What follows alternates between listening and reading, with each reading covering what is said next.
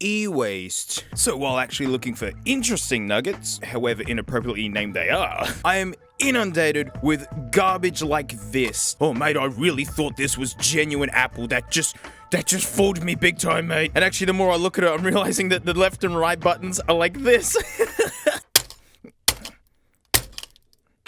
Oh, my Puxel. Oh, and my duck. But during my nugget hunts, there is one type of MP3 player that just keeps turning up. Power up. Wow, digital MP3s. None of those analog MP3s. And yeah, here it is. Wait, these have even turned up in the Nugget Lucky Dip. Whoa! That's a genuine sunlight battery.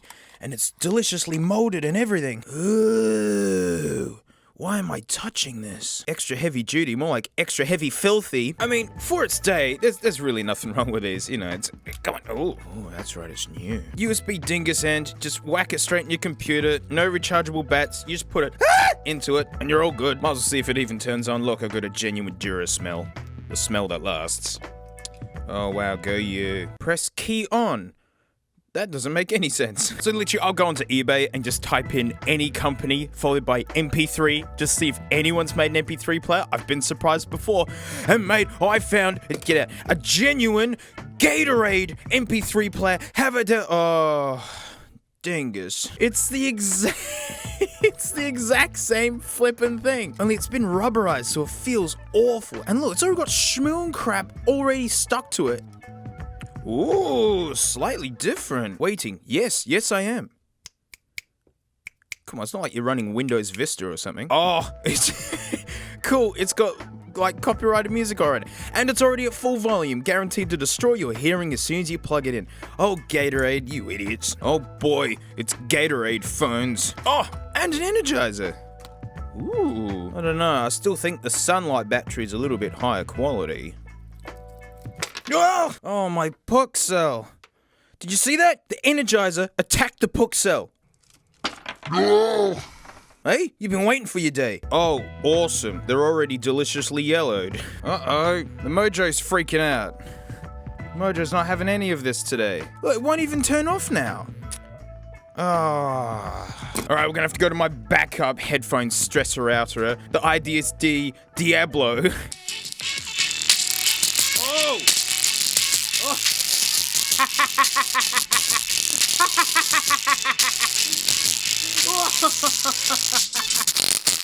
Whew. They didn't pop, but mate, those nuggets are well cooked. Get it? Very uncool Gatorade, just absolute junk. Oh dear. So I've shown you in previous videos like bootleg iPod Nanos and things. This is a good one. You know, I wonder who's actually making these bootlegs? Who's contracting these things to exist? And then I found this. What this is, well, in here is just generic manuals, crappy CD, whatever. Like, if you look closely, Kellogg's. The person on eBay said that this was a company prize. Feeling not even the employee wanted this thing. Like, it's brand spanking new. Oh, wow. Made in China. Don't worry, we can tell. Now, my first ever portable video player was a bootleg Nano just like this. And it was at a time when Nanos couldn't play videos yet. And so at the time it was a bit of a flex, but I mean, they broke almost instantly. Kellogg's? A company prize? I'm sorry, how much money are they worth? How much money do they rake in every year? And they couldn't give their employees like actual Nanos? Better have nothing but Kellogg's jingles on it or something. Or even just turn on, that'd be a win. Oh, yep, that's the look. On the computer appears as no name, not even Kellogg's, and yeah, has nothing on it. Well, no, come on, I've plugged you into the wall this time. Turn on. Yep, that's it. Come on. Yeah. Load that one song that I've put on you. Yeah. Come on. Yeah, oh, there we go. Oh, man. This is the exact same flippin' UI that my original bootleg Nano had. Oh, Kellogg's, you idiots. Sexy speaker's out of battery. I gotta plug it in. It's like an MP3 player or something. Uh-oh. It now won't hook up to a computer anymore. It's just died in our hands just now. Wait a minute, are you telling me this is a poor quality product? Get out, get out. Oh, the battery kind of works. If only it would actually be recognized by a computer. No? As soon as I plug it into the computer, it locks up. That's it. It played Scarlet Fire once, and it's done. Oh, look, headphones. They're so quiet.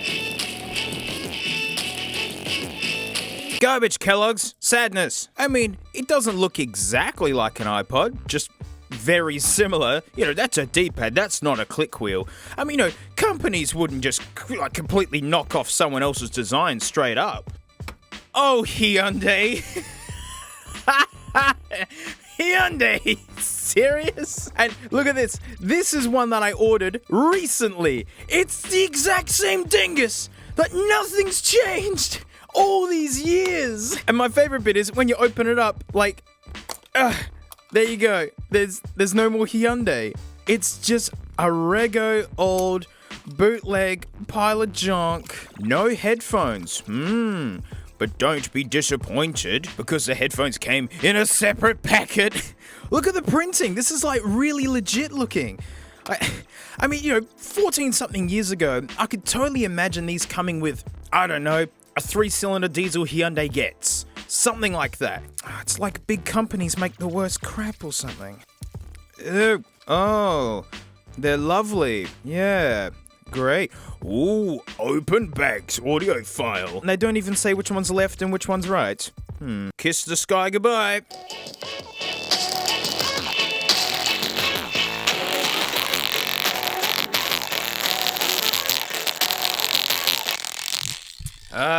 Whoa, they stink so bad. It didn't pop them, but again, mate, these nuggets are fully cooked. Put them back for the next person. They're only semi-used. But everyone, I have found a genuine treasure, an actual collectible, something I was like, I gotta have this, right? I'm a big fan of the Pep Max, mate. And I'm like, wow, I just found a Pepsi Max MP3 player. I can't wait. Here we go. Oh, you son of a bitch. Damn it, it's just slightly blue colored and nothing else. And it is filthy, yet it's new. Did it come with a genuine something battery? Every single one of these has a slightly different booting up whatever. Whoa! Whoa! That's worth every dollar right there. Go on, is there anything on it? Wow, these controls absolutely...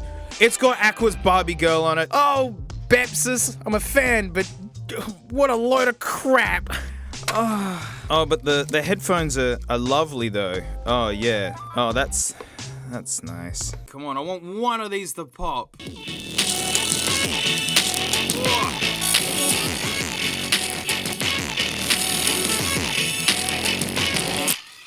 Yeah, these are some of the worst ones. They all smell the same.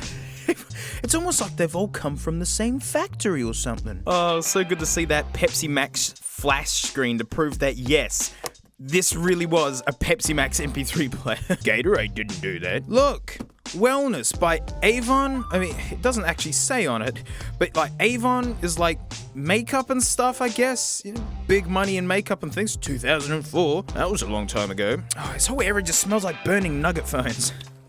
Ooh, wow. Can you believe no one wanted this? Right, so we got the same looking headphones as always. This humongous stonky cable, whatever. Oh, this lovely manual. It's really nice. The MP3. What is this, a burned disc? I can see the data ring. It's tiny. This whole disc is empty. So yeah, all of these are the exact same design, showing that, you know, big companies are always low buck and they're always trying to save a few cents at the, you know, and hand out plastic waste, whatever. But these are slightly useful. The fact that you don't need a cable, you just smack it straight into your crappy Windows whatevers. And this has got the same looking design, but notice there's no cap to pull off. That's because literally you gotta plug a cable into this thing. That doesn't look like a display. I'm hoping it's like mirror finish and then something shines through, because if it has no display, it's gonna be like, I'm gonna plug this in. It better show something. Oh wait. Wait a minute. It doesn't need to be plugged in to turn on. You're a smell. It's the smell that lasts. Oh, I just realized. Gold contacts on the inside. Oh, that changes my opinion, mate. This thing isn't terrible at all. The light turned on. And, yeah, and there's no screen. This This is one of the worst pieces of junk I've seen. At least these actually have a display, despite being absolute generic crap. Oh, my puck cells. What's in you? Nothing. That's exactly what I thought. Oh, it makes me so happy to see a Samsung chip inside of this. Yeah, this thing is just made out of nothing. Get that, thank you. Ow, I just cut my finger. Oh, Avon, with all the millions you make, oh, you're so gracious is what you hand out. My puck cell. So gotta have a go at these phones. I don't think we're gonna get any luck blowing any up. I swear the cord does a better job than the Diablo, but I couldn't get the cord to work. How nuts is that? Oh, come on. Ow! I swear it zapped me. Come on! Blow up! Oh! Oh!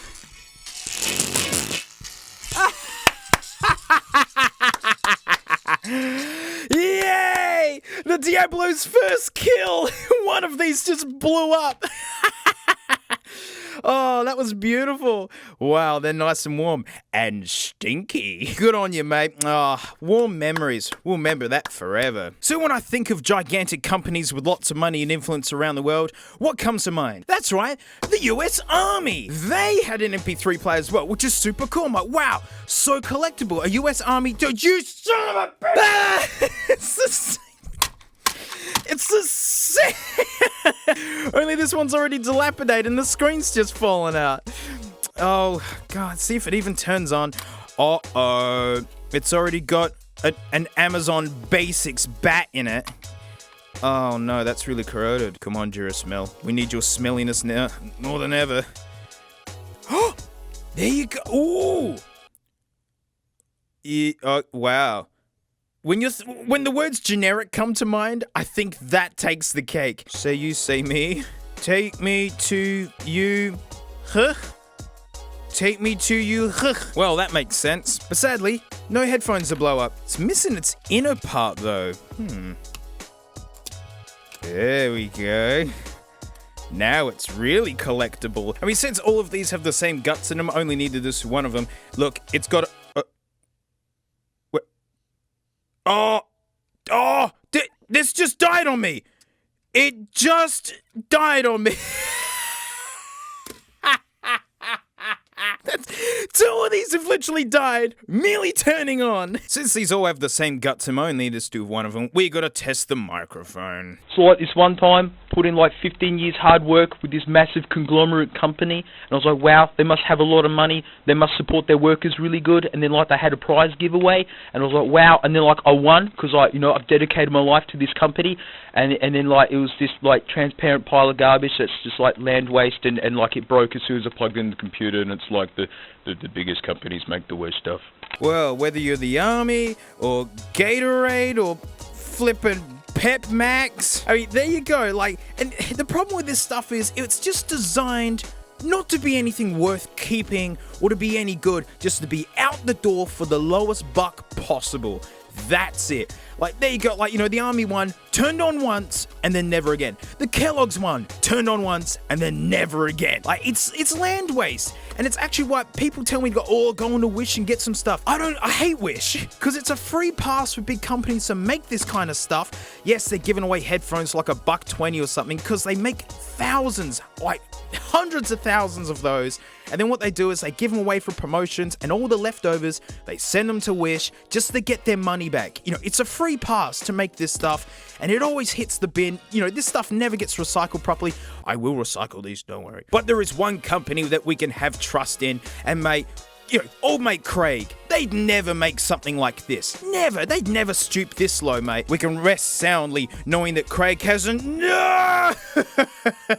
Craig, why? Oh, my puck cell. Well, on that crushing defeat, all that's left to say is thanks so much for watching. Huge thanks to my patrons, especially these stinky names right here, mate, because $1 a month, I direct to videos. There's like 50 of them there now. You can spend $1, binge them and leave. I really don't mind. Get off.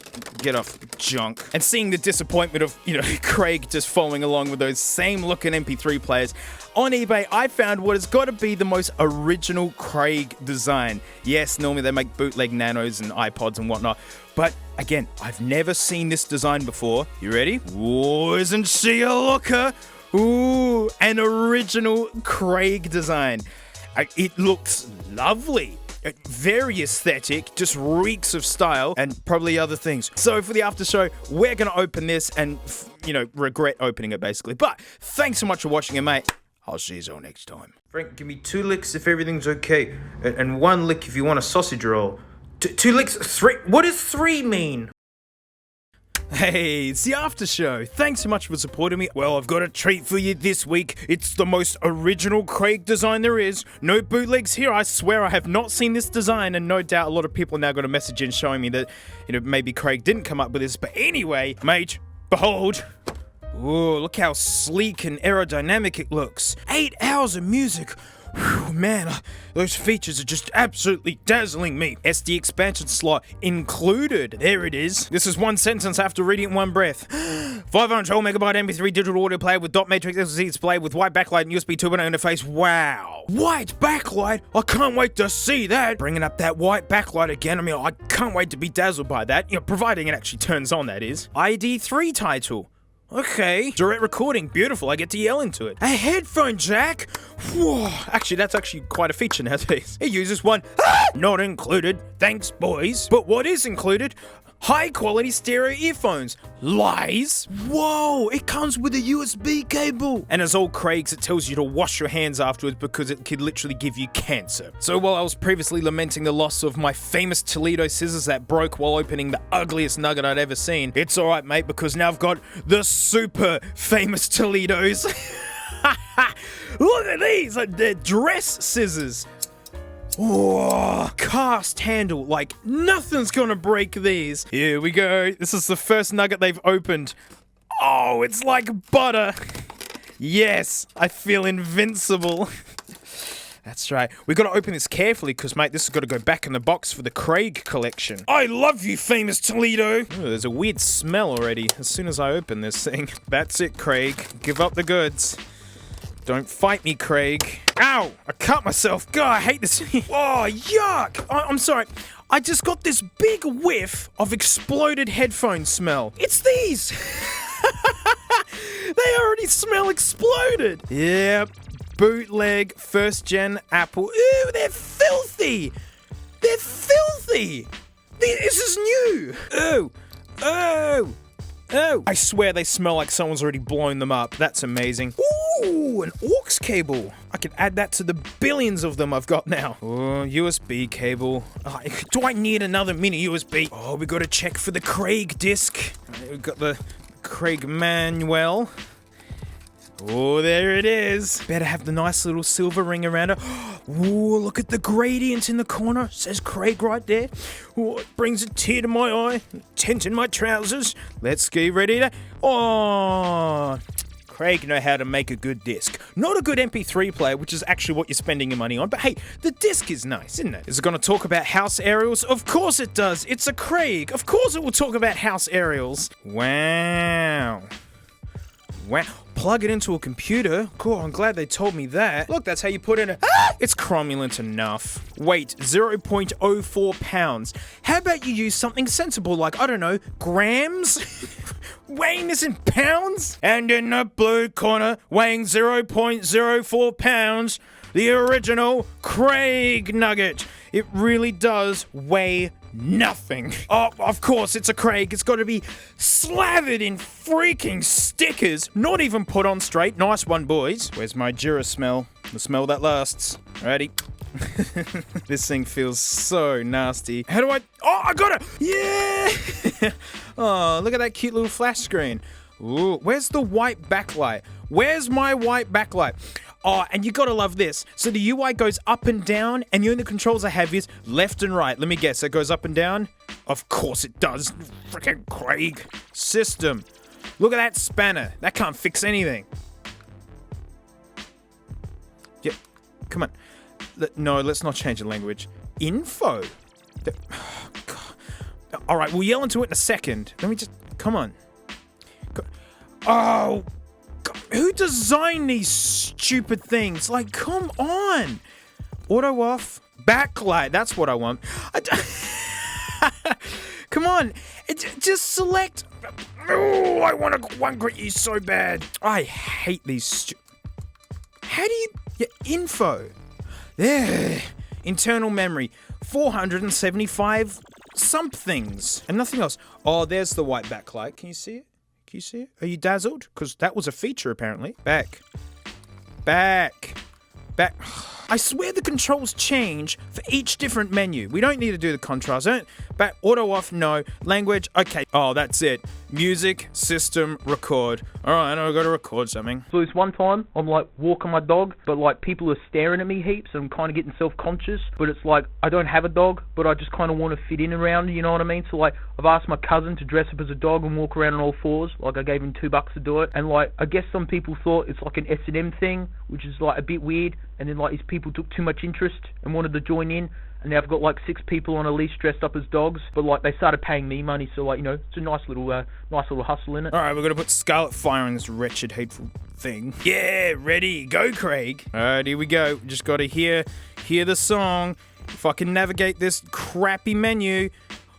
Oh, is it already doing it? Ah!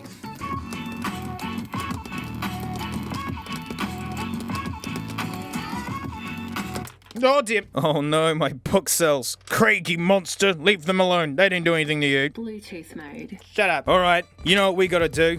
We gotta really release the smells. So the Chord Mojo's unhappy, but it's okay. We've got the Diablo here.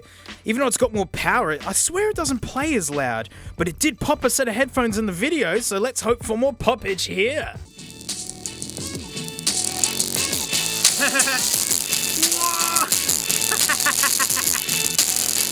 Come on! Pop! Whoa! Whoa!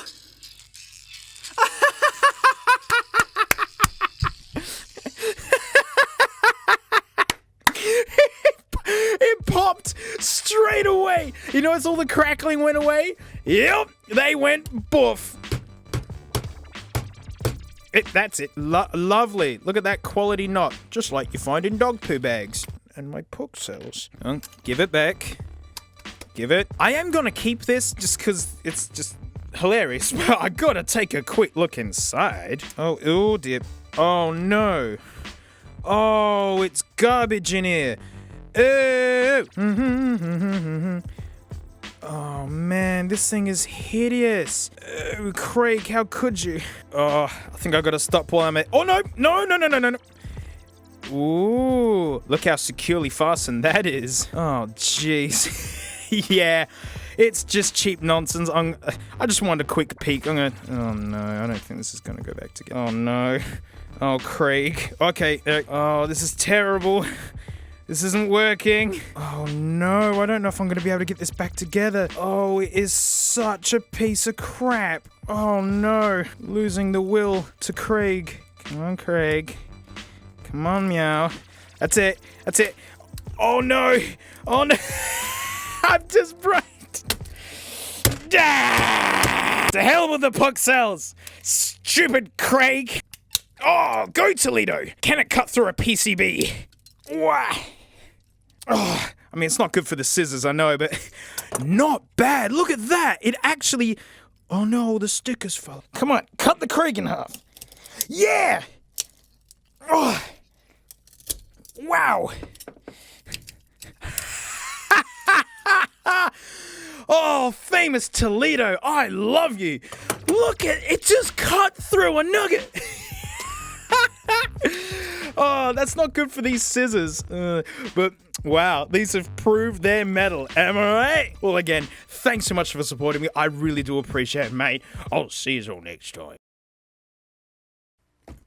Cut. cutting edge technology. It's one of my favorite things about doing this channel is just the time capsule element, because like, you know, back in the day, it really was like having the iPhone 12 Pro Max or Galaxy S3. That's the latest Android. I don't know. It looks good though. But it's just amazing in how really what a short space of time something go from maybe even secretive that we're not even allowed to know about it to absolute outdated junk. And so what I've got for you today is a whole bunch of prototype iPods, which is super special, all on loan by one amazing person. Thank you so much for letting me borrow these, because these are genuine treasures. So I had a quick look at a few of these for my Patreon after show, but I didn't understand all these weird codes on the back. You'll see. But I've got all the information now, mate, so I'm ready. So for instance, look, iPod Touch, like a hideously out of date one. It's like a 2nd gen or something. I mean, look at that storage, mate. Oh, so much. I'm so glad these days are gone. Now I'm going to put down another iPod Touch and you tell me if you notice anything different. Yes, it has more scratches. Boy, you switched on this morning. It's got guff all over it and like, what the heck is that? They never, ever had cameras sitting there. N18, EVD2, J1. But the important letters are EVT, which stands for Engineering Validation Test. So apparently these tend to be the earliest devices where like the form factor is the same as the released one, like they knew how it was going to look. If you look at it from the front, like you'd honestly have no idea. They tend to contain many features completely different to the production ones and can be apparently unstable. Now with all of these prototype iPods, I'm not going to plug them into a computer. I'm just not going to do that because I don't want to accidentally wipe one of these. I don't want to accidentally restore one of these. I know the owner of these was like, oh yeah, you can just open them up and do whatever. I ain't doing that, right? These are treasures. So we're just going to carefully step forwards and see if any of these even turn on. All right, this is just USB wall power. Will it work? Okay, not a bad start actually. I do have... I do have Firewire ready, which just puts out more power than USB, and it shouldn't upset these, I hope. I mean, this is looking pretty upset as it is. It's got Firewire time. Here we go. Yeah, there's no guarantees here, guys, with any of these, because they are furiously old and not even finished. I mean, this is like Apple's homework. Try USB again. All right, well, while that one's having a think and dies, so here comes another one. DVT. So that means Development Validation Test. So apparently these are usually manufactured a couple of months prior to like the actual release date and are meant to be really similar. And well, you can see it. That crazy camera is gone. Although this one's even sadder. That screen's freaking out and it's even all pulled out. Oh, that's not working. That's not... Give me that.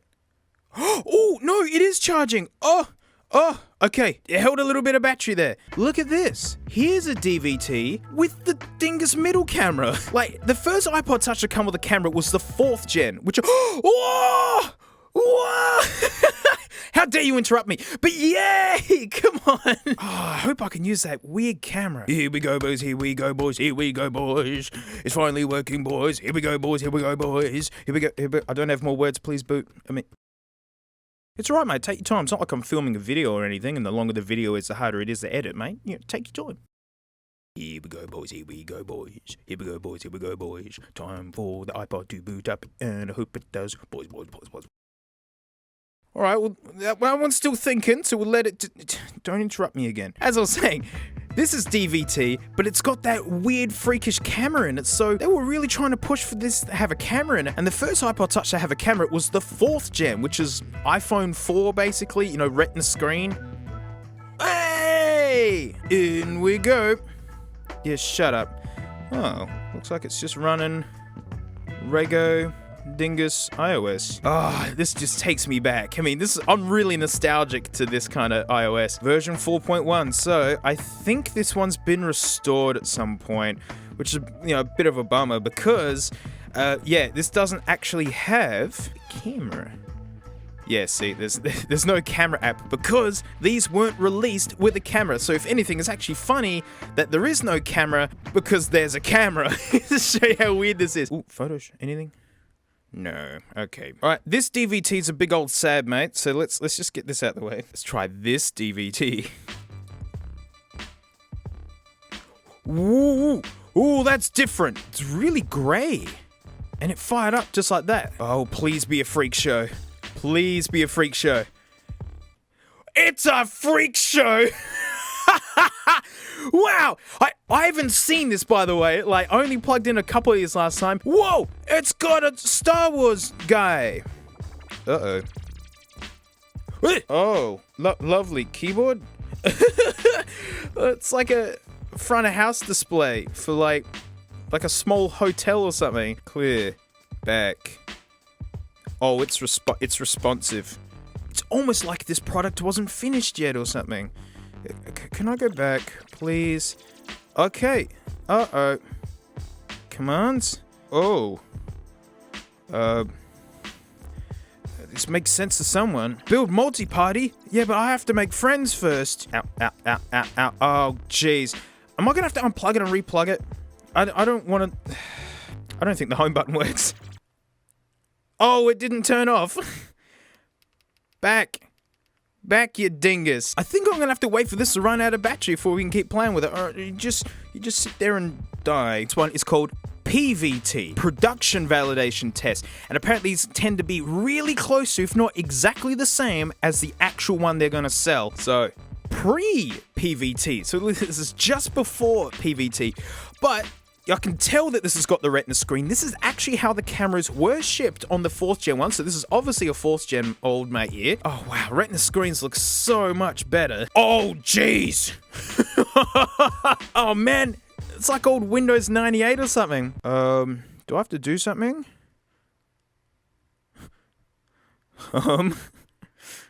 Alright. It's got 82% battery! Whoa! Oh, core motion test? Oh, that's cool. It's got all the test junk on it. It's like Aladdin if he was a teapot. Cool tool. Oh, no. This is weird. This is weird. iApp viewer. Okay. Fig cam. That better be a fig. Oh, wow. The really early camera thing. Look, we can look at the other iPod not turning off and allow me to play around with the manky switchboard, whatever. Torch on. I guess they were anticipating it having a flash. iPhone 4 had a flash. Look, front camera. Look, you can see my manky setup, which is literally my iPhone jammed into my cupboards. Fly trap. I like how it's not okay, it's thanks. Oh, I see. Crashes. In the year 1969, apparently there was a crash. My Apple were really ahead of the game. It's the bug tester. That's cool. Game kit tester. Ooh. Friends. No friends. This must be for like the Game Center stuff, because I remember it was pretty new back with the 4. Can you turn off already? Why? Retrieve persona. Yeah, I want to be a detective. Oh. Doesn't weave dreams at all. Oh, wow, there's so many. Compare table. These aren't types of tables. I want to live in Brazzaville. Key recorder. I know that language. That's a good language. Keyboard tester. Typey type type type. Type type type type type type. Tested. It works. Magneto. Okay. Like, this, to a developer, this would be really, really simple stuff, but for me, it's a memory muncher. It must be to test the... Whoa! 4 megabytes of RAM! Actually, I don't need it crashing, actually. Let's get... Can we get rid of that? Ah, old iOS. Those were the days. Will you run out of battery already? Onward. It's a game! Oh! What? Oh, she's responsive. No. It's fine. Thank you. Single player. Pippies! It's got music. Radar. Looks like it's got a wallaby on it or something. Armadillo. I don't know. This is my favorite one so far. That's a good one. Switchboard. What? Whoa! What? It had a dude in drag. Look at that. I'm gonna have to pause the video so you get a quick look at that. Tanks. No, sorry. Tank. Match. Yeah, it's not letting me. I think it must be online only. Touch fighter. Will you fight by touching? Take that.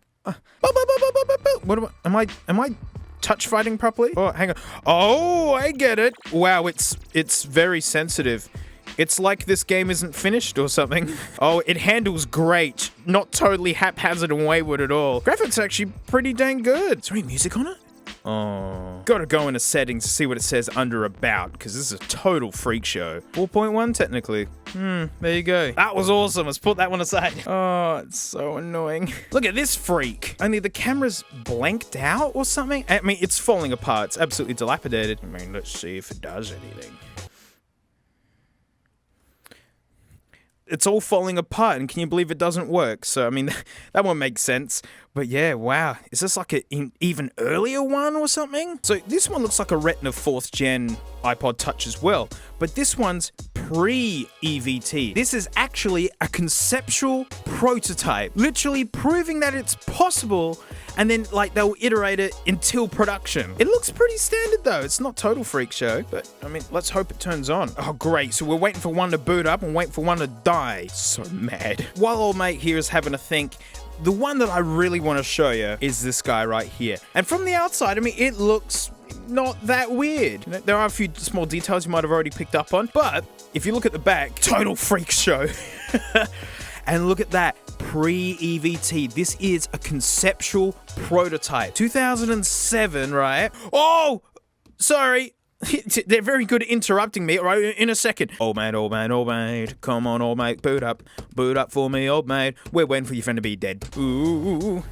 It's not December 31st. Oh, I see. Cydia, it's been jailbroken. That's funny. 4.3, yeah, pretty standard. I mean, yeah, like, Cydia has nothing to do with, like, you know, prototypes. It was just what you did to give it features that Android things had at the time. Nice to see it boot up, though. That's good. But anyways, main event for me is this guy. I mean, look at the guff written on the back. Look at that click wheel. It's a different color, isn't it? It's the same color as the 5th gen before it. So it's actually got a 5th gen wheel in it with the chassis of the 6th gen. This guy's dead. This has the SSD in it and it just absolutely grinning. It's fine. We're just bringing in the B-Pod for this, just to show you the freak show that this guy is. So straight away, I don't know if you've noticed something really weird about this. So for this chassis design, these two should have the exact same OS. It says it's locked, but it's not. That's funny. Do you notice something weird about the OS? It looks like this guy, only this is higher resolution.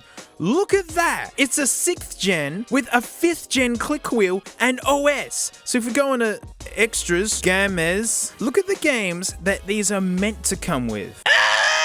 That's what everyone's name is for these games, right? It's a quick time killer. This is actually like a pretty good little game, really. No complaints. I'm not gonna play it. But look at this. It's got the same games as the 5th gen. Good old brick. Oh yeah. It's very jittery.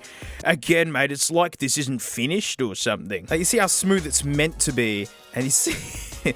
Oh yeah, mate, she runs good. Yes, the screen is destroyed on this one. I don't feel like fixing it. Look, I'm playing itself. Hey, high tech. Oh, I'm still going. I haven't touched it. Yeah, we're still going. Testing? Unit tests. Oh, jeez.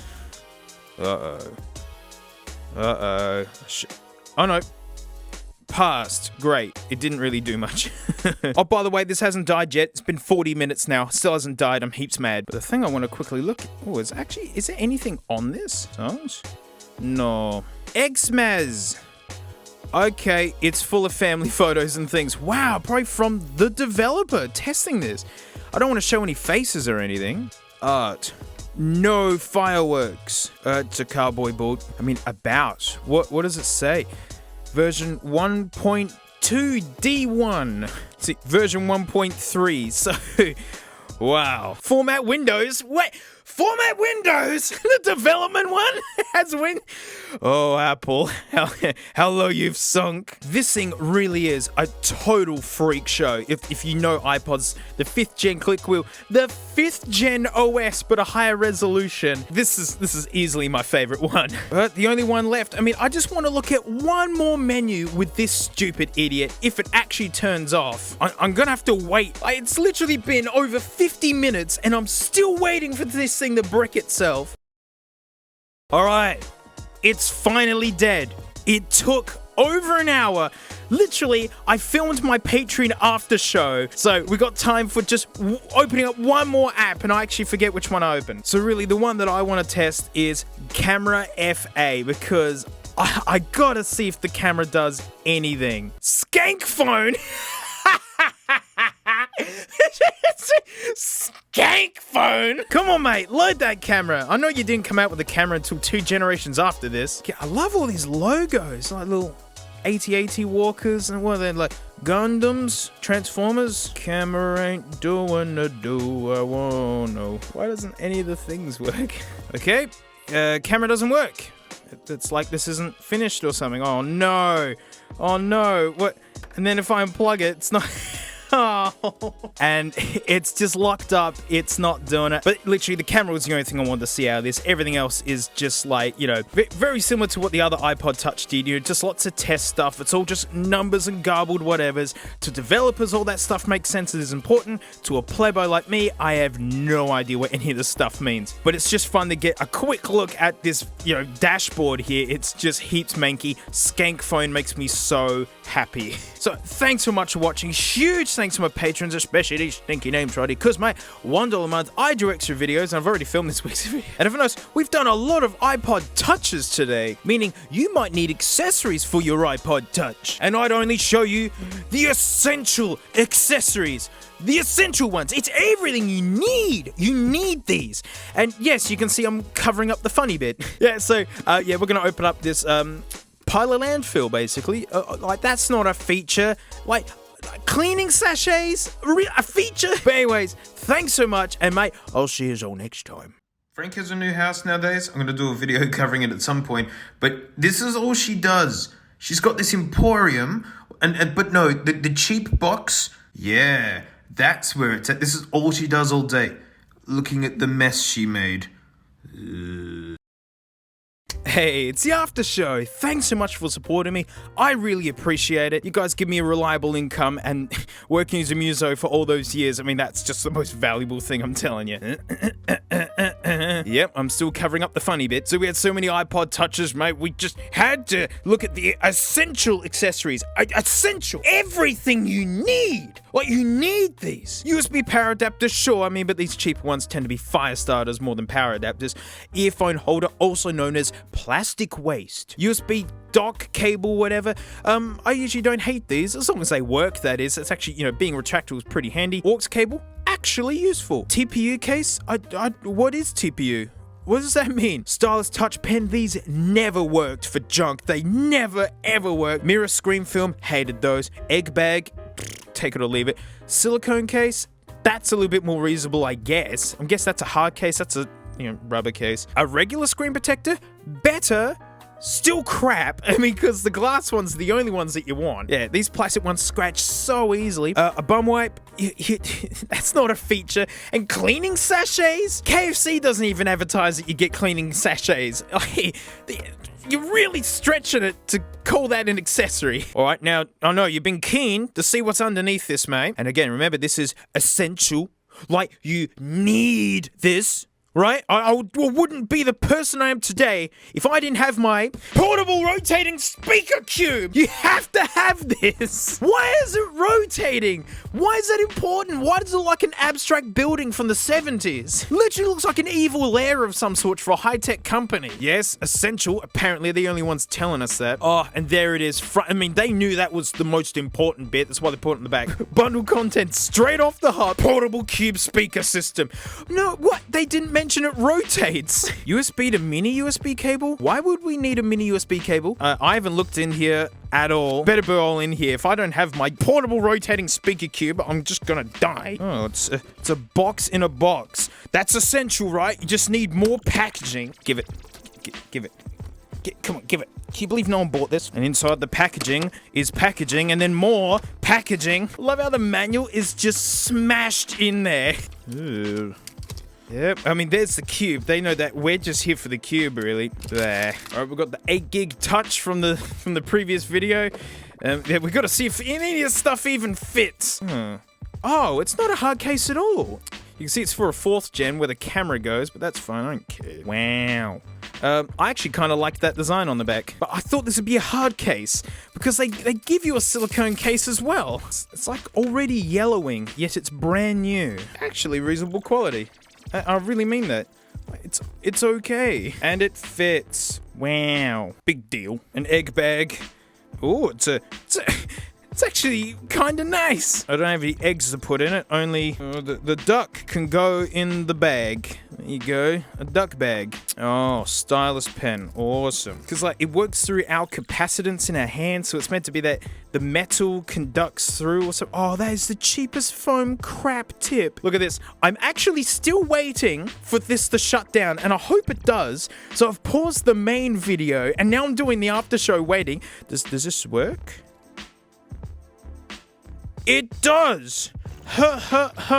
Why won't you turn off? You've been on for over an hour now. Wow. Oh, it just turned off! Oh, cool. Alright, I can finish the main video now after this after show. Oh, the plastic waste. Oh, it's actually silicone and covered in the fluff of the egg bag. Egg bag fluff. I don't understand these like earphone holders. It's just more crap in your pocket, isn't it? We got the KFC wipes. I never need to use these. Oh, joy of joys. The screen protects. Yeah, they're just the plastic ones. They're terrible. The bum wipes packed in there. I mean, that was meant to be a separate feature, and they've got it all tucked into one. I don't know why these mirrored ones exist. Are they meant to reduce glare by being glare? Like... Oh, you cheap crap. It just tore off. I can't. Okay, hang on. Alright, there we go. You know, I don't care. I'm not doing this properly. I remember doing this as a kid, and I'd like take at least 6 hours to fit this properly. I haven't done a very good job. Wow, it's all mirror looking, and I don't understand why. Fire starter for your house? That's nice. Yeah, look, it did come with a mini USB cable. Why? I've got so many of these now. Well, oh, I see. It's for this. I get it now. Only turn cube anti-clockwise. Alright, anti-clock only. But why does it rotate? Why does it rotate though? What's it for? Why does it do this? Why is anyone answering my questions? Oh, good, it runs on. Alright, we've got a Durasmell, a Puxel. We have the 3 Banditos of the battery world, and an old mate Kirkland. Oh, the 3 boys are working good. And yeah, look. Yeah, 30-pin cable, not bad actual. I usually don't hate these, and an aux cable, I just don't need that. I'm sure you could already smell what's coming, which is that, yeah, we got the IDSD Diablo, cord mojo's still broken. I've reached out the cord, but they haven't reached back to me. Oh well, them's the breaks. I actually gotta have like a proper listen to it first, right? We're not gonna blow it up straight away. Yeah, it sounds incredibly thin and terrible, like it's a tiny little speaker running off 3. All right, time to kiss the sky goodbye. Oh, we got to rotate it first for maximum. I don't know.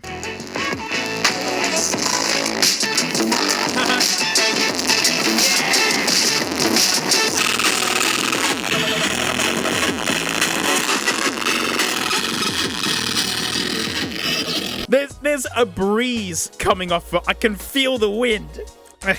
There it is. Speaker actually looks decent, but you know, it's how it sounds, not how it looks. All right, now what? How do we? Does this all pop out? It does. Quality.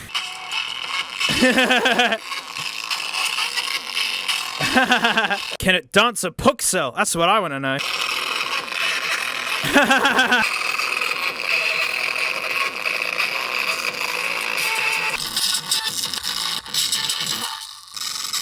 You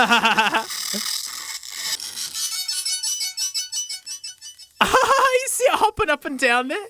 Oh man, it just keeps making noise. It honestly still sounds about the same.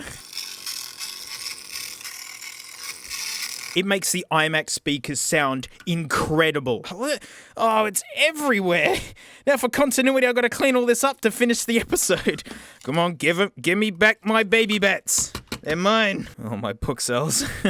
I mean, I gotta agree with the box, mate. This was essential stuff, alright. I just couldn't live without any of this. I mean, just wow. I'm so glad that this totally existed. And yes, it was at full volume. I made sure of that. Well, hey, that was fun, wasn't it? Well, thanks so much for supporting me. I really appreciate it, mate. I'll see you all next time. Uncool MP3 player. This thing is rare. Can you believe no one bought these? It's almost like people didn't want a garage door opener for an MP3 player. Slim and stylish design, more like blatant and burdensome lies. Whew, what a nugget. But the one I actually want to show you is super special to me. Apart from how cool it looks, it's actually the MP3 player I had before I got an iPod. My first iPod was a mini. I got it off a mate secondhand at school, but this cat was my first proper music player. I got it secondhand on eBay back in the day. Right, I was a podunk country boy. It was the only way for me to get these. Now, I've learnt my lesson with these vintage players. I'm gonna glove up because some stuff just turns to the goop over time. I mean, it's literally been sitting in its box for like 15 plus years now. Huh?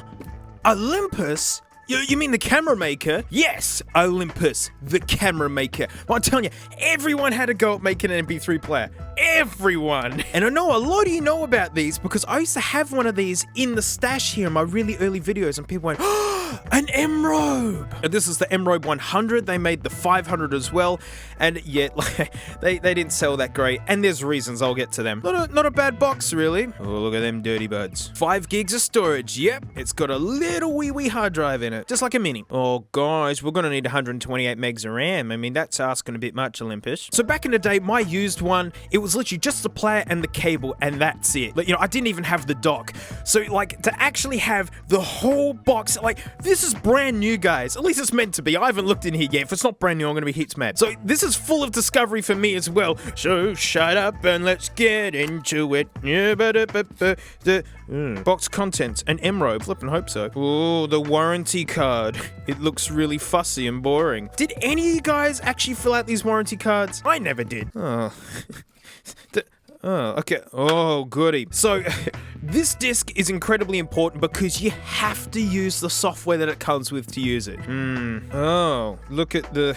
Yeah, boring. Oh, goody. It's got one of these for every flippin' language. Quick start guide, yeah? Well, how quick? Plug it into the wall. Whew, I'm glad I read this, mate. I wouldn't have known that. Turn it on. Press power. Oh, whew. Again, I'm so glad I read this. I would have had no idea. Oh, jeez. That's like a phone book for mice. Holy God, with a manual this big, you assume you have to build it and engineer it yourself. It just plays music. Wow, what a comprehensive manual. It has a manual on how to use the manual. No, there it is. All right, we'll get to the nugget in a bit. We got the cradle. Slightly metallic. How pretty. Oh, we got the dirty stink buds and a headphone extender. Really? That's weird. But I can't wait to try these because, you know, everyone rips on how bad the iPod, you know, headphones were, and they were bad. Like, they were. But it's like, whoa, how did the competition do? Because this really was a competitor for the iPod mini. Look at this cardboard box. It's like a labyrinth. Like, I want to put all this back, put it back in the collection, and, like, I don't know if I'm going to be able to do it. Come on. It definitely needs more cardboard in it. That's why people didn't buy these. It didn't come with enough freaking cardboard. I don't want to destroy this. Oh, jeez. Proprietary connector USB cable. I'll give you a story about this later. Dingus AC adapter, and I've realized it's Americana flavored. I don't know if I've got a step-down converter. It's okay. Look, it's multi-voltage. Good. I can use any old figure eight. Stay in there. Look, more cardboard. I've just got to make sure there's nothing hiding in the bottom. Get out. Get out. There's nothing. It's fine. Get in. Wow, I've never seen a brand new one of these. A brand new Nug. Why does it have fingerprints on it? It's not fingerprints, it's just like shmoo and whatever. So I'm sure it's still hard to tell why I think this is one of the coolest looking MP3 players. Especially if you look around the back, it's actually quite normal looking. Alright, in anticipation of turning it on, I know that we have to use the software that it comes with. It can mean only one thing. It's time for the EPC. Yeah, yes, thank you, Windows XP display settings. Yes, the resolution's a total mess. I think it's from all the bloatware from all this. Yeah, I mean, with the JMP3. Ooh, 2004. What a year. Why do they call it a wizard?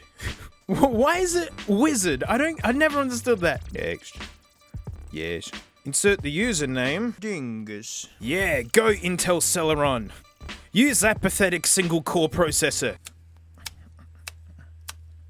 Very slow. Very slow. Very slow. There we go. Is that it? Does this just stay open until I close it? Okay. There it is! The M-Trip. Dingus. You've not completed the user registration. No, go away. Don't show that ever again. Alright. God, very pushy this. Nice length on the USB cable, I gotta say. It's actually, like, nice quality. I really do think a lot of stuff made today is, like, some of the worst I've ever handled. I mean, the Samsung Buds cable was one of the most hideous cables I ever held. Like, this is actually nice. Oh, what? See, that arrow implies I thought that'd be the top, but no, it's at the bottom. Stupid. Whoa! Battery charge. Okay, you stay over there and be cool. Okay. Oh, come on. It is connected. I mean, this guy's been sitting still for gosh knows how long. Whoa! There it is. Yeah, come on, Bubby. There we go. Okay. Oh, no, my birthday's in 1982. I'm younger than that. Name of M-Robe. M-Robe 1. Whoa, that's a catchy name right there. Don't sink. Just... No. Oh, I don't care. Just open, you idiot. What are you adding? No, don't transfer files already. One of the complaints about this thing was just how crap the M-Trip software is. Like, genuine. That's... What music files are these? MB 250,012? That's a catchy song. I listen to that on Spotify every day. Mum files? What about dad files? Wow, here we are. Wedding? Where do I even begin? Did it find Scarlet Fire? It did not find Scarlet Fire, you idiot. Thank you, Windows. You love pop-ups even to this very day. Did that work? There it is. How do I get it onto the thing? What does this dot mean? Does that mean it's on there? Eject, CD, info. Where's the M-Robe? Wow, so like, where's my actual device? I mean, like, people whinge about iTunes being a convoluted mess, which it can be at times, but wow, I have no idea what I'm doing. There's the M-Robe. Oh, goody. It's just... what the heck? It's all just garbled. Whatevers. There's that mum file again. Where's the dad file? I actually have no idea how to get Scarlet Fire. Add to playlist. Export. Sync. Yeah, do it. Just put all of it on there. I don't care. As long as Scarlet Fire's on there, I'm happy. Is it... Okay, now only Scarlet Fire has a dot next to it and everything else doesn't. This software is awful. Like, Olympus. Can you believe Olympus stopped making MP3 players after this? How do we eject it? Like, can you do it in the software? Like, it doesn't show. Did that do it? Old Windows always whinged about making sure you eject properly, and then every time I go to do it, it doesn't work. Whoops, wrong one. Alright, it's enough of you idiot. I think we're gonna need the power. I gotta say, it's actually a really nice little dock. Fits nice. Just turn on. Please just turn on. Yeah, here we go. Yeah. That's it. In your own time, mate. Not making a video at all. Ooh, there we go. All right, I'm actually gonna turn off the lights real quick just to fully absorb how flippin' cool this thing looks. It's spooky now, and the stupid M-Robe turned off, and now I'm blind. Uh-oh. Oh, it turned off. Stupid thing. I'll turn the lights on in a bit, but look, it's all touch. Music list. Oh, that's a good track. It just filled it full of crap, didn't it? That stupid software. Back. Tracks with lyrics, unplayed tracks. It's all of them. No, back. Oh, Scarlet Fire. There it is. Uh-oh. What happened to the display? No. Okay, another complaint about this guy was that the inbuilt software is convoluted and very difficult to use. Now, you can actually run Rockbox on these, just like with iPods and things, which is super neato, but... Oh, wow, this guy is not playing ball. Okay. All right, I'm gonna flick some lights on again. Sexy speaker's still out of battery. All right, us men only want one thing, and it's disgusting. Auxiliary mode. Oh, is it playing? Oh, there we go.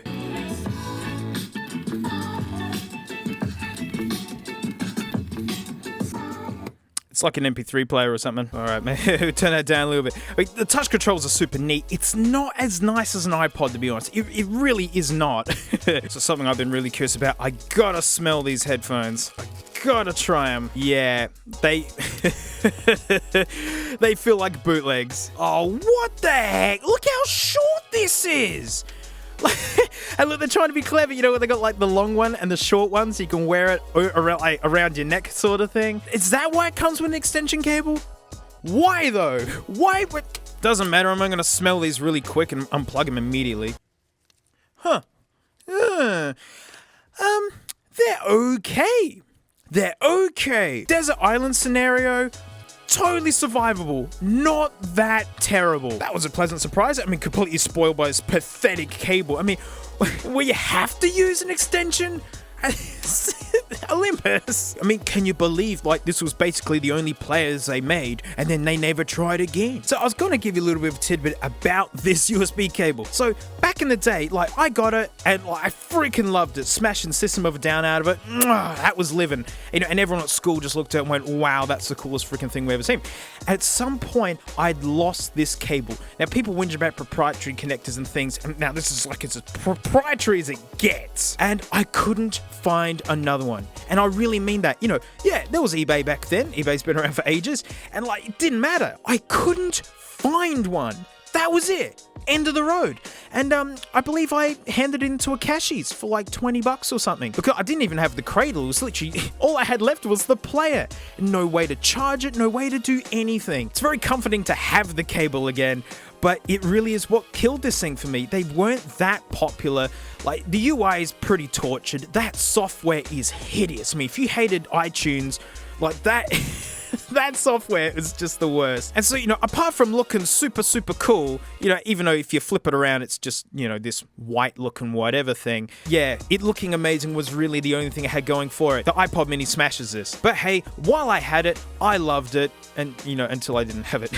But that's it. Thanks so much for watching. Huge thanks to my patrons, especially these stinky names right here. Because, mate, $1 a month, I do extra vids. And, I mean, you know, hey, we had a look at that cool player. You know, we gotta have a look at the uncool player. I really do mean that this is rare. The only other one of these I'd found was a single one on eBay, and then I ordered it and it never showed up. So maybe you guys in the States can find these easy, but here in Oz, like, these really aren't available at all. It might be a really hideously boring video because this thing looks absolutely hideously boring. But that's it, and mate, I'll see you all next time. Does anyone else's couches have this problem? I mean, like this. I mean, what is this? I mean, but what does it do? Well, you know, anyone let me know if they're having this issue with their couch as well. Hey, it's the after show. Thanks so much for supporting me. I really appreciate it. You guys make this so much fun for me. And uncool. Oh, wow. I mean, yeah. Can you believe that no one bought this? And like, you know, people didn't want a garage door opener for an MP3 player. Slim and stylish. I mean, only if you say so, Creative. And Creative really were the kings of digital back in the day. They made some really good MP3 players. Not revolutionary and groundbreaking, really. They were of their time, I suppose, which is why the iPod absolutely wiped them out. But, you know, they made the Sound Blaster, you know, kings of digital audio back then. And like, I wasn't even looking for this hideous beast. I was just looking for creative MP3 players. This showed up and I went, wow, that's not real, is it? In its box and everything. No part of this package may be reproduced or transmitted in any form or by any means without the prior written consent of Creative Technology Limited. Well, suck it, Creative. I'm going to do what I want. I understand all of that. I don't. Headphone jack, now that's a feature nowadays. An equalizer? Actual? I mean, it's literally just a D-pad in a square.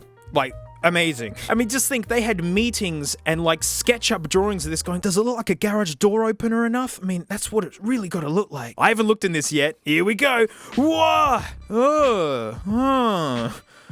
It's a little chunkier than I thought, actually. Ooh, what's in here?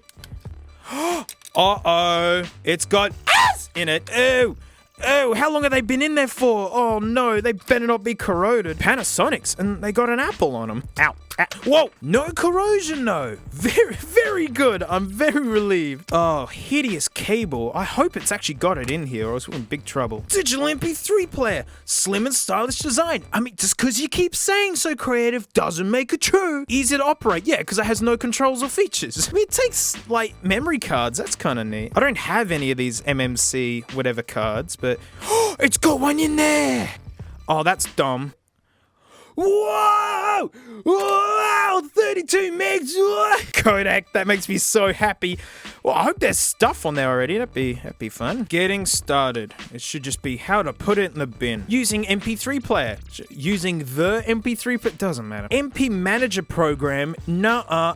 I'm just gonna drag stuff in and just hope it works. Connect it to the thing, turn on the thing, blah blah. Oh goody, it's roadmap style, my favorite. Wow, it can handle up to 96 megabytes. Whew, man, that's some heavy stuff right there. 64 kilobit per second MP3s. Yeah. Also known as the sound of radio. Wow, look at these equalizer settings. Bass, treble, normal, outstanding. Max output 5 milliwatts. That is pathetic. That's no power at all. It actually has the output power of a real garage door remote. Troubleshooting. Why does it look like a total nugget? And on the other side is Japan. Oh, I hope I don't have to install this. I hate bloatware. It's just full of landfill, isn't it? Is there anything? A lanyard. That can stay in there. Uh-oh. I just realized there's no cable. There's no cable. Oh! Who stole my nugget cable? I don't have one of these. I don't. Alright, we're just gonna put some pixels. We're just gonna put some pixels in it, and the discovery's gonna be, is there anything on it? Hey, this is an unlisted, unmonetized video, so I think we could get away with... Oh, it bit me! Oh, my duck and pixel. Only the best for my nuggets. Am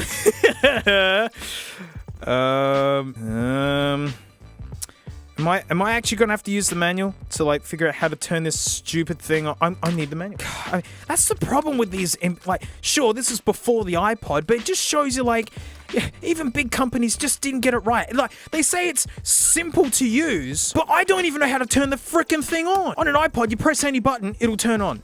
Sure, the MP Manager, I'm not installing that. I've put the apps in there. The hold switch is off. Connect the MIDI. I don't have the cable. Turn on the play. All right, hold the play button until a green LED. Oh, my pixel. Oh, hang on. Oh, there it is. It's on. Take it, baby. Auxiliary mode. Whoa! Whoa, whoa, whoa! It just started playing Muse.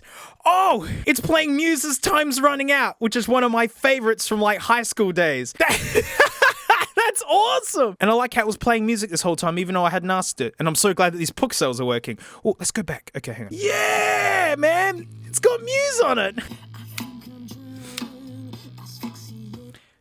That's cool. You know, usually whenever I get these like really old MP3 players, like I hate removing any of the musics on there because it's like a time capsule. It's just, what else is there? Let's go.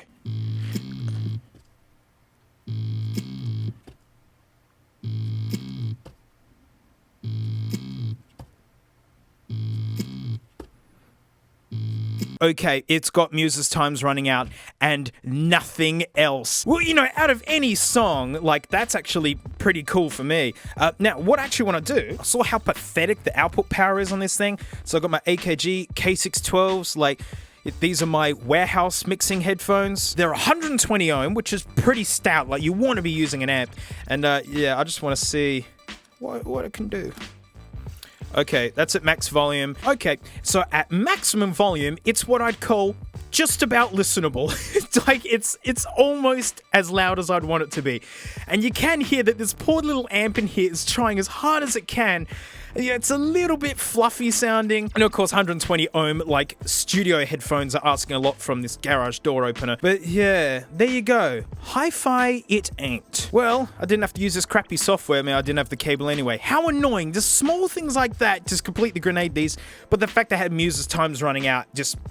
oh, makes me so happy. Well, hey, that's it. Fun little look at this hideous thing. Thanks so much for supporting me. I really appreciate it, mate. I'll see you on the next. On the next. I'll see.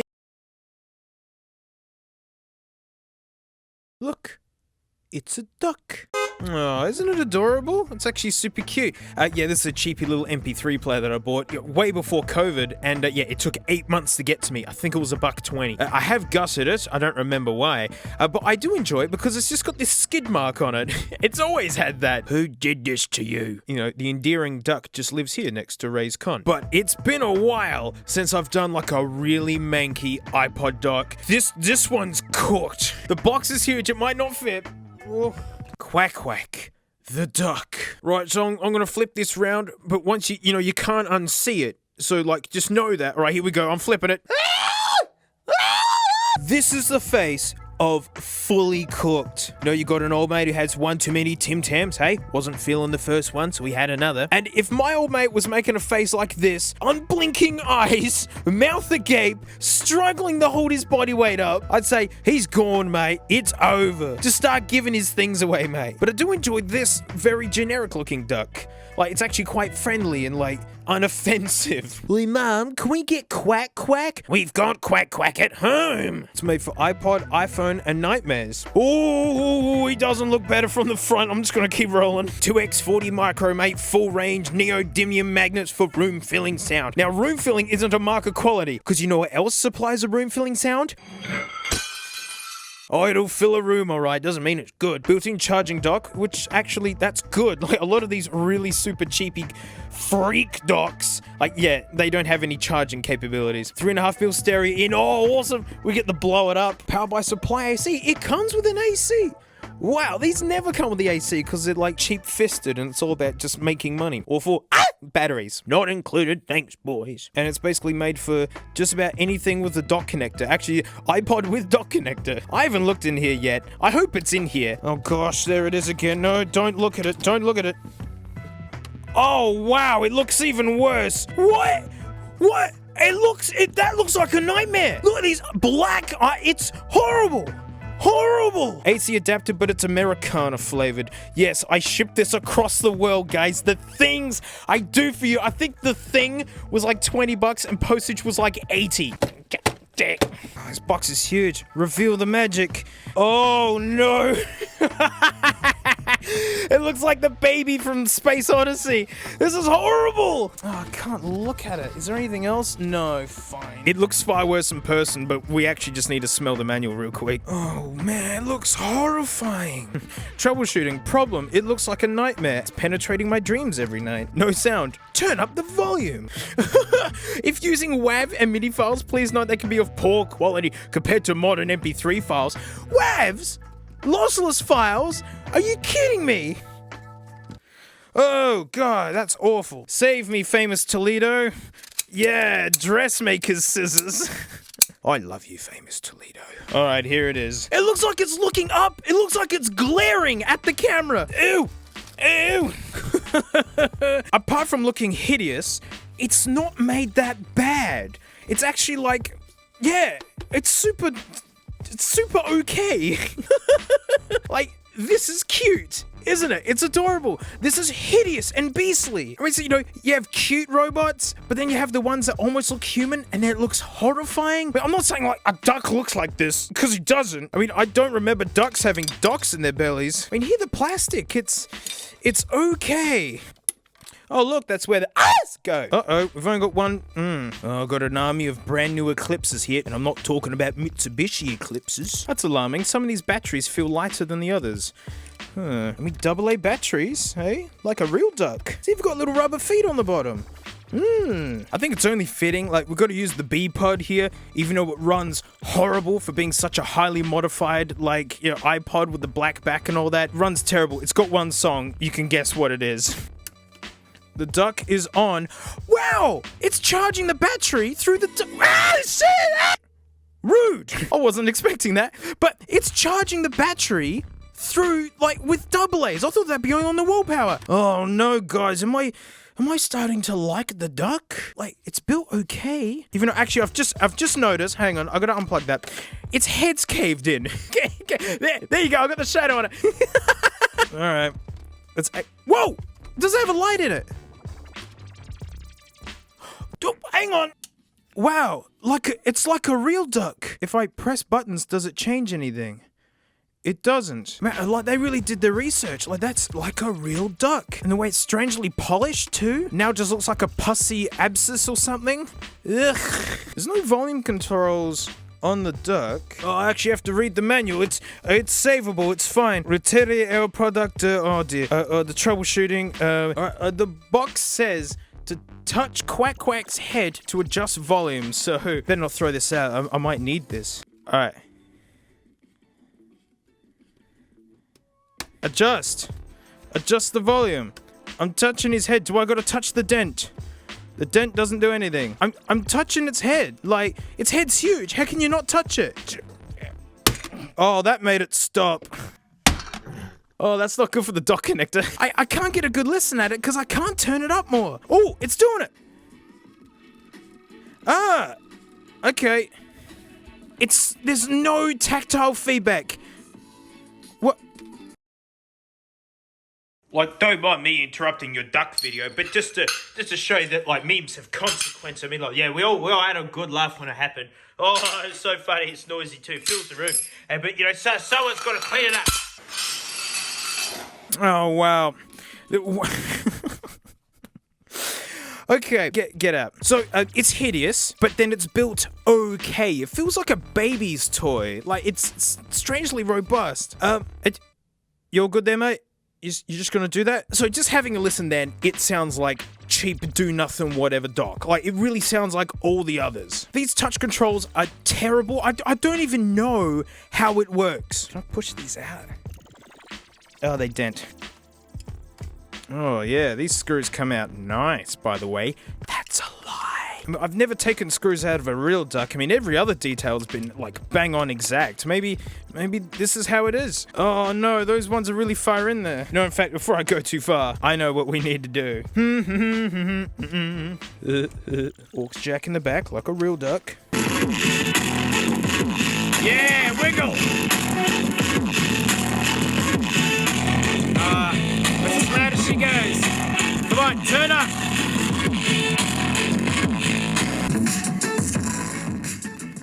No, not down. Up. Up. Oh, you idiot. Oh, I'm gonna one grit you so bad. It just turned down. No, up. Come on, up. Do it. God, these controls. No, up.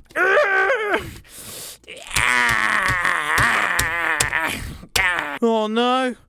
What have I done? I've just lost my temper, and I've actually ruined the iPad even more. Oh no, this thing needs a new case. Oh mate, my aggressive actions have caused horrible casualties for all of you to see. But I'm here to tell you it's only just the beginning, mate. Get out. Get out. I mean, I can get a quick peek inside, and it's basically empty. Oh look, you can see the circuit board for the non-working volume controls. And you can just see it's full of hot glue for this hot mess. Give it back. These are the most valuable part of this. Give him. Yeah, it's an absolute piece of junk, would you believe it? Even though it's actually built okay on the outside, that stupid volume control, it doesn't even sound that good. I mean, room-filling sound, yeah, so was a wet fart on a hard wooden table. Oh, how much did I spend on this? Like $100 total? Or something like that? It's a shame. I don't know if I actually got full volume out of the Diablo over there because I can't fathom those controls.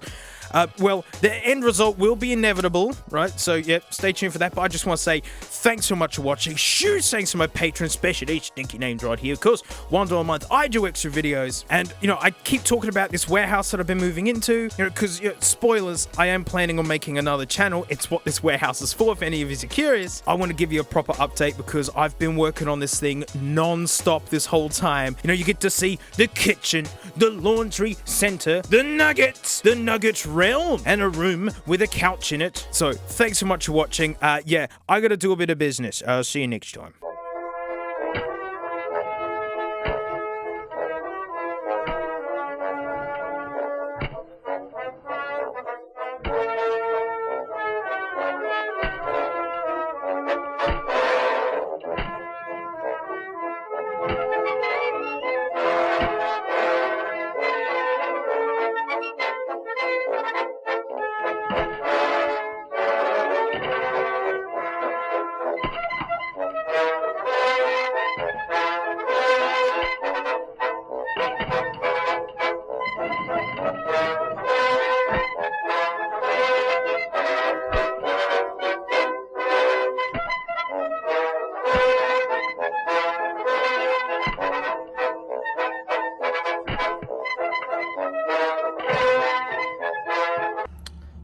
terrifying. And I cut myself. Print job. Frank does not care. Noisy vac. Nah, not using them ears, are you? Oh no, now we've done it. Hey, it's the after show. Thanks so much for supporting me. I really mean that because I'm doing all this crazy business all thanks to you guys. I've been working on this non-stop. I mean, look at this roof. Oh, to get all this foam up here was a good week. It still looks very, home job. But anyway, it works. Now, full transparency. Kwack was not the video I had planned. That there is the video I had planned. Look, it's the DankPods crappy desk. Famous Toledos. And my Twilight Eclipse band-aids. Oh. So the video I've been working on for literally the last weeks was the cheap audiophile video. Look, I got a whole smorgasbord of headphones to discuss and all that sort of thing. It's taken me forever to get this video going, and I got here to film it, and I left stuff out. Important things, I forgot to bring things. But then Kwack had arrived and basically saved the day, at least I think, so I hope you don't mind the casual video. But I mean, next week I'll be doing it. Cheap audiophile video, I swear. I'm promising it now, so I have to get it done. But I've been held up because I'm still working on this. Look, I'm still trying to make stuff for this whole things. The warehouse workstation. These Adams audio speakers are lovely. I really do recommend these. Oh look, there's my little boy. Drums are my actual thing, so actually like playing around with trying to record drums here. Oh, being able to play at any hour is amazing. The joys of industrial parks. Oh look, crap and junk. But I'm gonna give you a quick tour of like what I'm up to in this place because I've got humongous plans. Look, it's a cabinet full of rare things. Don't look too close. All right, moving on. Look, a treadmill for fit making. Over here, we have the kitchen. It's small. That microwave's seen 1 or 2 teddy bear picnics, let me tell you. And look, all the food you could want. So out into the warehouse area. Yeah, it's still a lot of space here because I'm hoping to fill it up over time. Look, there's a workbench now. The foam company where I got all the acoustic foam had this kangaroo and rhino, and they let me have them, and this is literally the only way they stand up together. So like that's how it is. Oh my WD, mate, just a little spray by the armpits, mate. It makes it smell fresh. So I've always liked the idea of having a lounge room in the warehouse.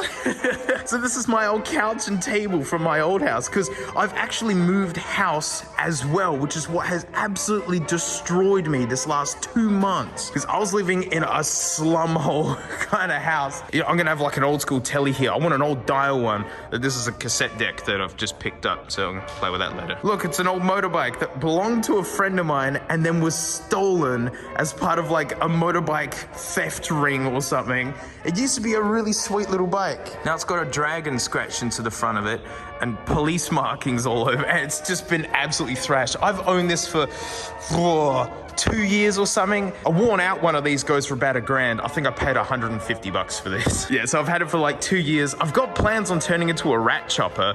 More on that. That's James's granddad's car. Built in Adelaide. Here's my favorite detail. Rust proofing. Oh, that's nice to know. That's very, it's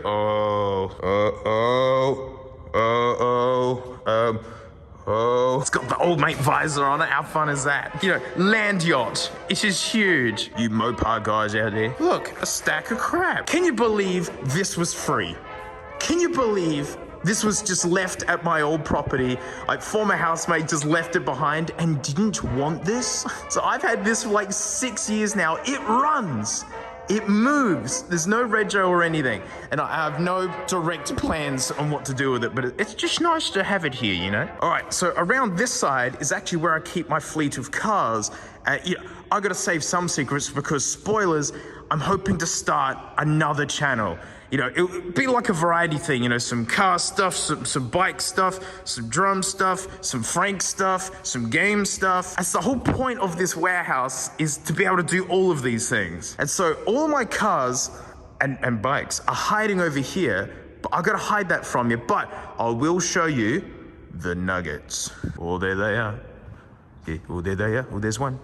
There's 2, 3 nuggets. So this first one here actually belongs to James. He's owned this for ages. It's a Fiat Nicky, and it's like a 2-cylinder. Sorry about the blinking industrial lights. Yeah, it had an accident, and then like he kind of had to stop driving it for a bit. But it's like a 2-cylinder, really, it's like a famine car. But it's so funny. Next to it, I only just picked this up to do videos with at some point. So it's a Subaru Sherpa. It's been converted. It's fully electric. Look at this, the filler plug. How slamming is that? Look at the crazy gauges and things. It's supposed to be fully working, but it's not. Funny how it goes like that on Facebook Marketplace. But yo, what a nugget. Man, can't wait to play around with that thing. It's got Prius batteries in it. Maybe fun to put Tesla batteries in it at some point. And this, my Honda City, I've had this for years. This was a $500 rescue car, like from out in the middle of Whoop Whoop. And it was my car for years. I just drove it as it, you know, I've really come from like no money at all working as a musician. No problems finding work. It was hard just getting paid. And so I was dailying this thing because it's legally a little van. There's no seats in the back. It's got aircon, and it's falling apart. It needs a restoration big time. And yeah, I'd love to do it. It's one of the plans. Look, my jacket's in there because this is what I'm driving home in. Big river, pork. Big river, pork. Look, it's the laundry center. If you want any proof of my like low-income background, that was my washing machine up until only a month and a half ago. An old twin tub. Look, I told you, it's home laundry center. You know, when you got 20 bucks and you got to wash your clothes, what do? And like, I got that drive for free years ago. All right. You guys have seen these rooms, right? It's the Nugget Horde. It's always expanding. After this, I literally have to go pick up another 12 packages of just nuggets. Like, yeah, I'm gonna have to tear all these shelving down and like repack it again because it's getting insane. Like, how many iGems do you need? I mean, someone just had them and we're selling them for nothing. I'm like, 90s MP3 players? Yes, please. Everyone needs a portable CD-ROM player from like 1997. Yeah, there's treasures. I mean, you know, we got the ModPod. That's a good one. I just got to flick a little bit of fire at Samsung. They love tacky marketing. It's like iTunes came out. Well, mate, we need Xtunes. Yup. Yeah, Samsung have always done that tacky marketing where it feels like they're comfortably in second place, even though they do make nice things. Oh, hot dance for PC. Where would I be without this? And, you know, iPod accessories, I got plans to do like iPod accessory stuff. I mean, hey, Kwack, that was an iPod accessory. And vintage computers, can't wait to play with them. Look, it's my jazz drum kit from the 60s that I did all of my university study on. It lives in here. Nice and safe though. And my hangout room, which is nice. You know, was where all my video games live, you know, because there's some of these games I'd love to play for you guys because they're heaps manky. You know, like Nokia N-Gage games. I just got this in. It was like 10 bucks. Tony Hawk's, sealed, brand new. Can you believe no one bought this? I can, because the N-Gage was terrible. Pinball. Shaq Fu, there's a classic. Oh, Jimmy Neutron for the Game Boy Advance. In its box. Some freakish nuggets that I keep here. I mean, I know Linus Tech Tips was looking for one of these, and he sent out a thing saying, like, let us know if you got one so we could borrow it. And I did, and I never heard back. Oh, the stars of summer. Friggin' Balfour's, there's Aussie Pie, the custard tart. Like, this was literally, this blew into my yard back when I was living in that, like, really crappy, slummy house, and yeah, I decided to just keep it instead. But yeah, it's basically to the point where I can actually start using this place properly. I mean, if it looks like there's gratuitous amounts of space, it's because I want to grow into this place here, put some more shelving up. You know, I've got some arcade machines coming in that James has found for me and he's fixing up, which is super fun. So yeah, if you guys are like, you know, you want me to make more content, that's the plan. That is 100% the plan, and that's the reason for this whole place, is that I can come here at any hour and make stuff, and it's going to be super fun, making choppers, doing whatever with that, smelling WD-40. So yeah, I know I've been promising a few guys that I was going to do like a cheap audiophile video. Sorry it didn't happen. Like, Oh man, I mean, I get like 300 DMs a week just through Patreon alone on top of piles of emails. It's all pretty overwhelming, to be honest, you know, because I'm still trying to make content for that. So thank you so much for being patient, and thank you so much for donating, like, because yeah, all this stuff's happening thanks to you guys. And so, like, I'll see you next time, like the next. Don't be scared, because this can seem like a scary hobby. There's so many options and combinations. You know, you want to get into these headphones, you need like amps and DACs and then quiet rooms to appreciate them in. Plus, if you search best headphones 2021, you get some big smelly price tags, and just assume that it's a hobby you can't access unless you invested in Dogecoin. You can see I've been chewing my nails, right? I've been a hodler since 5 cents. I want to pay my student debts with Dogecoin. Come, go to the moon already! But what I have to show you today is nothing new, to be honest. I mean, everything I'm going to show you are well-known cheap heroes in the headphone world. So this is my video to get people off the ground, to get you out of your dirty buds and listen to S Club 7 like a budget-conscious kick. But I'm going to be spewing a lot of information at you, and like to help it make sense, we must enter boring time. Since we're comparing headphones here, we need an audio referee, and mate, you know who it is. It's literally the headphones on the table before. It's the Horde 600s by old mate Sam. So like different headphones need different amounts of power to run them. Is like some cars need more fuel to go faster or to be bigger. This is super layman's terms, right? And like there are other factors like sensitivity and such, but the more ohms, the harder they are to power. Like Apple Dirty Buds, they're like 40 ohms. They run out of anything. MacBook, smart fridge, you know, your dog. Professional headphones are like 80 to 120 ohms. Look, 80 isn't too bad, but any more than that, you want to be thinking about an amplifier to boost the signal. HD 600s, these are 300 ohms.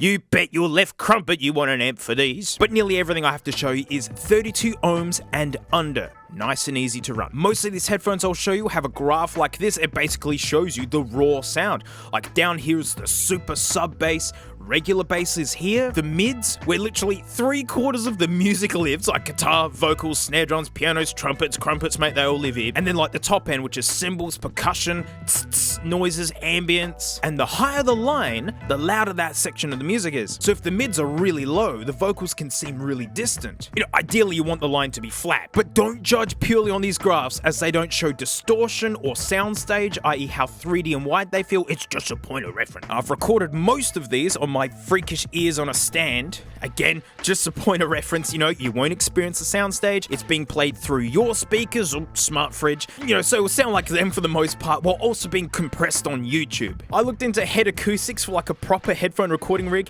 They cost about $100,000. Even if my Dogecoin went to $5 each, like, yeah, that's too much. These were like $300. So, you know, don't take it too seriously. So to demo how this would go down, while I was in JB Hi-Fi, mate, I found these studio headphones. They're studio, $19. And they're just, yeah, lovely.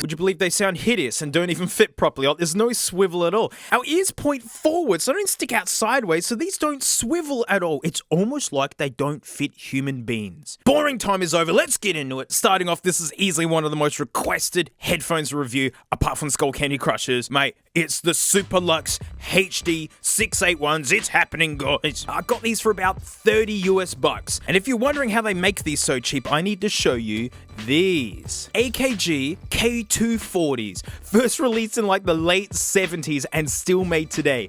Only these are actual vintage ones, like new ones are made in China and they're like 80 ohms. Ooh, made in Austria and 600 ohms. These are meant to be plugged into a full-blown mixing desk, let alone an amp. Do you see a resemblance? The word blatant comes to mind.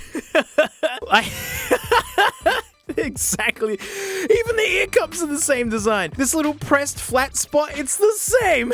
Oh man, it saves a lot of money coming up with your own chassis, I suppose. Now, these really do feel cheap, and you see that indentation there? Even review copies online for artings and whatnot have this because they just sandwich it in between a piece of plastic and then shrink wrap it. It's the cheapest packaging I've ever experienced, and it leaves these cuts in the ear cups. But you know, that's how you make them cheap. So these are open backs, meaning they let all the noise in and they bleed out too. And if you don't know what headphone bleed is, you know when you're sitting on the bus and the dude next to you is listening to music, they're so loud you swear you can hear every detail too?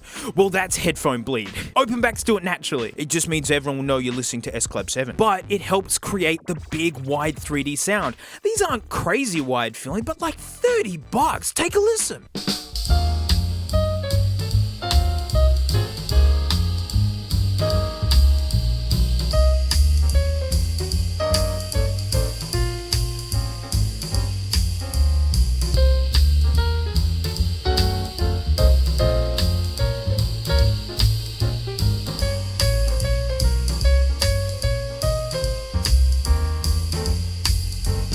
So they got extra top end, but they've also got a bit of a bass bump as well. I mean, people call it the V sound, extra top and extra bottom. But for the spend, these are flippin' excellent. No wonder people have been raving about these.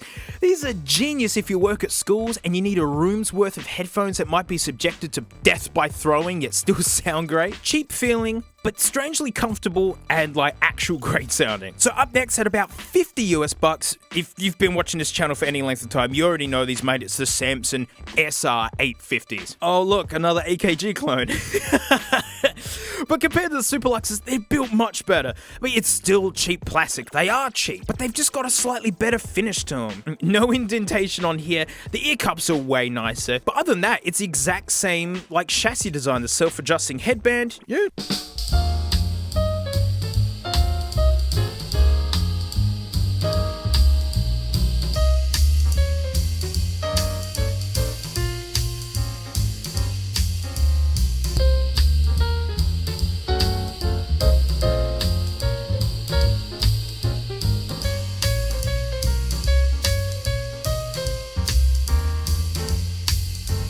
It's a very similar flavor to the Super Luxes, but I feel it's a little bit more balanced in the bass. It has quite a roll-off, so for like really super crazy low sub stuff, but these have a great wide sound, and I swear in person, I prefer these over the Super Luxes. It's when the graphs and like the cheap microphone with YouTube compression recordings don't really sell the whole thing. I think instruments just sounded better with these. The soundstage felt wider, and I just found them nicer on my head with the extra build quality. Yeah, makes sense. Spend a little more, get a little more. But the low end on the Super Luxes would be more fun for most people though. But I mean, these are really fantastic cheap open backs. Quite a lot of AKG clones, eh? Imagine if AKG themselves made a cheaper headphone. Oh look, AKG K52s. Closed backs to represent those who don't want to broadcast their S Club 7 addictions. Only 45 US bucks these, and they're nicely made. I mean, obviously on the cheaper side, but this is metal and just really nice headband. Like, it's so plush and soft. Like, they're really understated, but I think they look good. So being closed backs, they don't have the big wide feel, but they do have extra bass. It's usually kind of the trade-off. It does feel sacrificed from the top end though, but hey, have a listen.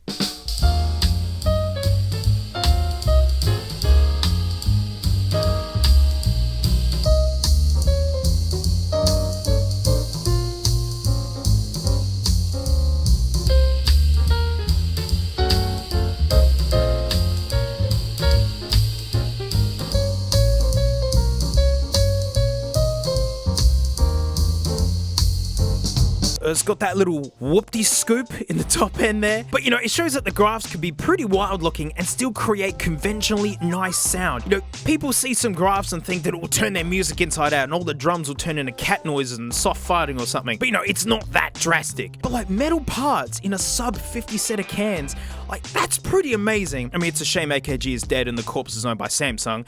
Like, designed in Vienna. Well, yeah, back in 2016 these first came out, which was the last year that the Vienna office was open. How sad.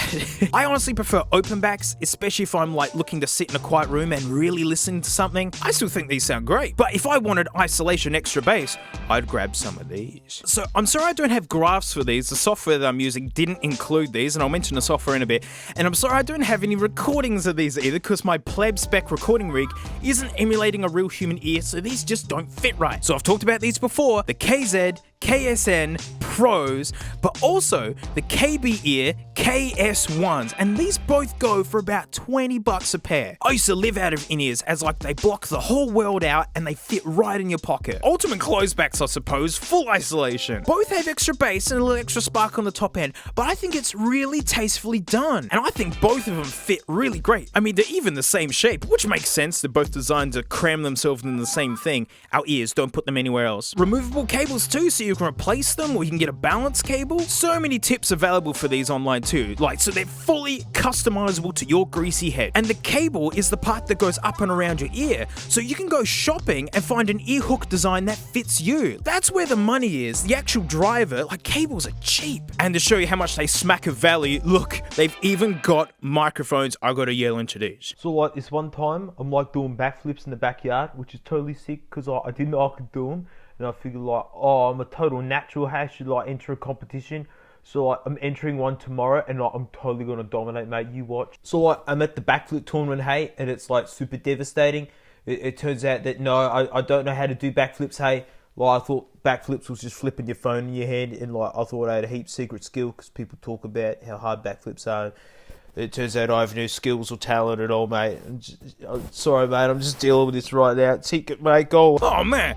Both of these mics are fantastic. They're great. No complaints at all. You could easily have nice phone calls through these. I think the KBM mic is the best though. Just a little bit crispier. So never mind that they're bargains for the fact that they sound great and are fully customizable, and then the fact that they've got microphones as well. I honestly recommend both of these. Sound-wise, I lean towards the KZs, but I really like how the KBs look in the white and the better microphone as well, if that's important to you. Like, I think these are genius headphones to just have in a drawer somewhere for the day that your Bluetooth cans are out of battery, or if you're going traveling and, you know, just the reliability of a cable, like, it's hard to beat. And in my opinion, pick the pair you like the look of, to be honest. Cause I think they're both great. So, you know, watching this video and hearing the HD 600s, I bet you're thinking, well, like, why don't they make a cheap stripped down pair of 600s to have like half the ohms and maybe cheaper pads and details, but deliver the HD 600 flavor?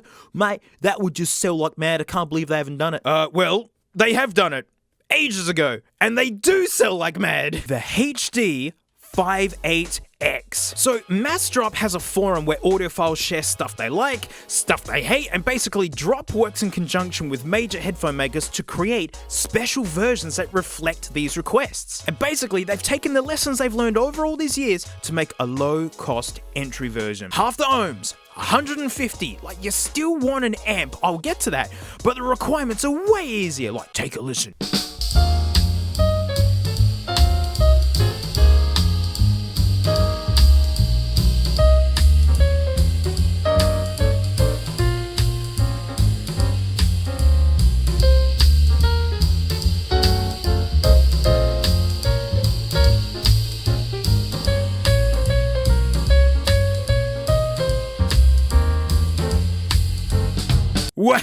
Wow. It's close, isn't it? It's got plastic grills and the plastic down here is cheaper. You know, like conventional headband foam, but it gives the HD 600 vibe. They squeeze a little bit, but honestly, it reminds me of a motorbike helmet. Like, it feels like you're putting on equipment to do something cool. I like it. Cost-wise, they're 170 US bucks, which, sure, it's like 3 times the cost of all the other headphones here, I know. But if you went to Sennheiser themselves and you wanted some HD 600s, they're asking 400 US bucks. And then you also need like a big powerful amplifier because 300 ohms, and you know, it keeps getting more expensive. And so on that note, let me introduce to you my favorite audio nugget. So this is another one I've brought up before, but people keep asking about it. The FiiO BTR5. Mine got karate chopped at some point. And like, I don't remember when or how. So there you go, it can survive a karate chop, and I'm very sorry, FiiO. 2 headphone jacks, that's more than 1. For a bit of context to sell this guy, the headphone output on a MacBook is like 45 milliwatts. I don't want to wear a set of in-ears at full volume out of a laptop for sure, like, cause it's really, really loud. But the headphone jack on this guy is 80 milliwatts. That's way stinkier. And this little headphone jack here, that's not for little music. That's a balanced output. Like, so it sends audio down both cables instead of just the one, and then there's phasing involved to remove background noise and whatever.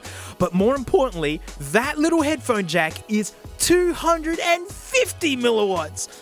Woo! So you plug it in via USB-C and you can run your PC or laptop through it. This turns into your headphone jack now. But the party piece, it has Bluetooth. So you can pair your phone up to it, get Spotify or Tidal running, and turn your audiophile openbacks into wireless ones. I've run HD600s right out of the standard headphone jack in this, and I still love the sound. So the 5.8Xs get a cheap 2.5mm balance cable because look at this, it's the same cables as the HD600s. I'm so glad that they made elements of it cheaper, but left the awesome customization parts of it. Works with your computer, works over Bluetooth, it's tiny, and apart from being an amplifier, it's a DAC, digital analog converter. You gotta turn the ones and zeros of digital music into something that can basically run through a coat hanger wire. And basically it's got little processors in there that do that job, dedicated to doing it, and that really helps the sound. I find the audio just has an extra layer to it over just say out of a phone or laptop. Even though honestly all the headphones I've shown you except for these are all 32 ohms and under, so you don't need an amp, but it still sounds better out of better equipment. 110 US bucks. Even if you've got big desktop amps at home, I still recommend this. And if you want to talk even more value, yes, it has a mic. So I'm still dealing with having no skills or talents. So it's pretty crushing. I thought, it's worth a shot. Go speak to one of the officials and ask does my Flappy Bird score help at all? Does that put me up the standings? And he said I'm wasting his time. But I told him my score and he was pretty impressed. So that stands for something, it seems. Basically, it turns your wired audiophile headphones into wireless ones that can now make calls. Phone calls with these. I love you, Theo. But there's a pair of headphones I need to address. If many people bring them up with me, they've been around since the 80s. The Koss Porta Pros. There's a reason I haven't talked much about these. Lots of people love them, and I don't. It's not that they sound bad, they are dark sounding, meaning that there's less top-end detail. Now, people just assume that it's because I've played drums for 20 years and have worked as a musician this whole time, that my hearing must be completely destroyed, and that's why I like headphones like Grados that have no bass and heaps of top end. I must be compensating for my awful thrashed ears. Never mind, I was a student representative on OH&S board at university and got the whole faculty into using reusable earplugs because I'm a die-hard hearing protection advocate. I've been carrying hearing protection with me my whole musician life since I was 9. I always knew to look after my ears, they're only good once. But it's because of my drum background that I enjoy headphones with some top-end detail to them. Cymbals, percussion, snare drums, ambient reverb, that's where all that stuff lives. Instance, Britney Spears' Toxic. Total banger. It's a bit trashy, but that bass line is just so good. And during the chorus, there's a subtle ride cymbal in the left ear that really stands out with lovely headphones. While the bass with these is great, that cymbal really is hidden to me. It's only because I'm listening out for that I can hear it. Whereas with other headphones, it was a fun detail that would leap out at me that I never even realized. But that's not even why I don't like them, because they still sound cool. Very 80s.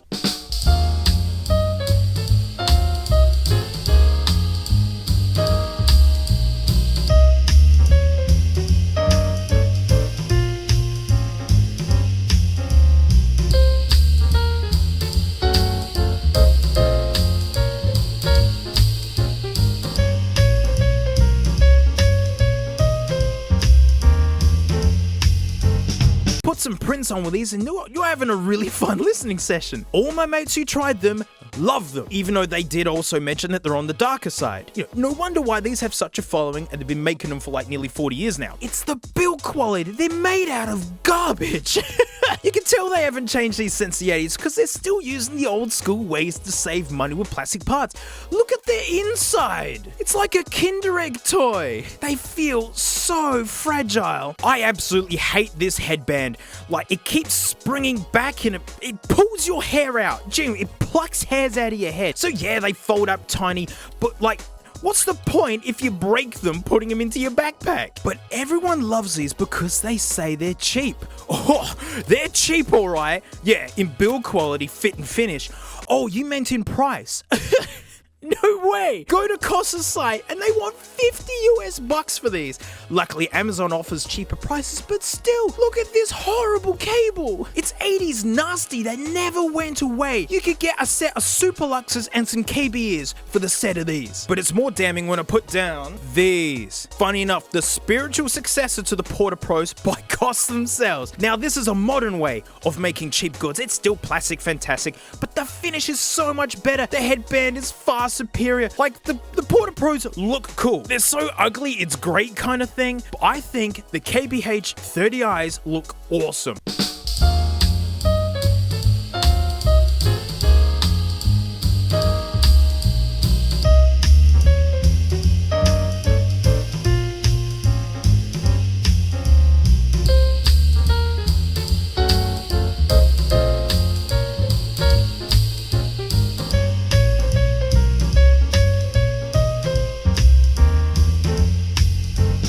Wow, what a difference. For how lightweight they are, you don't expect the kind of sound out of them that they've got. God, they really do weigh nothing. They're built so much better, and what? They cost less than the Porta Pros? Right, so they're cheaper, better sounding, better built, and they even have a microphone. So like, I'm at the backflip tournament still. I thought I'd just double down and just head out there and just start flipping my phone, you know, see if anyone thinks I've got a talent. And like, I thought it was going pretty good until someone yelled out, like, get off the field, you know, talent bum. And like, it turned out it was my long lost dad. Like, I hadn't seen him in 15 years.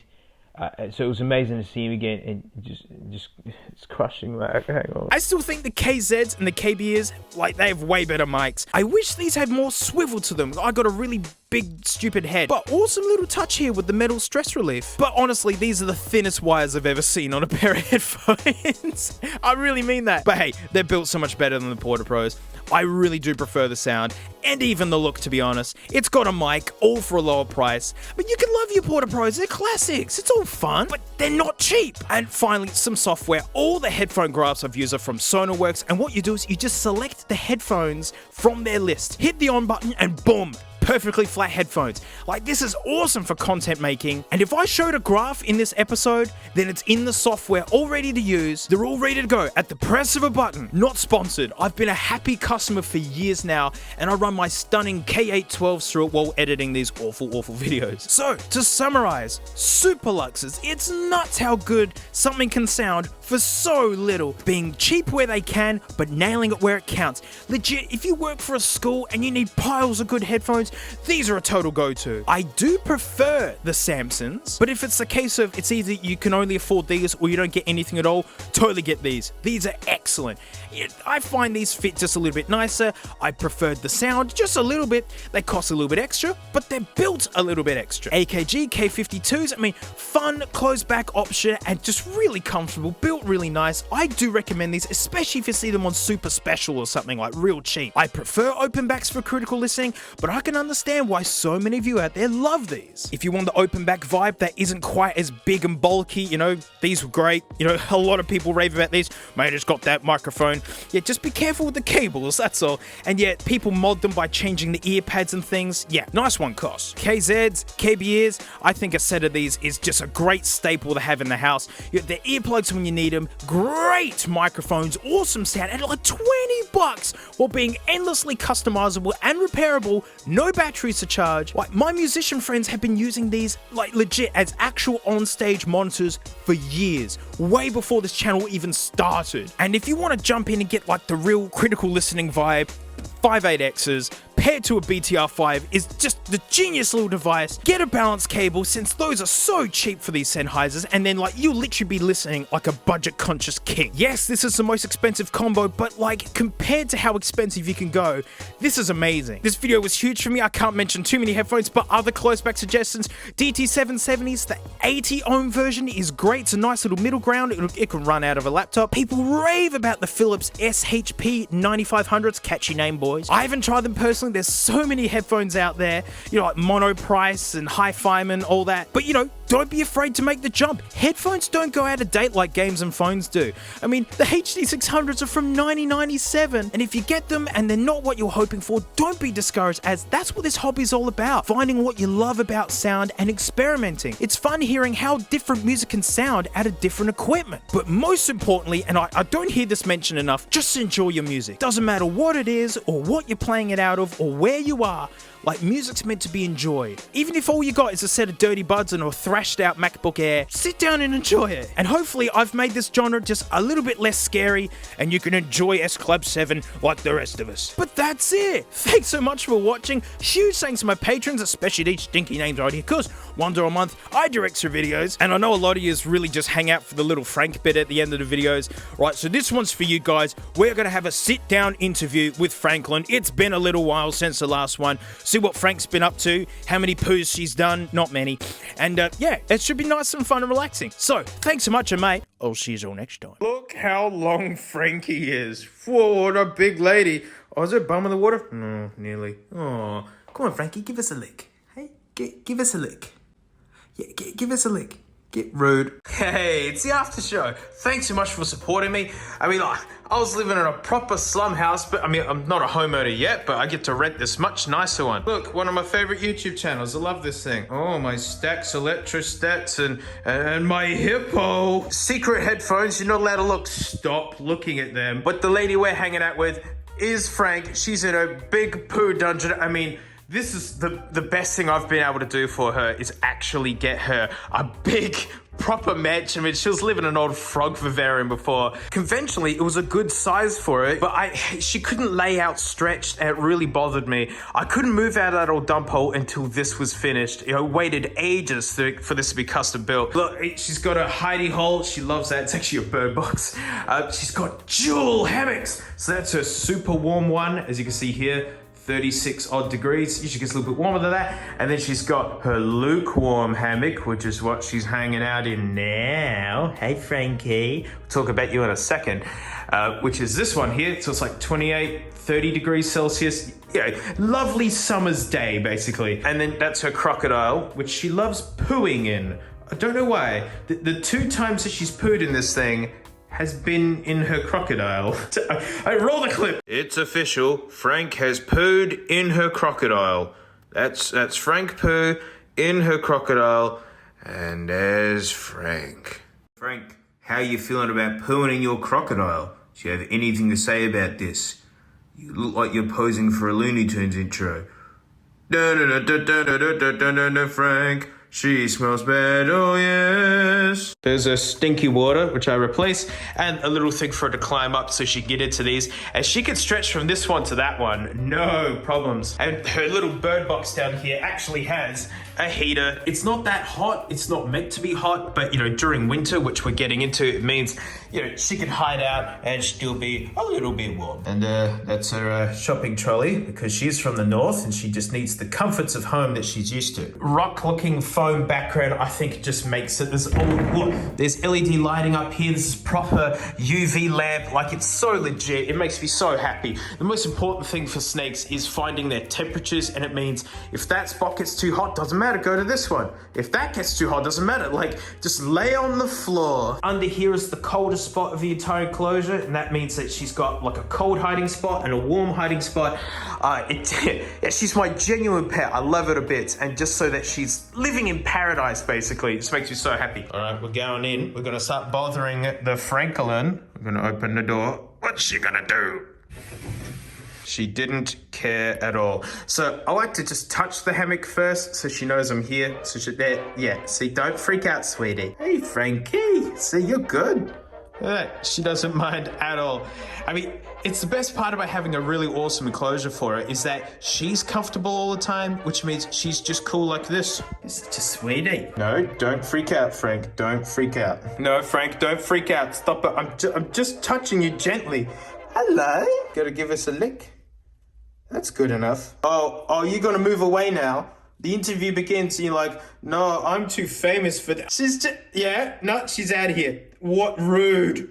Rude, Franklin. I'm just gently touching her like this. Uh-oh. Frank's leaving now. No, Frank. Frankie, I'm just giving you loves. Yeah, and that's it? You're out of here? Oh, look how fast she's leaving. Where is she going? Look at this. Look at this witch. Hey, no hiss, no huff, just I'm out of here. Gosh, she loves going behind that plant. Head her off. I know where she's going. There she is. We see what you're doing, Frank. Look at this. Unbelievable. We just begin the interview and Frank's out of here. That's a spider, by the way. What a wench. The very last little bit of her tail. We found you, Frank. Hey, you can't hide from your interview. Quick, paparazzi question. What's your favorite color and smell? Frank, are you gonna answer? Like, what's your favorite color or smell? Or anything at all, Frank. Could you acknowledge anything? I'm gonna touch you, Frank. Come on. Don't run away. I'm your friend. She's pulling her body away, by the way. She's keeping her head still, but she's pulling her body away from me. You're so rude. Why are you so rude? Look at all this Frank that's been left vulnerable and exposed to my love. Frank, how you doing? Oh, don't leave. Come on, Frank. Come on, just answer a couple of questions. What's your favorite brand of sausage roll? Oh, look how fast she's been. No, Frank, you rude wench. Come on, Frank, wait till you get really famous. You're not going to be able to handle this kind of attention, are you? I'm your friend, Frank. Oh, and now she's moving back again. Look at this gentle touching. She's like, no, I don't want to do it. Oh, wait, she's okay with this. Okay. All right, we'll take this win. A lot of people ask me, she's a Murray-Darling Python. So it's like she's local to the state of South Australia. She's about full grown, she's about 5, and she'll live to 30, hopefully. 30 grumpy, unsocial years. The snake dream. All right, I'm gonna leave Frank alone now. She's been kind of tolerant. Actually, she's been terrible. Frank, you suck. Well, that was Frank's unsocial interview in her poo palace. Like, I'm so glad she's got this. Like, yeah. She just lives in paradise now, which I'm so happy about. Got a place to poo in and a place to make poo in. So anyway, like, thank you so much for supporting me. So many videos left to come. I mean, you know, just to get into my studio room here. Yes, I'm keeping an eye on Dogecoin. What's up? Claw to the moon. I've organized the headphones. Oh, look at all my AKGs now. 140, 240, again, you know, 340. The 401s, the 501s, the 612s, the 712s. There's the racket of gods. You know, the explanations for the others later. Don't read too much into it. Oh, look at these babies. Oh, and all the vintage headphones, all the freaks. Wait, thanks. I'll do the... I know my place. Look, in the audiophile scene, I'm a point of first contact. You know, I'm just the one to get you even thinking about critical listening. For the longest time, I never had any money at all, and these were the nicest headphones I owned for years. I've had these since university days. I use these all through my teaching career. My old mate Senny, her dirt 280s. Hey, you get these for like $100. They cancel a lot of noise. I rate them. And I'm a firm believer that you don't need to spend ridiculous money to get really good sound. I mean, last week's video was cheap headphones. For $20-30, you could be a budget-conscious audiophile king. But last week was cheap stuff. This week is not cheap stuff. And it's all thanks to one company, Meze. Always love bringing up Meze because they're Romanian. And every time I bring up Romania, all the Romanians in the comment section go, "Oh, that's us!" And, you know, they're doing it right now, I know it. Now, these aren't the feature today, but this is their cheaper offerings. I mean, still not conventionally cheap. They are gorgeous. These are the classics 99s. Just actual hardwood. The attention to detail on these bits, I mean, oh, the gold. And look at this beautiful hard case. Look, it's like the badge on a Maserati. But if you thought those were expensive, and if you thought those were beautiful, the Meze Empyreans. So I just need to say it. These are stunning. Look at the contrast of like the bronze and like when you get closer, there's just more detail. These are the greatest looking headphones on this planet. Well, I know the Jacqueline floats are in close contention, but these are on another planet. They look like something you'd find in a dwarven ruin in Skyrim. And just the fit and finish is impeccable. Look at this. Carbon fiber. These just chunkster pads. Oh, wow. And then there's springs in the ear cups as well. These just slide so effortlessly. And look at this, easily removable ear cups. You just pull them off and, oh, oh man. So these are planar magnetics. Just to quickly show you how different they are to regular headphones. Look, these fugly Bear Dynamics I've given a hard time to. Come on, give it up. Reveal your treasures to me. Oh, they glued that in good. That's it. That's it. Come on, sweetie. Haha. There you go. This is a dynamic driver. It's literally a piece of plastic that wobbles. It's got a coil on it, positive and negative charge, and that's it. That's what makes the sound. Literally, one piece of plastic makes all the high notes and the low notes. Oh man, look how huge this is in comparison. Oh boy. Basically, this is an insanely thin piece of plastic with traces drawn onto it, and they just vibrate to make the noise. But these are on another level. Like a lot of magnetic planars, the lines just go straight across. This is curving in on itself, and then it swirls in the center here, making that a more sensitive area, which is about where your ears are. They are so specifically engineered, it's insane. I mean, and just talking about build quality, this mesh on the inside, it's like a screen door. It is so rigid. And you look how absolutely humongous they are. But here's the thing, you pull these ear cups off, look how thin they actually are. From the top, they look super chonk. No, that's just the gigantic headband. It is all glory to comfort. If these look comfortable, you have no idea. Like, all in, these are over 400 grams, yet they are so beautifully balanced, they actually feel like some of the lightest headphones. It's like a really good backpack, you know? It's just putting the support in the right spots. Now, here in Australia, if I wanted to buy these are $5,000. $5,000. I mean, just because they're expensive doesn't mean they're going to be perfect. I do have some expensive sets of headphones. I mean, my Order Z LCD 2s. Now, I love them. They are so detailed, awesome bass extension. The thing is, they aren't comfortable. Now, I can wear them for an album, and then I gotta take them off. These are the most comfortable headphones I've ever worn, and I really mean that. And I haven't even gotten into the sound yet. These are my most favorite headphones I've ever worn, and I really mean that. Everything sounds good. All right, we're gonna bring in the referee now. Yeah, mate, it's the Horde 600s by old mate Sandy. Just to enter boring time real quick. All right, here's the audio graph for the HD 600s. And the higher this line, the louder that bit of the music is. So right down at the bottom is super sub bass, like the really low stuff. Then you got regular bass. In the middle is the mids, where like 3/4 of the band live, like the vocals, the guitars, the pianos, the trumpets, the sousaphones, and then in the top end you got cymbals, percussion, pet noises, whatever. Now, as you can see with the 600s, the mids right up to the top, they are so flat. Like, the idea is to have a flat line, but you can see there's that roll off in the bass, which is really typical for like open back audiophile headphones. Here's a chart I found for the Empyreans, and look at that bass right to the end. And what that means is, if there is incredibly super sub bass in the music, you'll hear it. It's at the same volume as the mids and the rest. Now, you know, there are lots of cheaper headphones that have this kind of sound profile, but they don't do it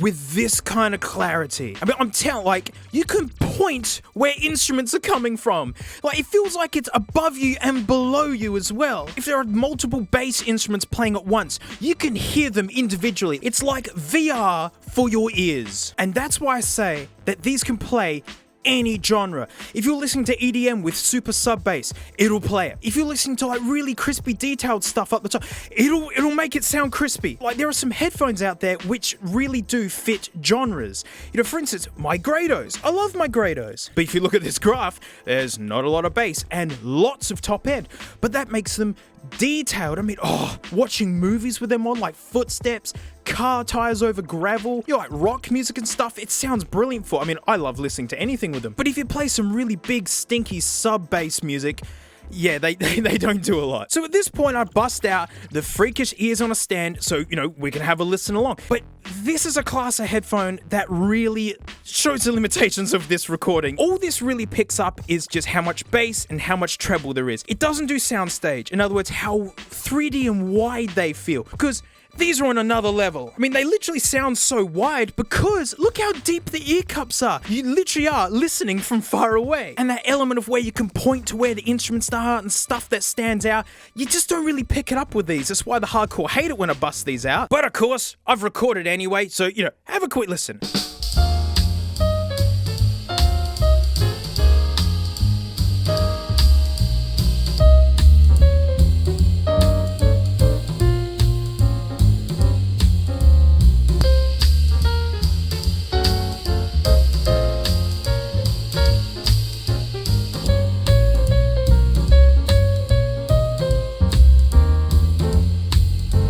These are conventionally expensive audiophile headphones, but it's funny how the referee is just outclassed by the new boy. But I'm not done listing the positives of these headphones because there's another element to it, which is like audiophile headphones can be really hard to run. Like for instance, like Apple's Dirty Buds, they're like 40 ohms. Professional headphones, they're like 80 to 120 ohms. There are other elements like sensitivity, anything under 100 dB is less sensitive, and these guys are 300 ohms. But these are like the base standard of, you're gonna want an amplifier for this. These drop dead gorgeous beasts are 32 ohms. They literally run out of anything. I happily use these straight out of my MacBook watching YouTube. I mean, of course, like the better the stuff that you're playing out of, the better these are gonna sound. But for the most part, these are so unfussy. And a crazy thing about headphones this high end, there is no distortion. You can find yourself listening to these insanely loud and you don't even realize it because it's just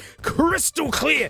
So yeah, these are 3,000 US dollars, 5,000 Aussie dollary dues. But that's the thing, what else do you get for your money?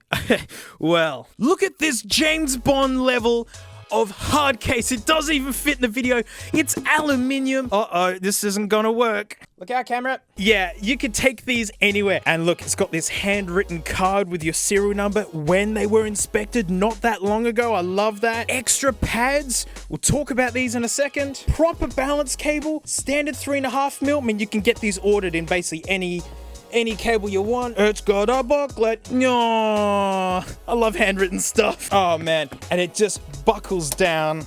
That's so good. This isn't a hard case, this is a flight case. You can travel the world with these. And that's the thing, like transporting these headphones here to the warehouse from my regular house, it's really dainty. I don't have a hard case for these. So it's like, okay, you go on the front seat and you go here with the Empyreans, just chuck them in the boot. They're fine. So as you saw, it comes with these extra pads. Alcantara, I think that's what it's called. Lamborghini use this for the seats in their cars. And they got the leathery ones as well. But the thing is, a lot of people don't realize that the ear cups change how headphones sound. These make them warmer, a little bit extra bass, and the top end's not as sharp. But these are more intense, and it's a noticeable difference. I tend to prefer these. I like that little bit of extra detail, but I'm sure a lot of you would rather use these. But I mean, let's be honest, I'm sure you guys would just be happy to even own these crazy, luxurious headphones. But there's one more detail about these that just really drives it home for me, and it's a real pet peeve of mine in this overly corporate world. What does that say right there? What does that say?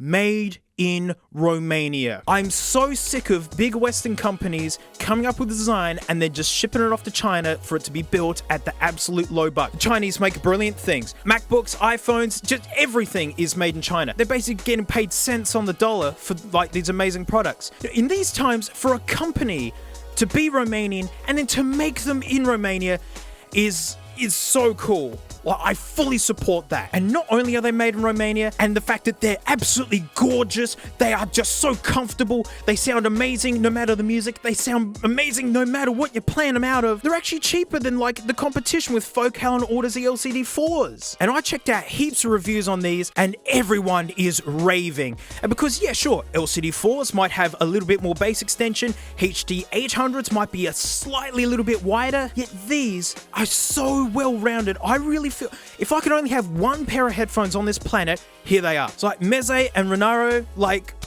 congratulations. I mean, you've made this stunning set of headphones. And the thing is, headphones don't go out of date. They're nothing like phones and games. Some of my most favorite sets of headphones were made in the 70s and they still kick butt today. Like, you could buy these and just use them forever. These are a bucket list headphone for me. Bucket list cans left. I mean, I'd love to try HD 800Ss.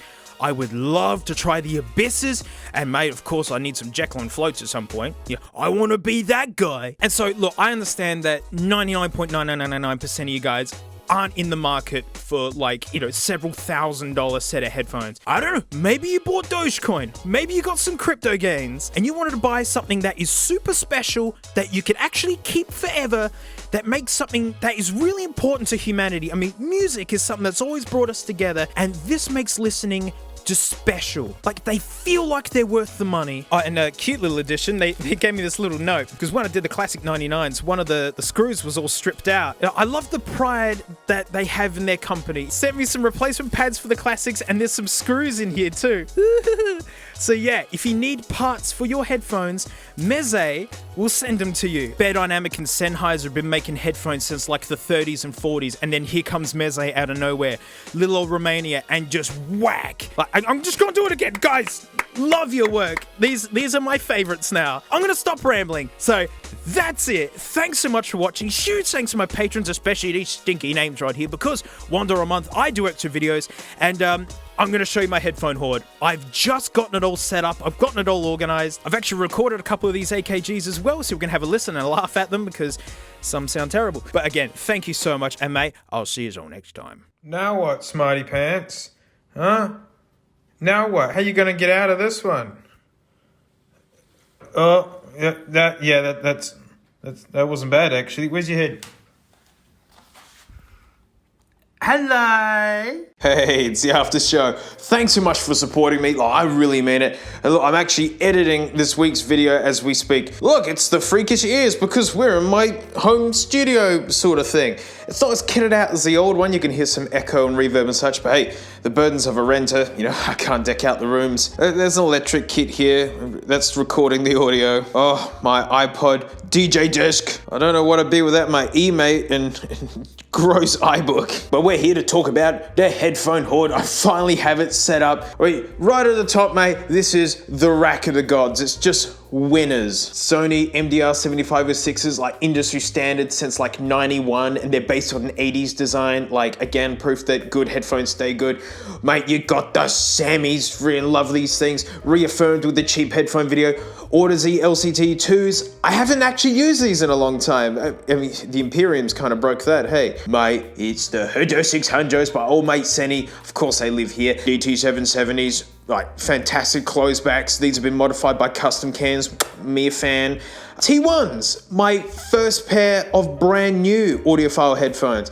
I haven't used these in a while either. I've really got to get back into them. It's 600 ohm headphones. Holy dingus. Meze Classics, just beautiful, nice thumpy sound. It's made out of wood. And it's fun having these two next to each other. These are my Sony XB1000s. These will get a video at some point, but these are just king of fun. Just that fun sound. It's so much bass. And the Grado SR60 is crispy top end detail. They just sit on your ears and it's, yeah, such a shame that no one can get these. Like, Grado hasn't picked up on the, you know, come on, mate, make more of them. Underneath this is, it's a shrine. It's an AKG shrine. AKG make so many headphones over these. I mean, they're dead now, rip. But, yeah, I'm trying to get all the important ones, right down to K50s, 140s, 240s again, 340s, the 401s, 501s, then 612s, 712s. I know I'm missing the 701s, and then Quincy Jones had some 7 series.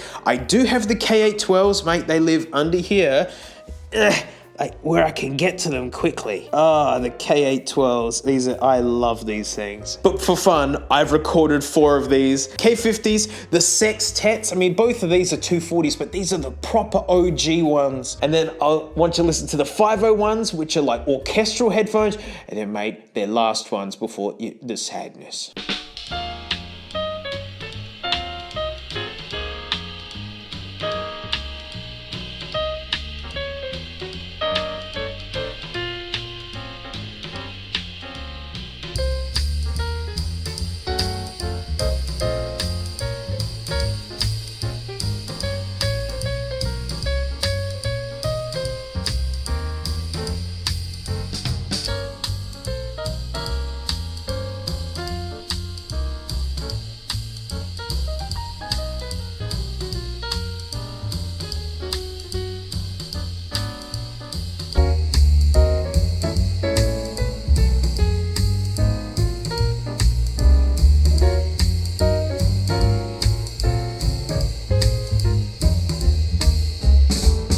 boy, those K50s sure sound like suck. And then, boom, I mean, on 1975, you could get sound like that. I really do feel like hi-fi came into being in the 70s. You know, 60s music like James Brown, you go back and listen to that. Amazing music, amazing artist. The recording sucks. It's no one's fault, it was early days. I mean, 50s doo-wop wasn't that long ago. But yeah, 70s come along, listen to some Frank Zappa out of these and yeah, it sounds brilliant. 501, super clean, those mids, there's nearly no bass. They really are, they are designed for orchestral music stuff. And then when those 712s kick in, it's just everything in there. Well, underneath the shrine, we've got just the rack of indifference. No man's land, basically. Look, these aren't bad headphones. Look, it's those Cashies. Yeah, they were good. I would rather the Samsons, so they live here. The K52s, yeah, good.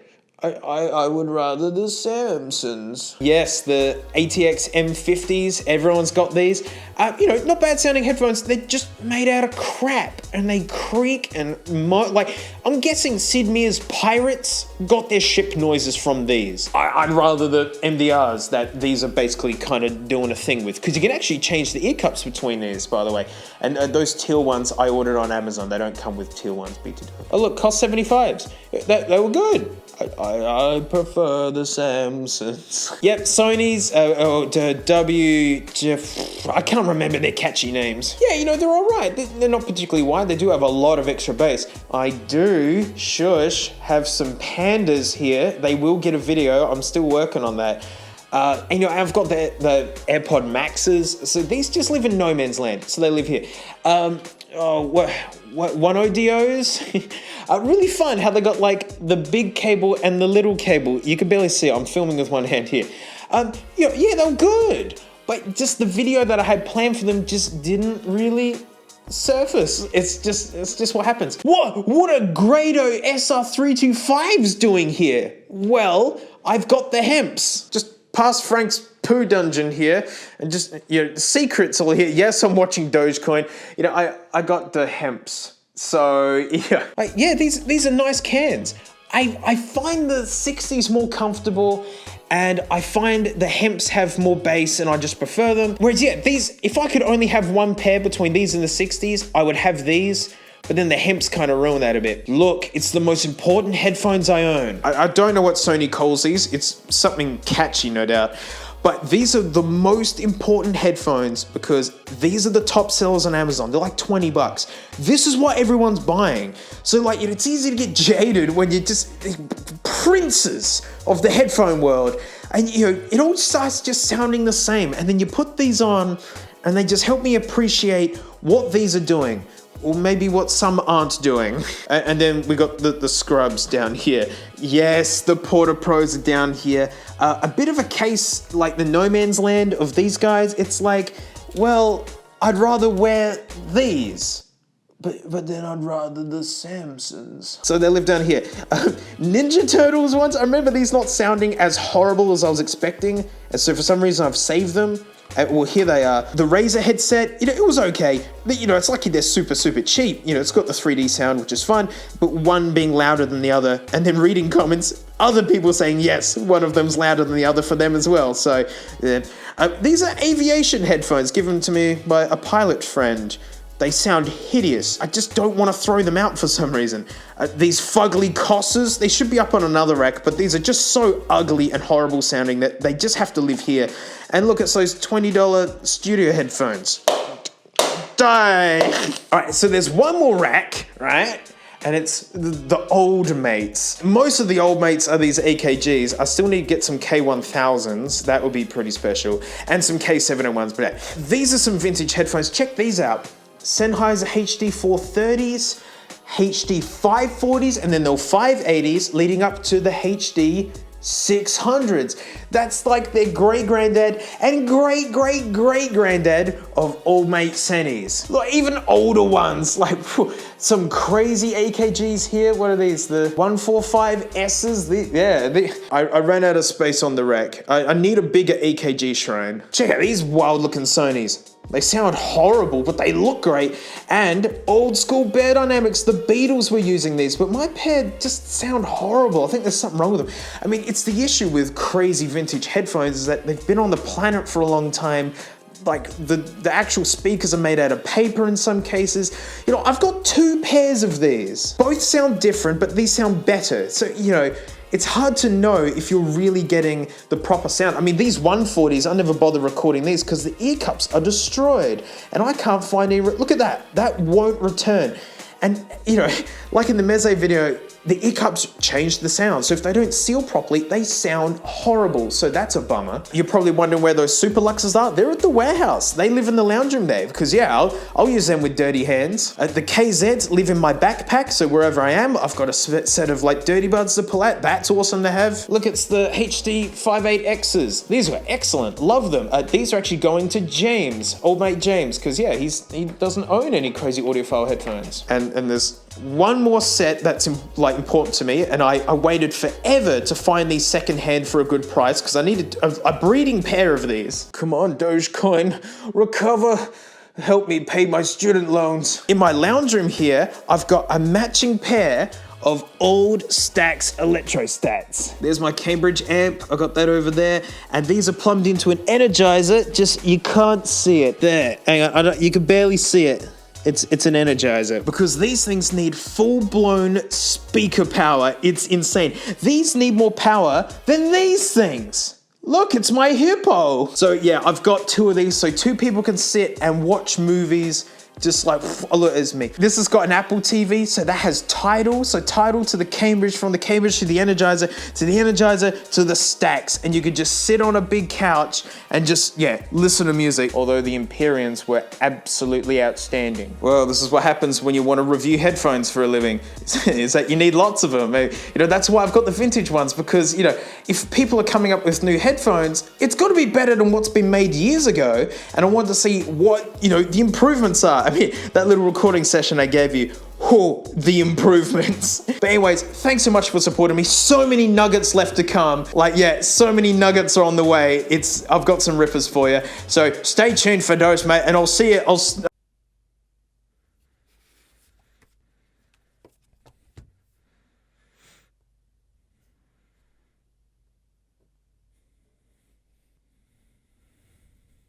Superheroes. Mate, I've just shown you every single one. Superior Boy, Blonde Lass, Hand Sword Man, Siggy Boy, Big Lebowski. But I know, I've missed out one, and it's the greatest one. And come on, mate, we gotta give him a proper introduction. We all know his theme song. Batman.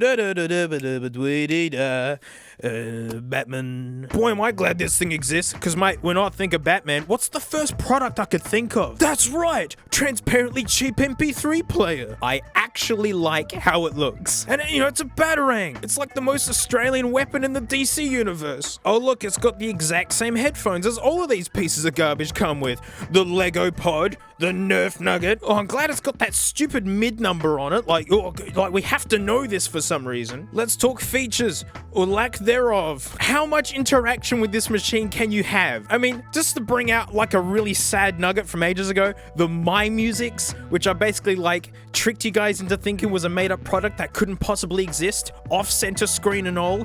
What the heck are these controls? But at least has a screen. It's even got a backlight. And this is like a fugly monster. This is 2012. Ages 7 and up, right? Hey, kids 6 and under, the amount of disappointment this will bring them could kill him, mate, just like that. Go on. This is humongous packaging for such a pathetic piece of plastic. It really is a pet peeve of mine. Like, look at all this empty space, and this better be chonkers full of goods, or else, and like, low-key, it doesn't feel like it. Oh, good, it's got all the languages here. French, German, American. Silly box is wrong, mate. Americans don't talk in metric, mate, so it should say plays over 500 feet of music. Package contents, digital music player. Whew, I'm glad for that. It's what I bought it for. DC and Warner Brothers. It's almost like the biggest companies make the worst garbage. 0 to 3 sad onions. Now, this is totally a collectible, like so rare and desirable. Didn't cost me $10 or something. So like, I gotta open this with the utmost care and then put it back in the box so I can carefully put it back in my prized collection. Give me the Batman. Open up like a can of beans. Ooh. God, this could just be the packaging on its own. Oh, look, the earbuds have run and hidden away. They saw the violence. It's empty. Ugh. That's such a pet peeve of mine. You jerks! Look at all this plastic used to just show you that there's... Ooh, it's got a little chrome... the earbuds aren't even gold-plated at the end. This is the cheapest, fuggliest mess. Yep, these feel lovely. They don't. There's nothing in here. There's nothing in here. We wonder why people didn't buy this thing. Oh, what? Oh, excuse me. There's a little disc. I found the manual. All right, hang on. Let's get a group photo here. This amount of product produced this much waste. Are you kidding me? Warner Brothers DC, you wankers. We'll get to the Nugget in a bit. We'll explode these in a little bit. I don't need another mini USB cable. Oh boy, that's a handsome disc. Oh, it's got the catchphrase of a lifetime. 50383. Inspiring. And I bet you this is so you can use it with like Windows 98 computers. And I really do mean that. I'm sure it'll bring it up.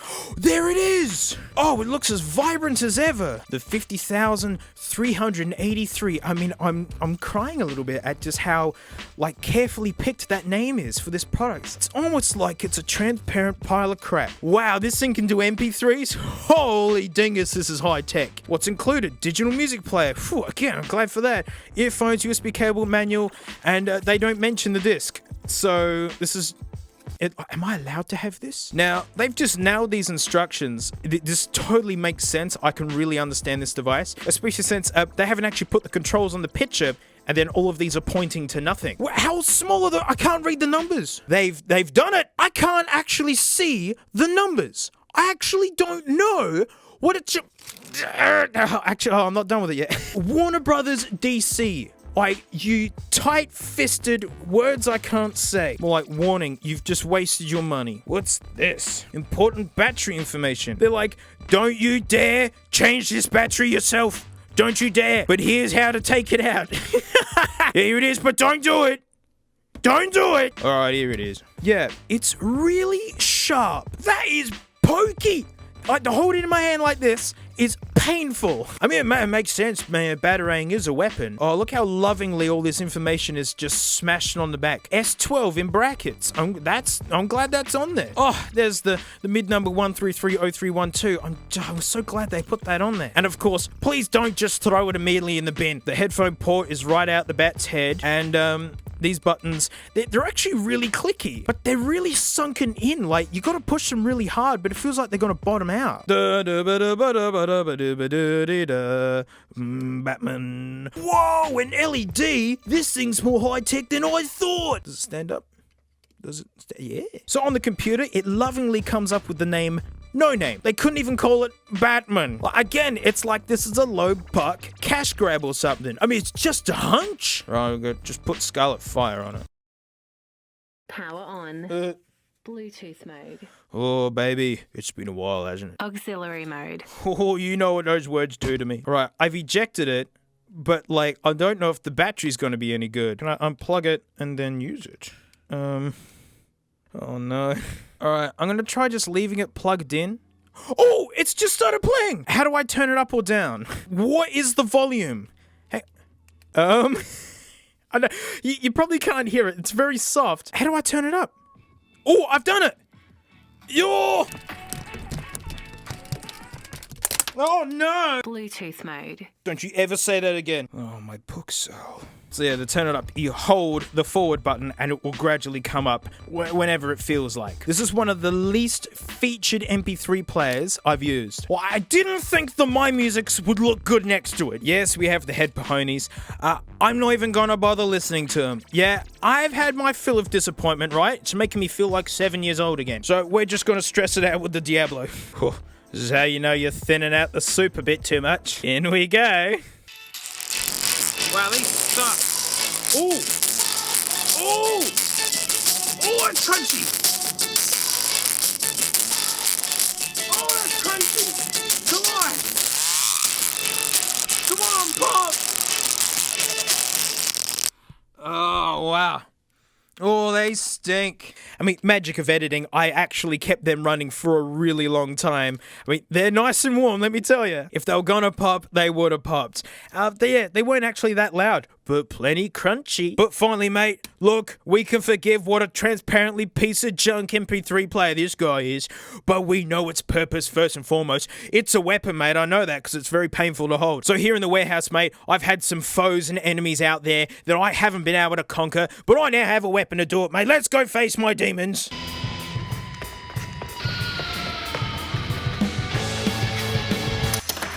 Oh no, it broke on the first one. Oh, gee, mate. Oh, it wasn't even a good throw, mate. Oh, dang it. Oh, mate, you're not gonna get me this time. Come on, mate. Suck it. Give you an underhand. Hey, mate, you think I'm gonna fall off you again? I've lost it. I've lost it. Oh, no.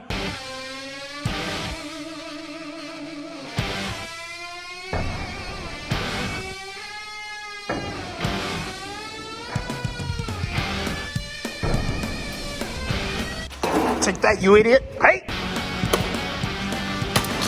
Hey, just because I depend on you, right, doesn't mean I don't want to fight you, mate. Take it. Well, conclusively, as a weapon, it's even worse. It has no redeeming qualities. The buttons are lost to time. I don't know where they went. They immediately made an escape at the first throw. The zip tie really holds the corpse together, huh? She wanted to let go all the time. You know, Batman's parents will still be here if you have competent weapons. Well, yeah, what a fantastic value. Because, I mean, you get a lot of stuff. It's just a shame that most of it's packaging. Because I love that big corporate winning formula. Make some transparently garbage stuff, and then gloss it up with packaging. Well, that's it. Thanks so much for watching. Huge thanks to my patrons, especially these names right here. Cause, mate, $1 a month, I do extra videos, and I don't know if you remember way back, I did that Hello Kitty MP3 player. I mean, this is all I can find of its corpse in the pile. Without its custom cases, it just goes full tic-tac. The funny thing is, I actually found the original player. Look at that smug face. She knows, yep, you bought the Hello Kitty one and thought it was super collectible, eh? Oh, look, the exact same headphones. Comes with all the catchiest colors, mate. You know, primary school red, my first day at school green, and Toyota Camry blue. But this isn't the one that we're looking at. No siree. Just, Batman! You transparent jerk!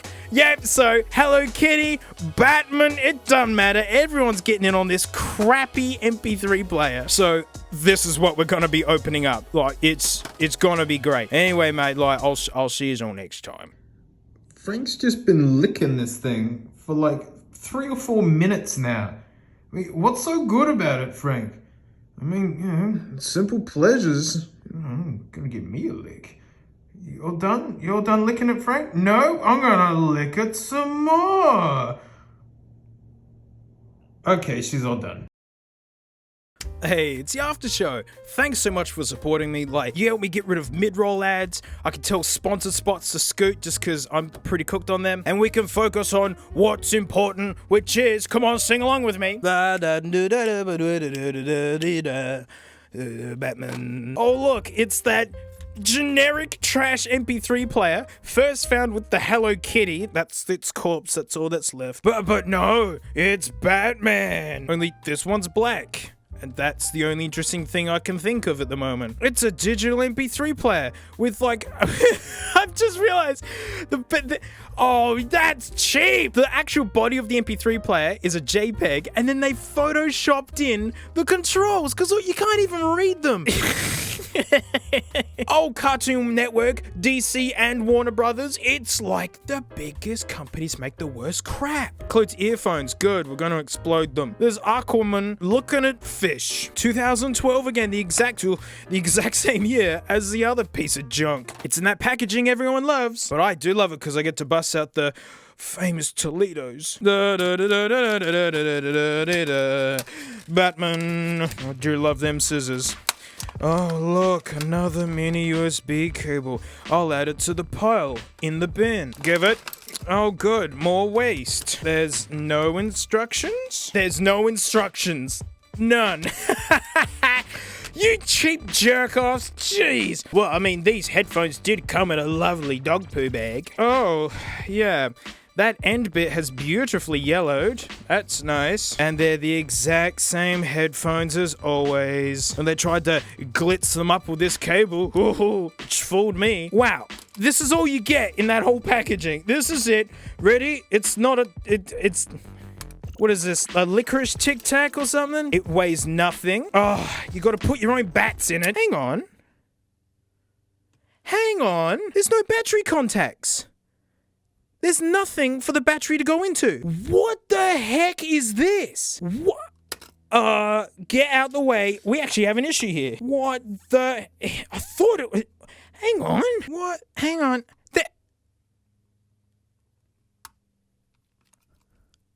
Guys,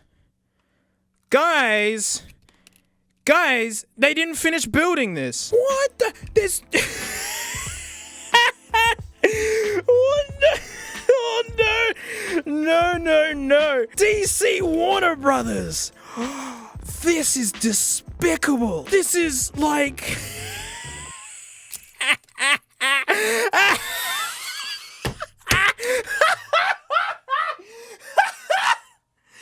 No!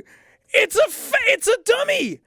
It's what? 2 gigabyte MP3 player. Oh! I have no. Oh no! What? That's like lawsuit territory! At first I'm like, oh no, it doesn't have battery contacts. At least I can still use it. There's, oh no, it doesn't have a mini USB jack. And oh no, they forgot to put in anything. But that's a lie because it's full of hot glue. Unbelievable. There's nothing. Well, I mean, we got the buds, I guess. I mean, we'll just... If these actually make noise, I'd be blown away. I'm expecting for these to be fakes too. Wow, they work! Yeah! Pop them! Come on! Batman. Look, it's made out of nothing. It's made out of nothing. Can you believe no one bought this? Wow. Honestly, this is the most transparent piece of crap I've ever... You saw that packaging, right? You can't sneak into that stuff. I was the first one in there. No manual. No nothing. And no MP3 player. Just a shell. That is the most offensive thing I've seen because Warner Brothers and DC name all over this. Unbelievable. Well, mate, thank you so much for supporting me. I mean, hey, this is why I don't take sponsorships, because, yeah, big companies make the worst crap. And, mate, I'll see you next time.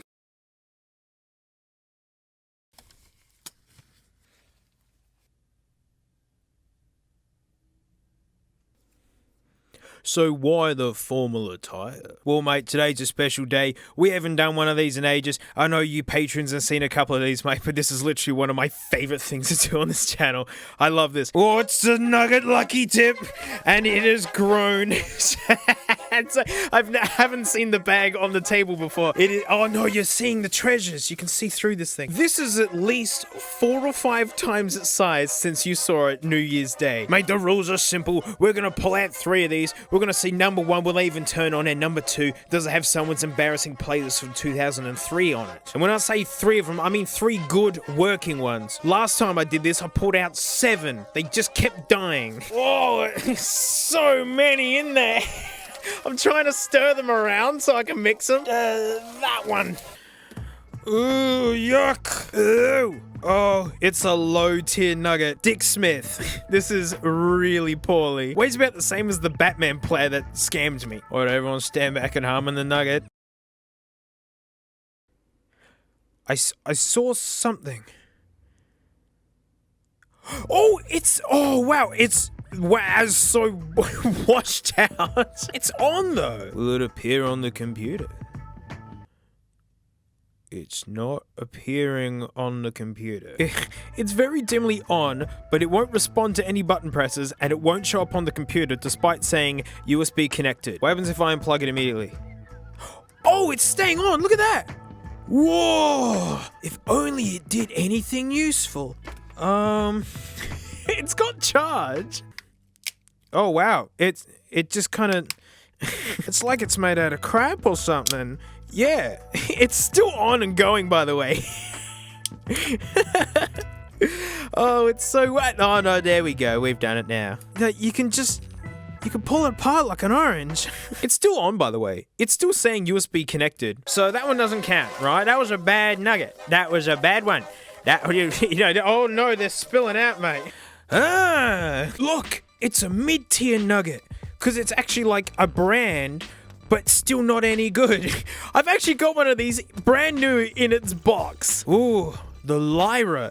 It weighs nothing. So this isn't a bootleg. This actually is a proper product. It's just so uninspiring looking. Oh, you gotta put your own bats in it. Which one of the boys will I pick? Eeny, meeny, miny, dingus. Oh yeah, that's nice. Why do these have such awful controls? On. Yeah, on. Oh, there it is. Oh wow, that is a very primitive screen. Junior Jack. Stupid score. Oh, these buttons are terrible. I mean, at least it works. I mean, let's arm the nugget. Ugh. Oh, we killed it. On. Okay, thank you. Wow, that's clunky. Can you believe people didn't buy these? There it is. Recalia 2005. That's awesome. Last opened 03. Wait a minute. Created 05. Last opened 03. 04. 05. 04. 02. Rock on. Well, I mean, it comes with its bum bag. That's nice. Put it in. And now people can't see it, which is a plus. Gonna grab me a nugget, man. I'm gonna find me a good one. I'm gonna get that one right there. Yep, this is a low tier one. This is looking like some sort of eBay special at. Oh wow! What happened to you? Who's done this? Hang on a minute. No, this is a mid-tier. I can read. That's a Samsung. Oh no! If this responds in. Oh, I just realized it's got proprietary Samsung connector. Yes, so proprietary connectors are super annoying. Like Apple iPods had them. Samsung had 3 billion of them, and they're all these weird flat connectors. That makes me sad. Man, I have been shopping looking for cables. This one. No. Look, another Samsung one. It looks like this. Yeah. Oh, guys, I'm arming the nugget. Here we go. Oh, what a random guess. Come on. Do it.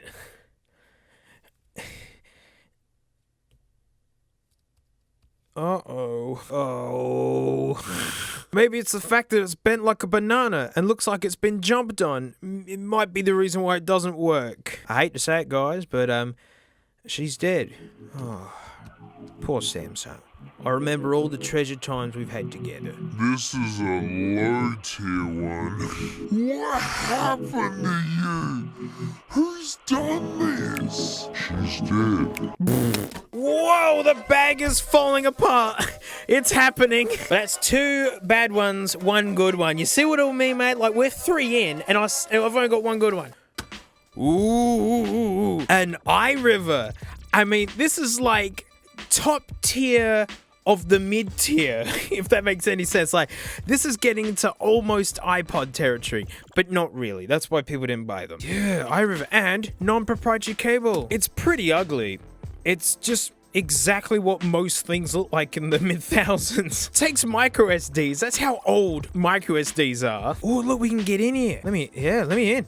Ooh, replaceable battery. Actually cool. Look at this stylish little hump it's got here. Just out of nowhere. It's just got a style hump. We're arming a nugget. Here we go. Get excited. Oh no.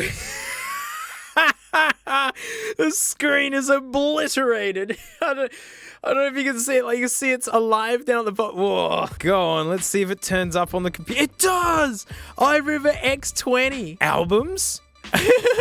Taylor Swift. Pink. Music. Ashley Simpson. Black Eyed Peas. The Beeb. When were these put on here? That's what I want to know. 1980. I'm gonna say that is untrue. Any of this information not gobbledygook? 1980, okay. Got Usher. I mean, a well-known 80s song. OMG. Pictures? Okay, there are actually, like, bridal photos on here. Look, I'm just showing, just like the shoulders there. I'm literally looking at the owner of this MP3 player. And like the playlists all line up. Look, there's audio. Okay, that happens with nearly every single one of these nuggets, is that every single one has some recording on it, and it's just like the equivalent of a butt dial. It's just accidentally recorded. Are all of these the same? Yeah, like, every MP3 player has this. Yeah, they're all just butt dials. God, it's dead. But that was pretty funny. I mean, does it count? I mean, the screen was shattered. All right, I go on. Ooh! Ooh! Panasonic! Why would you make something? It looks like a cheap portable cassette player. I mean, Panasonic would make it mid-tier. It's like, it's not a bootleg. This is original. Open. Open. Okay, there we... Ooh, you gotta put a bat in it. Uh-oh! Where did I put one of me boys? Oh, ew, stop wasting the puck cell, you idiot. You're safe now, I punished the bad man. Wow, what a handsome shape it is. And just, these buttons feel hideous. It feels like a kid's toy. Panasonic is a big company. I'm like, this is what they could come up with. Let's see if it even turns on.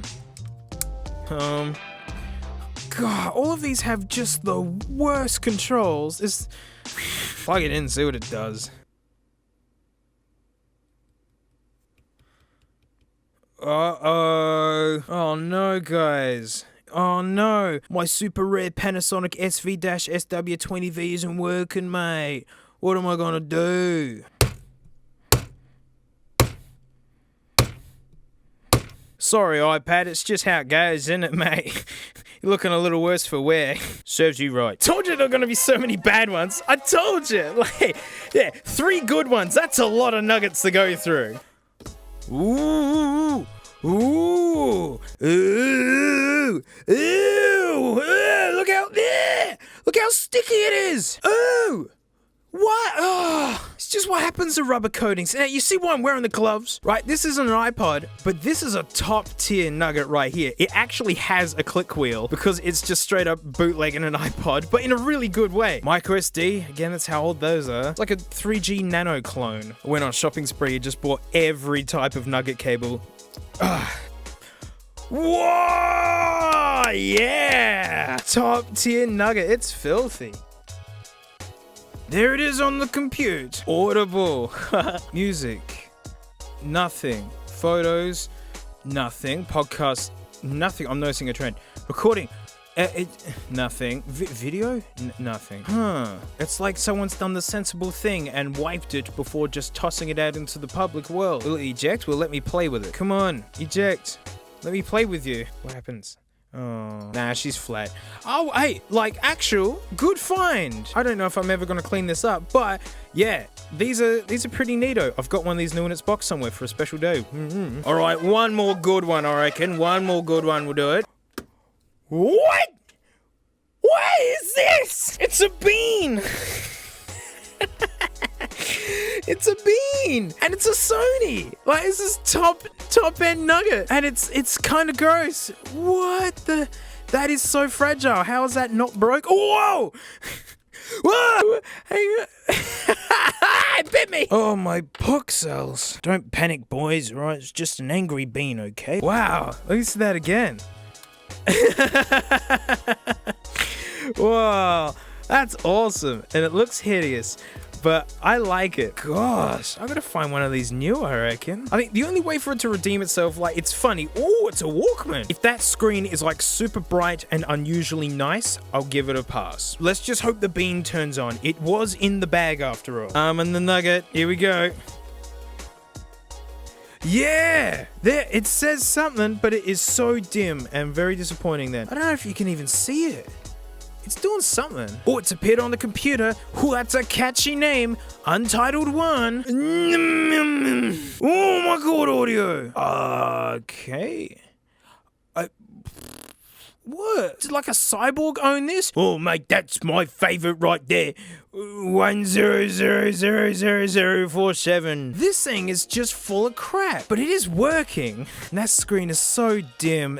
Just disappoints me. This is looking like a keeper to me. This has got to live in the Horde somewhere because it looks like a bean. So let's put Scarlet Fire on it and let's see if we can get it to play. All right, will it let me eject it and then use it?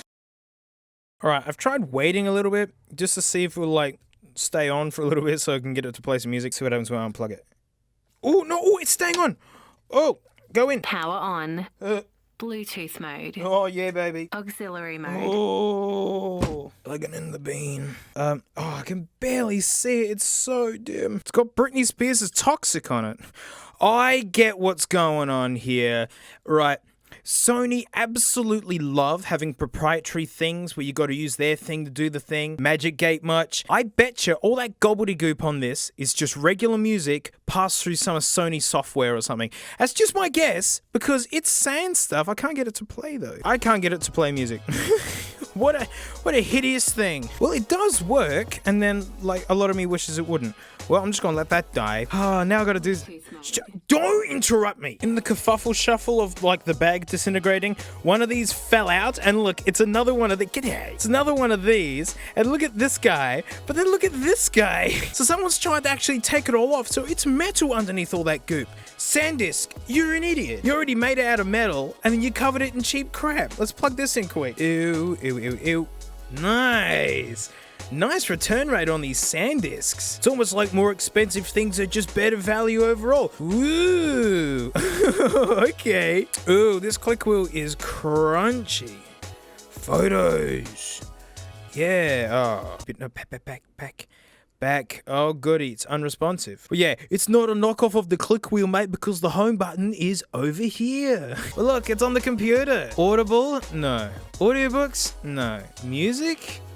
No. Photo, podcast, record. It's the same as the other guy. But there's music on here, but it's not showing up with the computer. Oh, again, it's probably the annoying proprietary software they use. This guy's all frozen up. Well, that's plenty of nugget there, mate. Private information on that one. Disappointment to it and its parents. All Mate Dick, as All Mate Dick does. The sad Samsung that wouldn't turn on. The RCA Lyra, which like, it literally had nothing wrong with it, but it's like I have one of these brand new in its box for like an opening one day. I don't need two of these, and no one wants this. That's why it was in the bag, guys. This is literally like a dumpster bag. So, oh well. And of course, the bean. That screen is terrible, and it feels really nasty and cheap. It's such a shame. Look at this guy, just hanging in there. Just turn off, you idiot. Well, that's it. Thanks so much for watching. Huge thanks to my patrons, especially these names right here, because $1 a month, I do extra videos. And remember in my warehouse tour, I was saying that I wanted to have like a warehouse lounge room. It's because I want to play old manky consoles on it, and I want that experience again. But look at it now. It's finished, and it's actually where I like to come to just watch VHSs. Color telly from 1978. We might even play some manky games too. So, thanks so much, mate. I'll see you next time. You know, if we all just take a minute to take a look at Franklin here, you'll just see that her eye there is literally looking to nowhere. Frank is like a potato at the moment. She's at peace. Hey, it's the after show. Thanks so much for supporting me. My triumph won't start and it's super sad. But I have another triumph in terms of an achievement. And it's to do with why the frame rate's so slow in this video. You'll see. So last time I gave you a tour of this dump hole, I said I wanted to make a lounge room here in the warehouse outside. Well, it's finished, mate. Yeah, yes, I'm watching Pimp My Ride on DVD out of a PS2. Just about everything here is basically worthless. Like, I got it for nothing. These are my granddad's old speakers running out of a Cashies amplifier. James found me that VHS player. Look at it. Oh, it just smacks of the 80s. And he let me just have it. And the funny thing is, that's the most important part of this rig, because I got this telly off of a local nearby the warehouse here. He bought that new in 1978. I am the second owner. What a beast. I love it. And that only has an aerial input, so that VCR allows me to plug anything I want into it. I mean, as long as it's, you know, red, white, and yellow. This is my old couch from my old house. Yes, outdoor hammock, other stuff. Nice and cozy. Because if I want to play manky old games, like a manky old telly, like I was born 1990, and you know, just because it was 1990, all of a sudden people had like nice professional looking tellies. No way. All of our stuff was 80s, and I grew up with a telly just like this. Can you believe someone left this chair at the side of the road? Can you believe it was free? That's our Xbox from when I was a kid. And like, I've had that Mega Drive for at least 12, 13 years now. Like I got all these games years and years ago. Had that PS2 for like 13 years as well. Like, this whole rig is either, like, see, like, look at this lampstand, right? It's literally discarded bricks.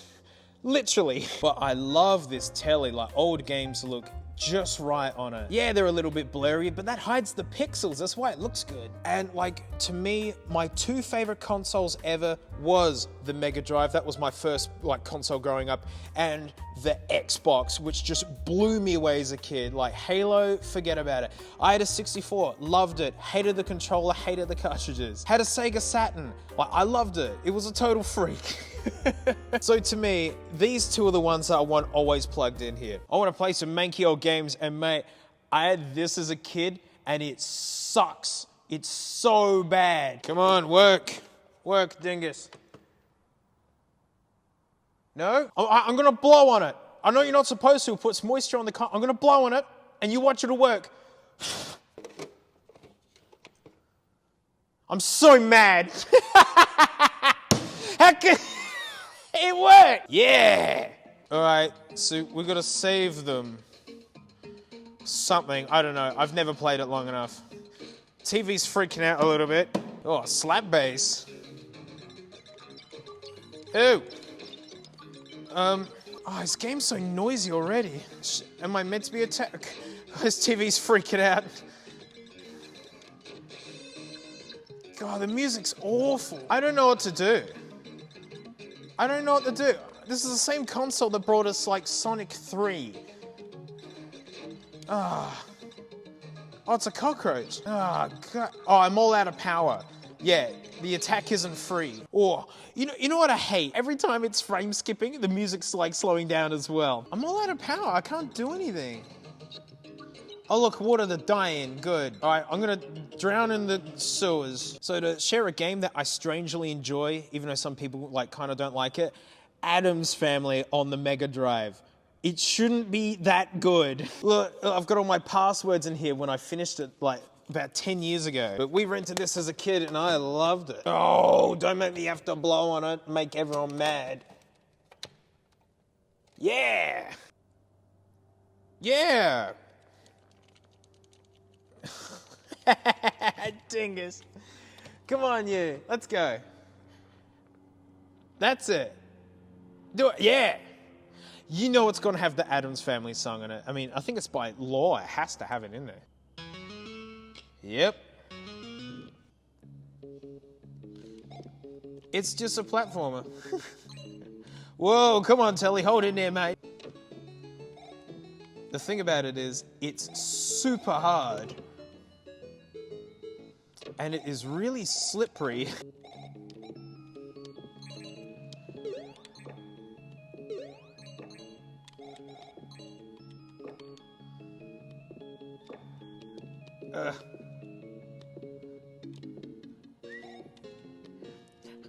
I really like this. I really like the music in this. I like this game. Maybe I should learn how to speedrun it or something. And I'm dead. But I gotta show you guys another game. Yeah, original Xbox. Phantom Crash. This got rave reviews. I played the demo as a kid. I said, I'm going to devote my life to this game. And then I got it. And then I devoted my life to the game. This is one of the few games ever I've 100%ed. Like, I had to have all of it. Oh boy, would I kill for a modern version of this game. How good does this look on a CRT? Get out of here, Adams family. That's the best looking logo there's ever been. I looked at that every day. Every day. Basically, it's 200 years in the future and you're having commercial robot battles in former Tokyo. Sorry about any lines in this script. I'm still learning how to film this properly. Look, it says clear. I have finished this game. And it's full of underground Japanese music. It's amazing. Yeah, and you build your own robots and things. Oh, this would be so good online. Oh, original Xbox for the win. This game is nuts. Frame rate's a bit low, but I mean, this was really pushing it. Wait, this guy is like hover legs. You could have different legs. Look at this, spider legs, awesome. Come on, look how cool that is. Oh, so much customization. Ah, this game is just the bomb digs. Rockets and machine guns and things. I demand people to bring this game back. Oh, I have to have a modern version. So neat. Telling you, I devoted my life to this game as a kid. Stinkin' Dynasty Warriors 3, the best one they made. 5's not bad. Number 3 is the best. The music's so good. And the voice acting is so terrible, but it's the right kind of terrible. There's my boy Lubu. I'm just gonna beat up this guy. I mean, he didn't have a chance. It just feels good, you know. You know, like there's a counter in the corner, just telling you how many souls you've ruined. But seriously, if you just want like a satisfying OG Xbox game, I mean, it's on PS2 as well. Dynasty Warriors 3. I mean, look at this cutscene. Aren't you enthralled? You thought Terminators look good. Yeah, this guy's overpowered. I mean, it's just absolute bloodbath. But yeah, that's the setup. I mean, I'm still learning how to film it properly, obviously, because I don't think this is the right frame rate. It looks okay, but yeah. But yeah, lava lamp. But thanks so much for supporting me, mate. Heaps of vids are coming. I'll see you like Triumph. Oh, look. It's a good accessory. This is actually a cool find. Theo, right? They make like my favorite audio nugget, the BTR5. Yeah, got karate chopped at some point. I don't remember that. I'm so sorry, Theo. This really is my favorite audio nugget. I've talked about it in my cheap headphone video just not that long ago if you want to know more about it. But this shows you how long in the game they've been. I mean, this is like an amplifier for the original iPod or iPhone. So I know you're already clicking unsubscribe because you're not here to see good accessories. Mate, you're here for the garbage. So when you got an iPod, I mean, what's the first thing you get for it? Mate, a case. So I mean, here's a normal case a lot of people would have gotten. I mean, no one bought this one. And I only bought it, honestly, because it's called the Action Jacket. Look, it includes everything you need. There's no oxygen or food written there, so I mean, like, guys, we know exactly why no one bought this thing, okay? Like, its flaw is just so apparent. Why isn't it covered in lights that just blink in my eyes and annoy me? Oh my god, mate, like, the accessory of my dreams has come true, mate. It's the Griffin Disco. The pull strip to test it, no one's pulled it. That makes me so happy because it's actually got a dingus's chance of working, and also proof that no one had any interest in this at all. No one even wanted to see it work. This is brand new. No one bought this. Oh dear. Yeah, let me in. Oh goody, my favorite, where most of the box is empty. Okay. Like the quality of the plastic is actually like really good. Like this is a really high quality kind of feeling thing. It's just an awful idea. Let me in. How do I get in? I need instructions how to take it apart, and it's just like, use anti-gravity and just make it happen on its own. What do I do? Ah! Guys, sheesh. Must not grit immediately. Alright, it's got the big dingus and the little dingus sizes. This is a big dingus. Oh, look, it's actually, hang on, out of all of these that I've got, I think that one's better. It's just gotten like, I hope that's coffee and not cat urine. Of course, my favorite one's this one. Oh, that's a handsome boy, isn't it? To the Horde with you. Well, it's literally just a case with a ring of LEDs and some baby bats. Pull. Oh, you're kidding. Oh, no. Uh-oh. Are the baby bats sad? Because I didn't buy any. It's a chunkster, all right. The quality of plastic is really good. It's really good. But unfortunately, the case isn't doing it. What if we take him out and put him back in? I can't even do that. Give me the baby bats. I want my baby bats. I want my baby bats. Oh, duh. It just closed itself. What kind of voodoo magic was that? I can't give it. Give me that. I couldn't even change the batteries if I wanted to. I'm starting to learn why no one bought this. I'm starting to learn, all right.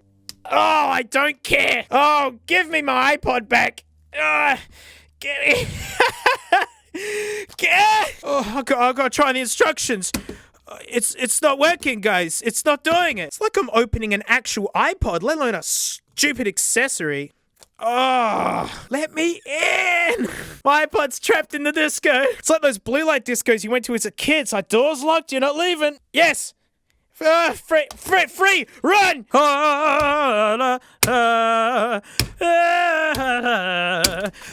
wow! That shatter's good. Oh, cool. It's like glass now. Oh, my book sale. Can you believe this was brand new and that no one wanted it? Oh, my book sale. Oh, like, yeah, I hear you. That was like a really pointless case. You don't need lights in it that blink in your eyes. Where's the really rugged ones? But not just rugged, but good looking. Rugged, good looking khaki case. It looks so used, yet it's never had an owner. I mean, you can see by like the cardboard packaging, it's just been taken from attic to attic, and that's the most handsome fake iPod I've seen. I believe no one wanted this frayed khaki case. Oh, it's lovely. It's like Dad's footy shorts cut into a case. Oh, it just tucks in. I thought it'd be a button. Come on, give it. Don't worry, we can tell. Whoa!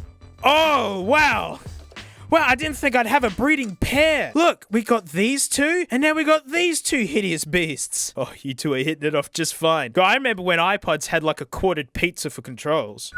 It is beautiful. Hey, a clip. Being stuck in the disco wasn't bad enough. You gotta be stacking Dad's footy shorts. I like how it blocks off parts of the screen. That's my favorite bit. Is it even built for the iPod video? It is made specifically for the video iPod.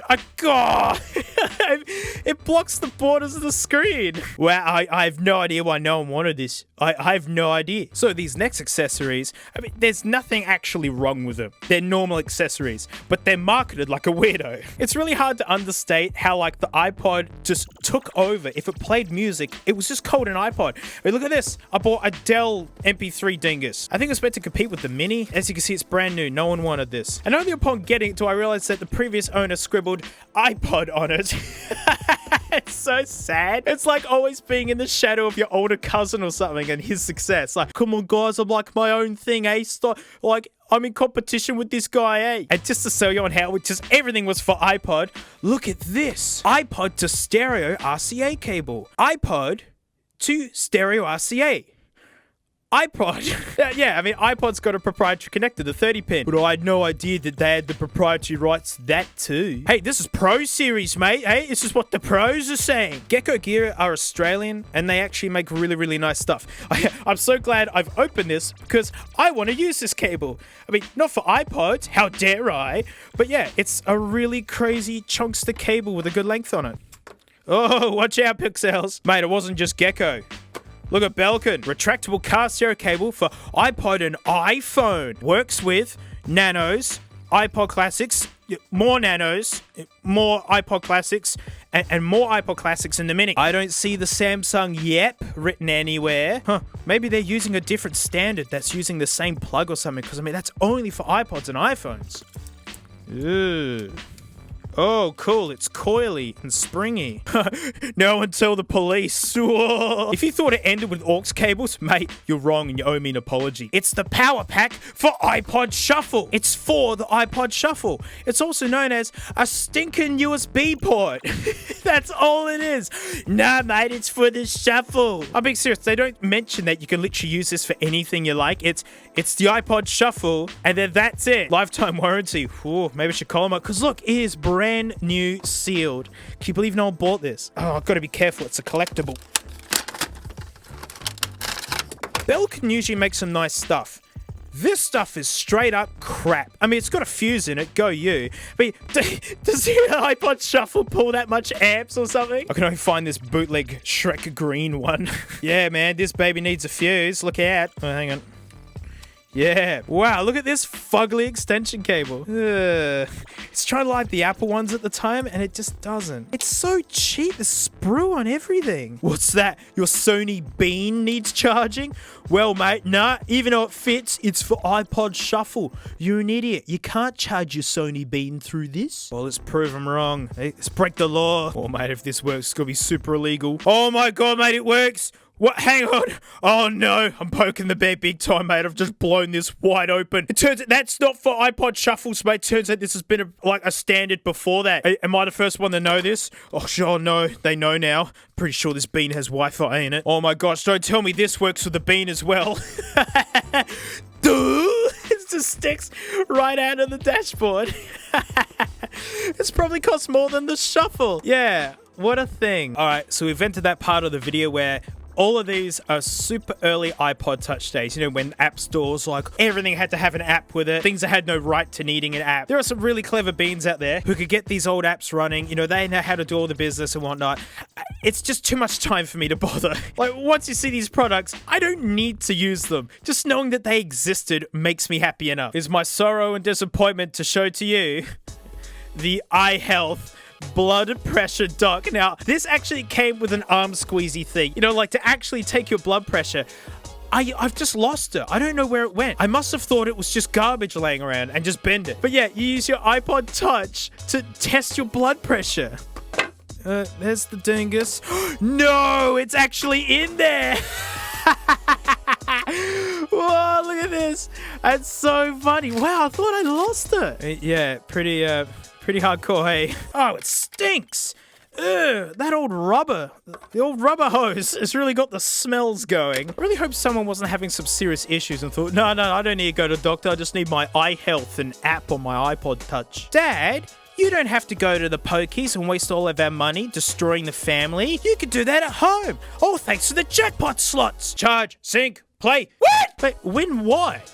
What do you win? Dazzling real gaming experience. But where's the crushing disappointment of actual losses? Different slots of varying levels of difficulty to challenge your skills. Yes, your skills at pulling that little red handle. Can you believe no one bought this? Can you believe this is brand new? Oh, goody. Wow, an actual prize draw. Get out of here. Okay, to enter, play jackpot slots and achieve goal number of credits, or just complete a mail entry form and send it. No purchase necessary to win. So they've just literally said in the first sentence, you don't need to play it, mate. Oh, New Potato Technologies. How I love that you're called New Potato Technologies. Come on, where's my potato? Oh, that's quality. The fact that they cap off the ends of this, and then what you're left with is a very cheap cable. Oh, but those covers dazzled me. Yeah, it's a mini USB cable goodie. I have another one. And yeah, here you go. It's just this. Look, I'm gambling. Oh, no, I see. All that does is eject the... Oh, wow. It's like the real gambling. Yeah, you pull the slot, you get disappointed. It is like the real thing. Amazing. I recommend this. Everyone, go out and get one. Something I really hate is wasteful packaging. I really hate it. Yeah, so, look at this. This is actually not a bad idea. It's something that Samsung phones had at the time, so this was a bit redundant, which is so that you could use your phone as a remote. You just point at TV, bing, bing. So yeah, cool thing. Free app, great. More things to steal your data. But this is where I have the issue with it. I hope you like plastic waste. Look how big the cavity is with nothing in it. Look, it could fit a dock. It actually fits the dock comfortably. Look, it could rattle around in there. An adult duck could fit in the empty space. Who made this? Oh, it's New Potato again. All right, fine. I'm going to show it to you. You've all seen the thumbnail. You saw that hideous beast. You said, I want to see that. Well, they always say, don't meet your heroes. Look at this jangly armed beast. It's the eye guy. Look, it's like someone's dog got a broken leg and they decided to fix it themselves. Oh, it's only a little bit crooked, mate, but he can still dig and poo in the yard, mate. What I enjoy is the only thing they've left exposed are the hideous arms so you can play with them. But all that's done is just become hideously filthy. It's got like a trucker's tan. Only with filth. I love this. Look how crappy the like silicone molding is. Look at this big like gash in it. Try me, and it's sitting down. Okay. I must try it. Oh. It's got an ass on it. It looks like a trainee, like just squatting down. Oh, I'm just gonna fix your NBN here, mate. Just take a minute here, mate. I gave it a bum. It's got a butt crack. Cool toy. Hang on, cool toy. You're not allowed to call it a cool toy. It's your own dingus product. Patent pending. Boys, you don't need the patent. No one's gonna be knocking this off, don't you worry. Let's free the eye guy. Oh no, this is how curses are started, aren't they? All right, I've still got him contained here. Like, there's still a barrier. And let's see what happens. All right. Oh no, he doesn't want to leave. Ew! Ew! Ew! What is that? Oh, it's like Voldemort. It's got like an evil face on the back. Ew! It's filthy! Ew! Look at it, look! He doesn't want to leave. No, Earth sucks. Don't let me do it. Don't let me do it. Oh gosh, it's like digging up your old dog from 10 years ago just to see him again. Ew, it's all... What's in this guy? Oh, his legs are so heavy. It's this heavy ass hanging up. Oh, his bum's articulated. What's that dark line? I see. It's got metal running through it. What is this for? Why is it greasy feeling? Okay. Alright, so that's what the hideous dots are for, to hold this thing in place. If you've got a 20 gig one, because the 40s and 60s are bigger. Well, I've got a 20. Look, it's the iPod. I literally made into a keychain and dragged behind my motorbike like, what, a year and a bit ago or something? And then I actually managed to clean up all the scratches. That's real. I did that on the video. And also in that video, I introduced the 1 grit. Hey, for those uninitiated, it's a sandpaper joke. The higher the number, the more particles per small space. 2000 grit paper is really smooth. 30 grit paper is super chunky. Well, this is 1 grit. Get it? That's the joke. It did come with a really, really good dingus fake here. I could just go with the rest. All right, insert this hideous thing. Oh, this isn't fiddly at all. Not even a little bit. Look, that literally cups into the bomb.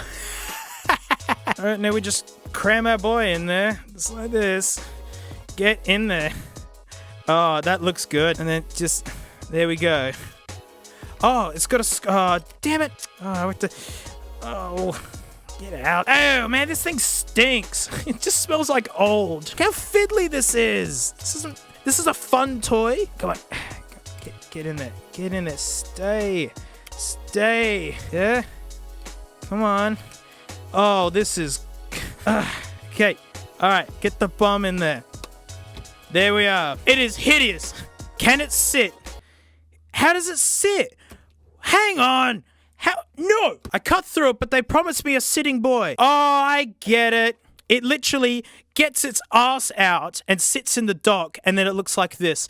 That is so cheap and crap. Look, I can piece the pieces that together, and I can see right in the corner, you can see like the case is opened up when it goes into a dock, and it's meant to look like it's sitting. Basically, sitting on a toilet is the idea. Well, it stands up, and it falls over. Oh, it's got that face in the back. Yeah, look at the T-pose. Look, now it's a modern Bethesda game. Well, thanks so much for watching. Huge thanks to my patrons, especially these stinky names right here, because mate, $1 a month, I direct videos, get off. Hang on, give me my pod back. Yuck. Talking about the fact how everything was made for iPod. This one's a delicious pun. Delicious, literally. I freaking love pods. They're amazing. So they're pods branded portable iPod speakers. Look at that jack. See? Proprietary. So, yeah, I can't wait to blow these up with the Diablo. Just, yeah, no surprises there. We're gonna try and pop them. Anyways, mate, I'll see you all next time. So, like, I put in a Ring camera, like, so I can check in on Frank and see what she does all day. And so let's see what Frank was doing all day.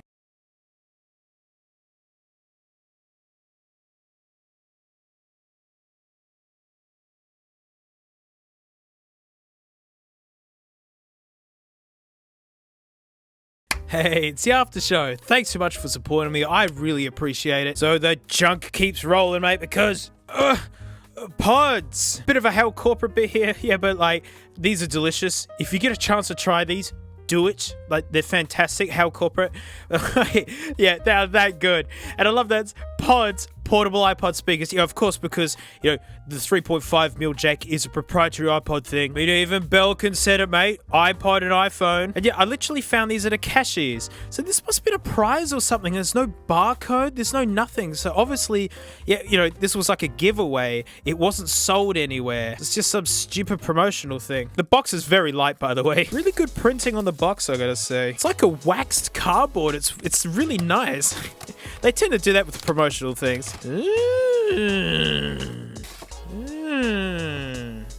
Flat pack speakers. Oh goody, a manual. Foldable loudspeaker instruction manual. Loudspeaker is pushing it. I love it. Like number 3, you can see how they're just kind of just thrown on the floor there. There. The speakers may not be compatible with all PCs and all laptops. Hang on back. What? I thought these were just for iPods. Are you telling me that the 3.5mm jack is not iPod proprietary?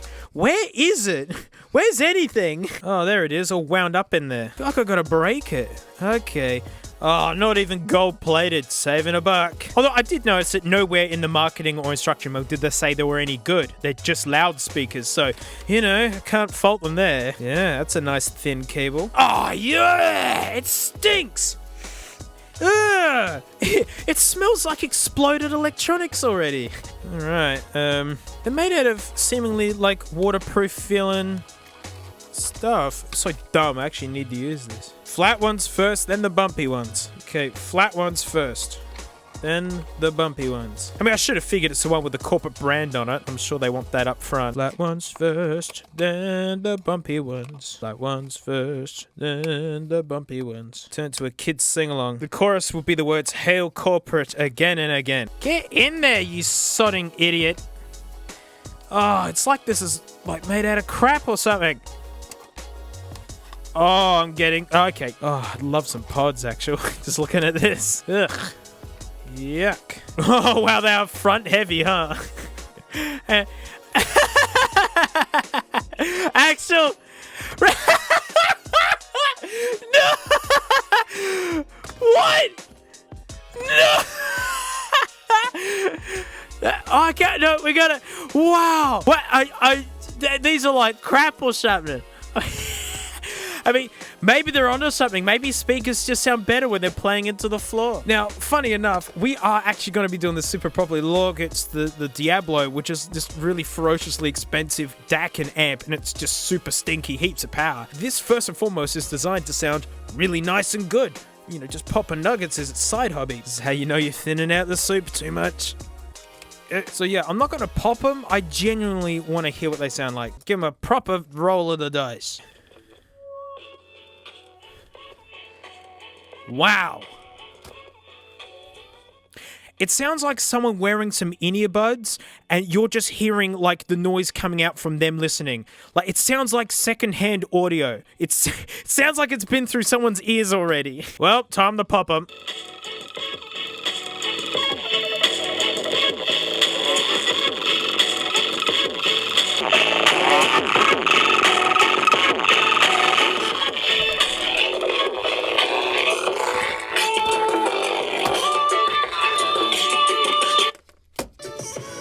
What? Oh no, what happened? It knocked something loose there. What, can you believe these things are total garbage? Look at this. They splat so good. Wow, these are way imbalanced. Give me these things. Man, they're not kidding around. These are clamped in there good. Yeah! Free the beast.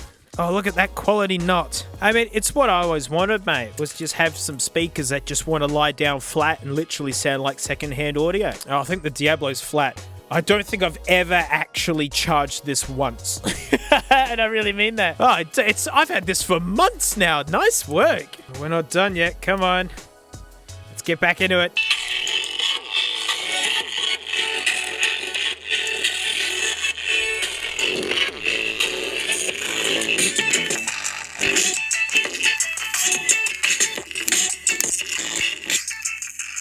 Come on. Weak. Super weak. Couldn't bounce a Puxel. Look at them. All my boys have run away. They all got excited. Oh, my Puxel. Wow, these suck. For their size, they are so quiet. Again, nowhere in the packaging did they say it was any good. Dang, they couldn't even bounce a Puxel, mate. Well, there you go. How corporate. You know, it's funny, the biggest companies make the worst crap. It's just so strange. It always turns out that way. Anyways, thanks so much for supporting, mate. I'll see you on the... You happy? I'm finally doing it. These have to be the most requested headphones on my channel. Like, every comment section mentions it, like, in some way or another. And why, you ask? Because these are meant to be the stinkiest, bassiest headphones you can get. Oh boy, are they. We will get to that. Bass you can feel. Wow, Bluetooth, cutting edge. 40 hours battery, that is stinking huge, actually. And rapid charge, nice touch. In your world, what are they doing? Quoting Pocahontas now? Keep listening. Don't tell me what to do. You're not my real dad. They're not in here. They are made, like, really well. It's good. Like, no rattles at all. Yes, they fold up. Bueno. Slidable. It doesn't feel the best the way it slides, and there's no, like, detents, which is fine, I guess. It means it's infinitely adjustable, but it's not nice to adjust those, but oh well. Earpads are a good thickness. They feel okay. Silicone top band thing. Yeah. They feel nicer than Beats by Dre. Let me put that much. Oh, beautiful, simple controls. Look, plus, minus, like, you can feel what they are. And look, your thumbs rest right on them. Because to keep whinging about this, right, the march of consumer technology is limited by us, the stinky human. Companies putting touch controls where we can't see them. Like, I don't know, the sides of our head. It's my biggest complaint with the Sony wireless noise cancelling ones. Because, yeah, we can't see the sides of our heads. Thank you. Even the AirPod Maxes have physical buttons. Yay. It's got some future-proofing. Look, aux in, great. Awesomely, they even give you a cable. I really like the color of it. And it's square, meaning nice design. It won't twist up. Nice little thinking bits there, guys. So these are regular old wireless headphones. So of course it's got a microphone in it. But, mate, the cable comes with another one. Oh, I gotta yell into these. So, like, I'm ready to take my listening experience to the next level. Like, just get down to know what do I enjoy about music, and it's just sub bass, mate. All I have is 16 subwoofers, no tweeters, no mids, mate. And, like, basically, all the neighbours hate me now because all they hear is Jersey Shore through subwoofers. Or but, like, I'm pretty sure that's how Wales enjoy it, mate. So, like, I've been banned from a neighbourhood 8 because, like, people were sick of hearing S Club 7 and Jersey Shore through 16 subwoofers at, like, 300 decibels. So, like, I sold the house and bought, like, a tinny boat, mate, and I'm going to take my rig out to people who I know will get me and appreciate me. It's like Wales and things, mate. It's actually going horrible. I mean, like, they're talking to me, but they're saying that they hate Jersey Shore. The wireless mic isn't bad. It's actually pretty typical of just about any wireless headphones. Oh, baby, hear the difference with the cabled one. I mean, it's why cabled headphones aren't going away. It's the best signal you can get. Even $20 KZ wired microphones sound better than the wireless mic in this. And also, when using the wireless mic, it just had the worst high-pitched noises coming out of the left ear cup. Like, literally unbearable and unusable. No, not a good touch, boys. Micro USB stinks, but these have actually been out since 2016. So, you know, at the time, not a big deal. Today, it stinks. Now, while the earpads are nice and big and conventionally comfortable, I can't stand how these things fit. These ear cups don't swivel enough. So what happens is they pinch at this bottom point underneath your ears. But look, even if I bend these as far as I can, they're still sitting at an angle. Not good. And like heaps of people complaining about this. It's obviously a design flaw. Why can't this move more than that? Yeah. Yeah? Nah. Alright, it's time to talk sound. We need to get out the referee. Of course, it's the Horde 600s by old mate Senny Sen. Now, I always got to show this graph because, hey, I don't know if this is the first video you're watching of mine to do with headphones. Look, it's a frequency response graph. This, you know, is like the sound of the headphones. Broad strokes kind of thing. The higher the line, the louder that bit of the music is. So way down here is the super sub bass, then regular bass, and here's the mids, where I'm not kidding, it's like 80% of the band lives, like guitars, singers, trumpets and more trumpets. And then up the top, so pet, tit, tit noises, cymbals, and reverb and ambience kind of stuff. Now, ideally, you want this to be a flat line, meaning that whatever the artist put out the music, it's at the same volume as that. And of course, I brought the freakish ears on a stand. So go on, mate, let's take a listen.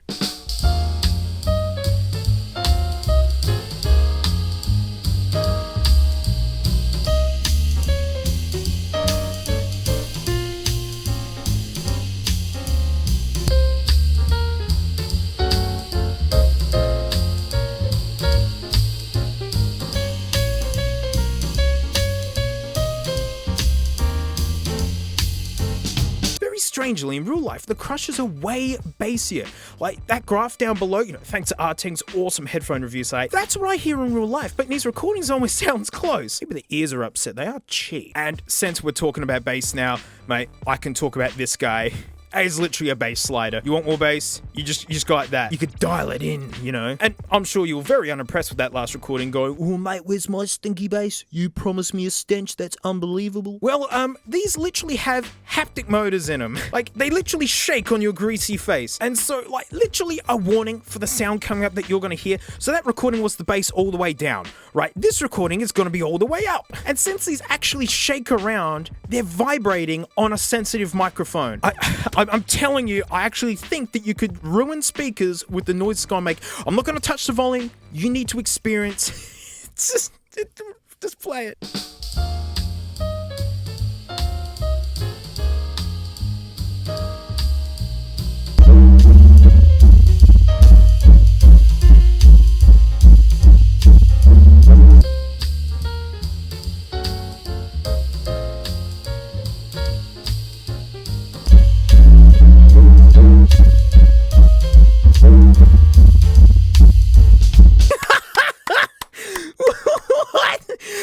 Unlistenable. Now, I gotta say, it doesn't sound like that in real life. No joke, it sounds like a cheap subwoofer in the back of a VN Commodore. It's a bit dirty and nasty, but it's actually really, really fun. Here's another test where I pick a bassy song, it's Scarlet Fire, go figure, and I play with the bass slider a bit. Have a listen.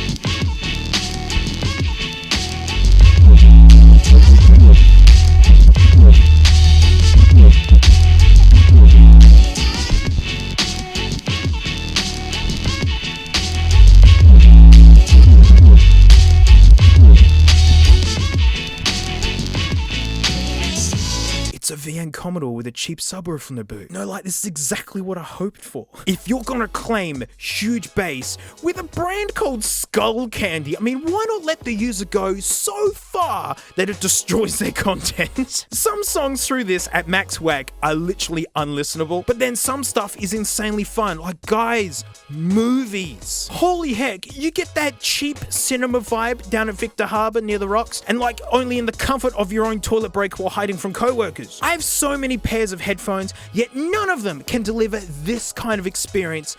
It's freaking hilarious. Like, they literally shake. When I tap them, you can hear like boom, those engines inside like vibrating. And look, bass in music is like sugar in food. You can build up a tolerance to it. It's like, as I said, most music lives in the mids. The bass end is like two instruments, the bass guitar and like the kick drum. So to folks who use balanced headphones and hear all of the music, it can actually sound like you're getting way less because 7 instruments are being drowned out by 1.5. I give friends headphone tours. Like, we start with the vintage ones from like the 30s, then into the classics like Sony MDR 7506s and whatnot, and then like the crazy high-end ones like Order Z's, the Stacks, mate, the Empyreans. And now I've realized at the end of the tour, I now know the headphones I want to end with.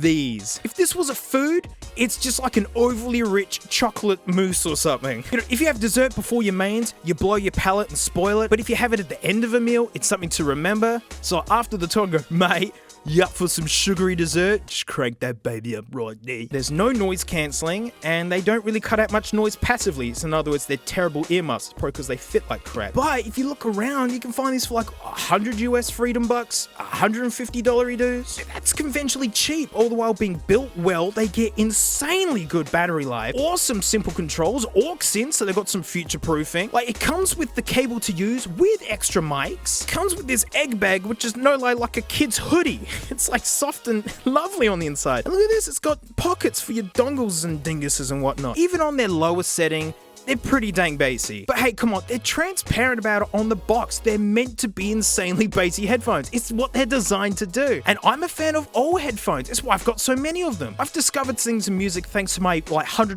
Grados that my $5,000 Empyreans didn't find. And look, if all headphones were balanced, they'd all sound the stinking same. Not every set of headphones needs to be balanced. In the same way that not every movie needs to be real. Mate, spaceships aren't real. Everything in this movie's fake. Of course it's fake. It's fun. Go watch a documentary then. These are fun. Look, if you want my tip for like a more balanced set of headphones with great bass that you can do professional content making with, they're dynamic DT770s. There's 32 ohm version, the 80 ohm version, and the massive stink 250 ohm version.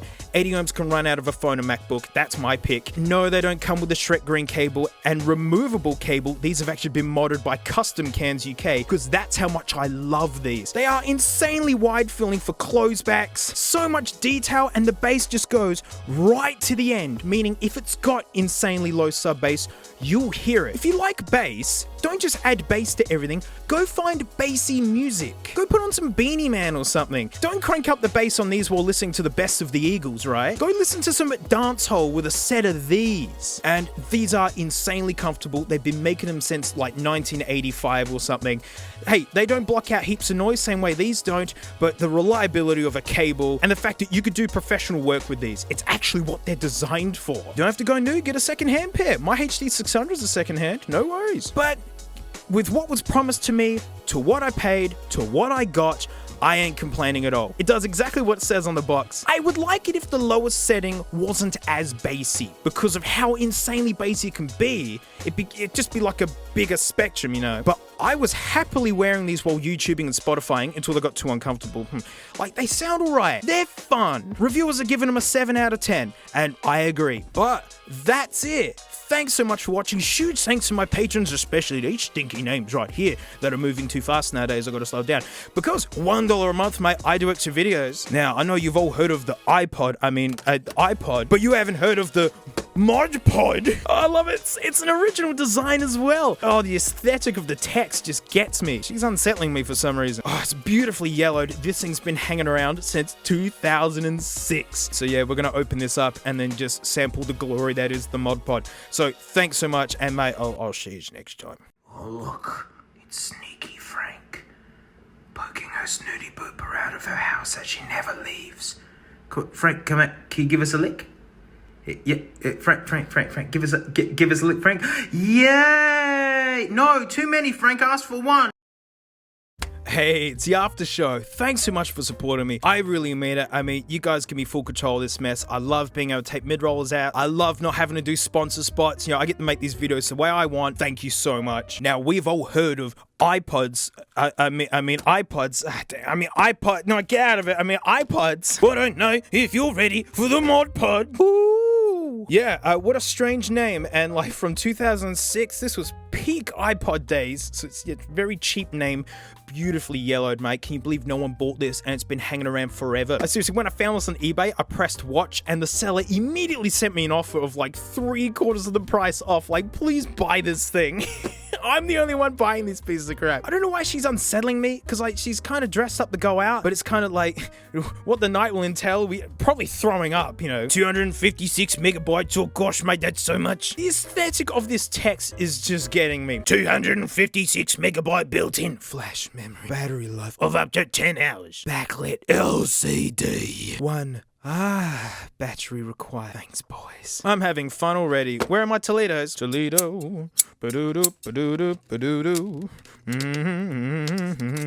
Now, I'm actually going to try and open this carefully because this is actually like an original nugget. I haven't seen this design before, so I'd actually like to, you know, put it back. Unless it's absolutely horrible and it gets one graded, but hey, who knows? It might be lucky. All right, we've got to look at the treasures first. And it's like a gift, you got to read the card first. Oh, wait, it's all just kind of coming out, isn't it? There we go. Okay, move over, Craig. This is a pretty disc. Ooh, look at this pretty thing. Oh, amazing. Yeah, for Windows 98, thank dingus we don't need this. I love all these micro scratches that have built up from it just rattling around in this thing for, sheesh, what, 15 years? Fix these songs! Hang on, I thought I saw someone standing up there. Hang on, I thought I saw a silhouette of someone standing. Where is it? Oh no, I'm going crazy. Oh no, it's a... It's Arthur, the meme, just when someone disses your ModPod. I mean, they don't call it the ModPod on this, so obviously it's a generic design that other people have grabbed, although I haven't seen it in another one. I don't really have any actual complaints. Record voice, you betcha I will. That is a perfectly cromulent manual. A clip, the armband, so you could be Arthur. No, this is not a USB mini cable. It's one of the weird USB ones, like the really early Nuggety Day ones. Good to have this, actually. Whoa, look at these yellow boys. Semi-original design. I mean, it's not like the typical knockoff, the MX500s by Sennheiser. Oh wow, these vents are cheap. Look, they're just, it's like the plastic is super thin and you're just peering through it. Unfortunately, due to these being an original nugget, can't blow these up. They gotta stay with them. And I can see the Diablo over here just kind of licking its chops going, oh, I wanna blow up them nugget phones. Well, you can't. Sit back. Here it is. All these floral patterns reminds me of like SpongeBob backgrounds or something. Engage its clip. How? What? Hang on. That just broke. Oh no, that just broke. What? The clip that holds in the clip. It's... Oh no, I'm starting to understand why no one bought this stupid thing. Oh, ModPod, you pilot. Oh no, now I realize I haven't put a bat in it yet. Oh dear. Oh, he's cooked already. Oh, yeah. Hello, ModPod. Okay, this is the same UI that I've seen on other stupid bootleggy nuggets. Or at least left and right are the controls. So, I mean, it's got that going for it. Hold switch, volume, mode. Okay. Record. Yeah. Oh, actually, you tell me if the mic's any good because I have to check it in post. Usually with these nuggets, they're really hard to navigate. But actual, like, yeah. Not bad, ModPod. All right, watch your butts. I'm plugging in the nugget. I'm arming it. That way. There we are. Yeah. It is not talking with the Mac. Never mind that 2006 is well into the OS 10 days. This is the only computer I got that puts Scarlet Fire in it. Don't make me get the EPC. You get me... Stupid EPC. Better talk to this one, right? Got you a genuine nugget to talk to. Whoa. No, it should just work. Oh, Windows loves pop-ups. Can't wait for Linux to take over for you. The NTP device. That's not how you spell ModPod. Are you the guy? No, wait, that's local disk. Oh, ModPod, just stinking work, you moron. I hate you, ModPod. Stinking garbage. Very pretty disk, but I hate the ModPod. Come on. Come on, ModPod. Dude, nothing works. Modern computers, vintage computers using the disk. All right, now it's not even doing the automatic thing where it's like trying to look for drivers. It's literally just going, well, I couldn't do it, and then that's it. Genuinely, guys, I can't get this to work. I got out the EPC. I got out the stinking chocolate-covered drive, and look, nothing. I tried, guys, I tried. Well, that was fun on a bun. If the bun was made out of cat poop. I'm wondering why no one bought this. And I'm also wondering why the heck couldn't I get it to work? Nothing at all. Like, yeah, it wouldn't talk to the Mac, wouldn't talk to the vintage Windows, which is of this period. Give me my... back. Thank you. Back with the boys. Well, if they ever make the ModPod 2, I probably wouldn't buy it. Or maybe I would. There you go. Thanks so much for supporting me. So sorry I couldn't get the recording off of this thing. You know, so there you go. My recording is on this and I can't get it off. I tried. So just unsub to Patreon buttons down below. I won't see you next time.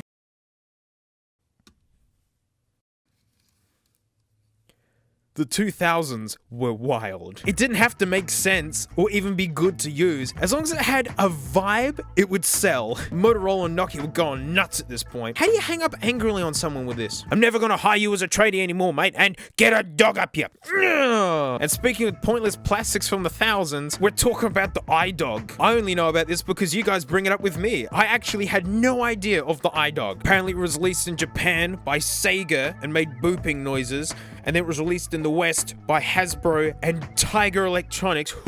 They don't make garbage at all. And then they just completely sold out by releasing it in every single color. They made a pupper version, they made a disembodied head version, and then they got as far to the point to it that it was just a pillow that did nothing. A typical sequel, the iCat, and then the untypical sequel of the iFish. And of course, it just makes sense in the lineage. Turtle. They sold out to Hungry Jacks and just made like really whatever versions with like Hungry Meals. What's a Happy Meal with the other side? So after doing this research, I had to get one, and I've looked after you, right? I got a brand new one in the box. Now, I have no idea about the iDog. We're going to experience this together. And it was at this point that I decided to check out KK Clue's video on the iDog, and that's when I learned that I have the worst one. Bork, bork, here it comes. The Spy Dog. Not spy as in detective, but spy as in spider, to coincide with the Spider-Man 3 launch. Look at our pupper, all decked out in corporate gear. Like, Spider-Man, Spider-Dog. Like, they tried to be so clever that they weren't clever. Well, maybe they had 15 minutes to come up with a design because it was just a cash grab. Oh no, mate, the movie comes out in like 10 minutes and we haven't even started the design yet. So apart from being an absolute corporate cash grab, and the worst one of the Spy Dogs, we'll get to that, is participating in my least favorite thing, which is humongous stinking packaging. This thing is way smaller than I thought it was. I thought it was a little bit bigger than this. I know they made big ones, and it's just mostly clear plastic. What looks like a spider but rocks like a dog. Spy Dog, TM, and asterisk, just corporate all over this thing. Why would that need an asterisk? So I can't even fit this stupid thing in here. Begging for the beat, or more likely, begging for the bin. Speaker for MP3 players and more. 2.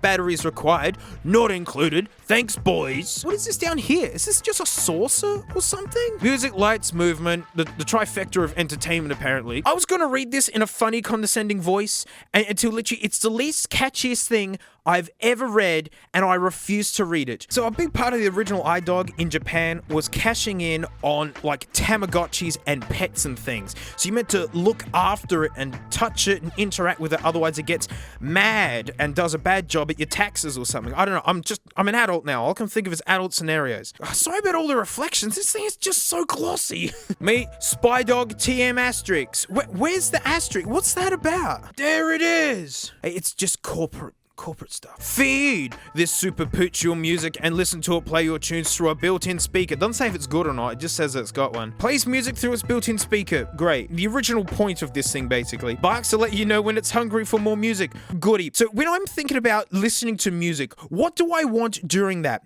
That's right. Dogs barking. Take Spy Dog, TM asterisk, everywhere that music's playing and see what it'll do. I'm pretty sure it'll sit there and wiggle about. Communicates personality and moods through musical riffs. I don't know what that means. It blinks lights, it moves around, and Tiger Electronics, the mark of the beast. God, Spider-Man is like a separate company now. Like, it's out of control. Now, like, this packaging is a total collectible, mate. Like, I have full intention of being very, very careful to get this back in here just as I left it, and then put it onto my shelf to look after. Give me my dog. Oh wow, it's like Fort Knox in here, mate. Can't free the dog. All right, we'll get to the doggo in a second. No! You dirty words I can't use. Oh! Oh, I told myself that I wasn't gonna one-grit this thing, but I don't know. This is pushing all my buttons, man. I thought this was already an egregious waste of plastic and just storage space. The fact that this dog is in this big empty chamber and then that this would be full of stuff. Oh my god, man. There you go. Give me that. So, for this much waste, let me show you what you get. Corporate logo laden dog, this cable, and this toilet paper. That's it. I get begging for the beat, mate. Begging for the bin. Stand over here. It's the most utilitarian aux cable I've ever seen. Ages 8 and up. You know, 7-year-olds can't handle this amount of disappointment, right? That's why it's 8 and up. Faced with 7 multicolored LED lights. That literally is the face of the iDog, and it's like the thing they keep harking onto, and the source of disappointment with this model that I've got. We'll get to that. Tail switch, apparently. Ooh, beware. When you flick his tail, he won't be happy. I've never heard of an called an LR6. Like, the engineering term for one of these. Just shove him into the side of your dog. This is not the kind of cautions I'm imagining for something that looks like this. Give corporate dog lots of attention. I will buy Spider-Man merch. I will watch the movies. Look, there's nothing wrong with this manual. It is 100% cromulent. It's nice thick paper. It's laid out, like, you know, apparently it changes color on your tunes and will react to being plugged into that Discman, or it can just listen to music and dance around. Static, excited. Here's the Tamagotchi part of it trying to kick in. And look how much of this is to do with those lights, and again, why this model is very disappointing. Oh, important tips. I need these. To quiet iDog down, I figured it would get annoying. Tap its tail switch and it'll give you 5 minutes of peace and quiet. It'll get angry when you do this. In other words, to make it quiet, literally do something it hates. It knows when it's in a dark room. That's interesting. And it may react to other sounds. Well, I mean, of course, I'm guessing its microphone is not that sophisticated. 2005 Sega Toys. Here it is. It's got a good amount of weight to it in a nice way. It doesn't feel like absolute crap. That's where the aux goes in the side like a real dog. I like how the ears are translucent. There's the mad switch. Oh, do I actually have to use have to get the dad tools out? Dads can do this bit.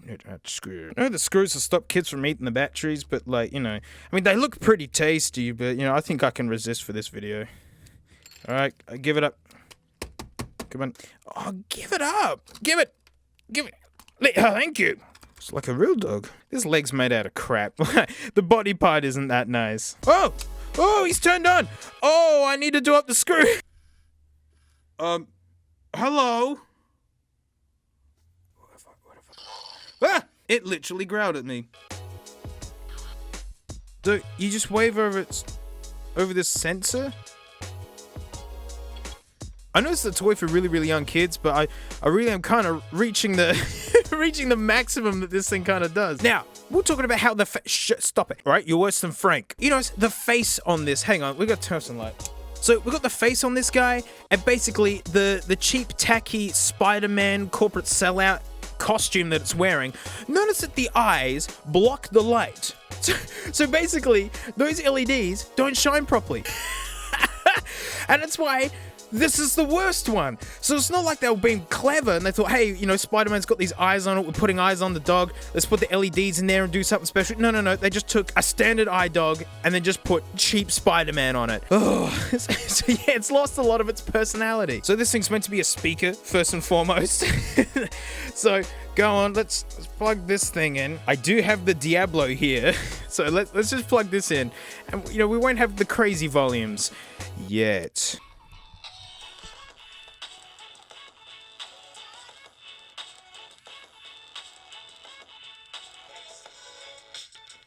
Dance to it. Why isn't it dancing?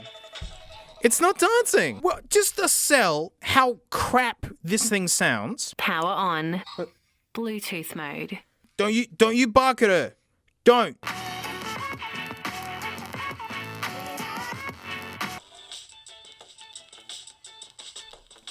This here is a relatively cheap speaker that came free with a phone of mine 2 and a bit years ago, and I only keep it around because it's got that hilariously sexy voice in it. So in terms of hi-fi, this thing ain't. I've already done like Bluetooth speakers, and this...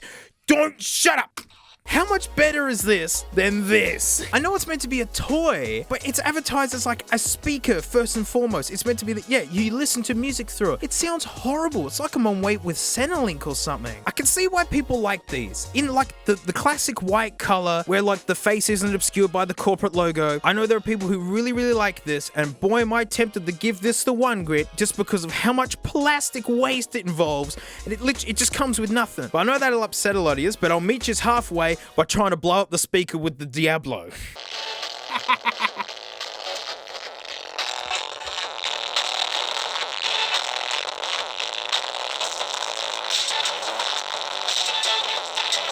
Oh boy, that got noisy, like a real dog. And it's warm. Oh, well. Oh, that's such a sticky, crappy aux cable. Hang on, let's just turn this stupid thing off.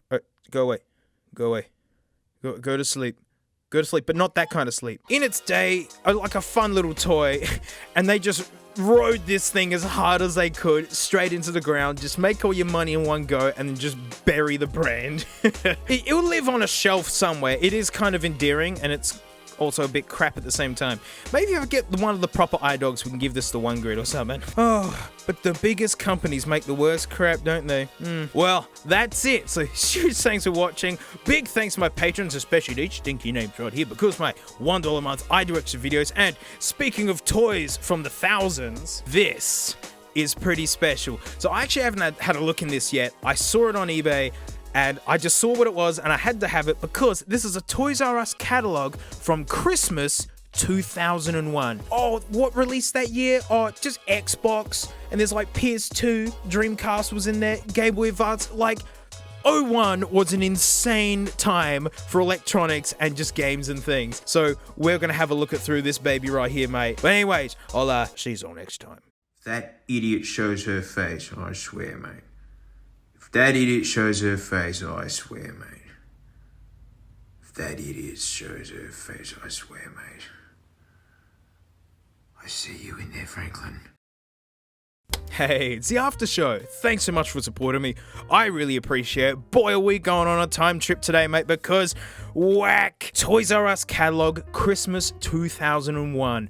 I haven't looked in this yet. I just saw that year, and the fact that it's Toys R Us in its prime during Christmas, this thing's going to be full of the hottest business. So many amazing games, electronic stuff was coming out at the time. I'm just going to totally geek out at these toys in here because I was like 11, very impressionable age. Let's get right into it. Lay-by. Put yourself into debt with toys. Lego Technics. Yeah, I thought those things were cool as heck, but I couldn't afford them. Ooh! Ooh! Ew! Yuck! Whoa, what's that about? Hey, it's horrible! Oh, let's just put the duck on that. Action Man! Is Action Man still a thing? It's the most generic name, I reckon.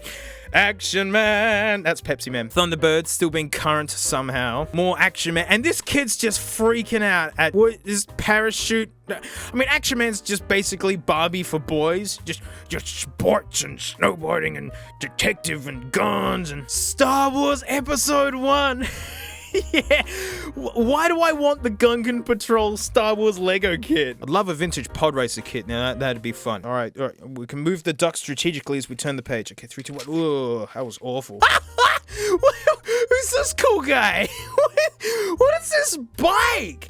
What does he do? Remote control bike with rider. Okay, I remember these. They were crap. They were terrible. They just wonky fell over. Hot Wheels motorized spider slam. So they'll run out of ideas back then, huh? Oh, man, these toys running your bed, man. Why is this crap still be? Oh, it's all the Pokemons that I understand. Yeah, baby. Look at that big thing right there. No backlight screen. Very annoying. Very annoying. Coco's Bad Fur Day. Oh, that's amazing. Get all Pokemon Stadium. What do I? Mario Party 3, I couldn't care. Oh, look at the PS1. Looking like the PS1. Oh, Tony Hawk's Bro Boarding number. Oh, I had that on 64, so the music just looped endlessly, but I still loved it. And Rainbow 2, good game. PS2 was here. 700 buckaboos. Crazy Taxi, amazing game. I need Toy Story Racer. Look at Buzz there. He's up to something. You know he's cheating. And Army Men. Oh, everyone used to be nuts about that game. Yeah, like this is when portable Discmans were finally getting cheap. I mean, imagine this year the iPod only just came out. Look, it's that dinosaur movie that looks terrifying. Pinocchio. Wow, forget how old Bob the Builder really is. Wiggles still going today. Are they VHSs? I mean, I guess they are. iZone pocket camera. And look, she is not vibing. Yeah, cool, huh? Every school had one of these in every room, and they still do. I worked in schools. I only just stopped working in schools like a year and a bit ago, and these are still in there. Yes! Yes! My sister had the bird, and it was so annoying. I love how, like, you got these pretty damn impressive looking ones and just the really crappy looking ones. Of course they're made by Tiger. Oh, all corn. Oh, is that just a big chicken? Is that what it is? I gotta say, they look pretty plush and cute. Oh, they got bad bits there. Look at these two, mate. They've been, oh, mate, you feeling it yet? I don't know, mate. I don't know, mate. Oh, mate, I'm feeling it, though. That kid is fully cooked. Ah, Bear in the Big Blue House. Actual, like, the puppeteering involved with that guy. There are YouTube documentaries about it. It's amazing. Like, yeah, that was... huge hit. Barbie's $500,000 RV van kit. It's fun being rich. Barbie's VW bug when corporate entities collide. Wizard of Oz Munchkins. Was that trending in 01? I'm vibing with this kid. Like, hey mom, I did a poo in the house, but you have to find it. The family argument starter kit, only $27.99. I really do like these electronic cash register sets. The only problem is they're not that realistic. I mean, you know, the goods and scanning and taking money, that's all realistic, but there's no one yelling at you for doing it. And so, like, that's very unrealistic. This kid's growing up to be a Karen. You said hash browns were only $2.50 for 3, and you've charged me $4 for 6 of them. That's not how I want to speak to your manager. This kid's making the face like they've literally just pushed it straight into interstate traffic. Like, well, start learning quick, kid. But mom, I don't want to go to the zoo. Yeah, these crappy skateboards where like the bearings are already cooked, and like this artwork, no kidding, actually looks like middle school artwork, and they've just gotten some kid to do it for free or something. And then like one of the older kids who could do backflips on their skateboard would roll up with a pro one, and you feel those bearings, you go, right, these are absolutely terrible. Hey Dad, you never guess where I did a poo. And we're at the end. And that's pretty slamming, actually. Like, being a kid and having a basketball hoop like this, that's pretty awesome. And these are popular again. Like, I remember when no one rode scooters, and now everyone's back in on it again. So, wow, swings and roundabouts. Yeah, Tea Tree Gully. Wow, that was awesome, especially the video game bit. Like, to see those consoles at their native prices when they'll just drop it. And no Xbox in there yet. That's how new the Xbox was. So, wasn't expecting that. I knew it'd been like announced, but that was literally like the month prior. But anyways, thanks so much for supporting me. I really appreciate you. The thing and head pahonies. Well, not only did I not expect for this channel to get to the size that it has, let alone how much influence I have, like, I can't believe how many people are using nicer sets of headphones all because of me. I will talk about Austrian orders at some point. Look, they're lovely. Oh, they're built so good. But what's been happening is a lot of people have been grabbing some nice new sets of headphones, and they've been asking me for some songs to recommend to get the most out of them. So I'm gonna spill the beans and share with you the music that I use to test headphones and audio gear with, even the embarrassing ones, mate. So I've got my Fio M15 here. This is my favorite music player. Love your Fio. I mean, look at these scratches, mate. She's had some travels. Starting off with a good meme. Earth, Wind and Fire's September. Mate, you can't unhear the Bongo Man. He's in the right ear cup, right? You've heard this song so many times. You didn't even know of the Bongo Man, and now you can't unhear him. And like really wide sets of headphones, it feels like he's in the room with you. It's really funny. And also the track Let's Groove. That kick drum is fat. Whack. And it's just so well produced. Basically, any set of headphones, this track sounds brilliant out of. Oh, good. Now artwork isn't even loading on Tidal, and Tidal, you wonder why we hate you. Noises, tentacles. The song sounds just as weird as the name and the artwork. The song is so chunky, and then all of a sudden this tambourine just comes in. Yes, a tambourine, and it just dances on top of this hot mess, basically.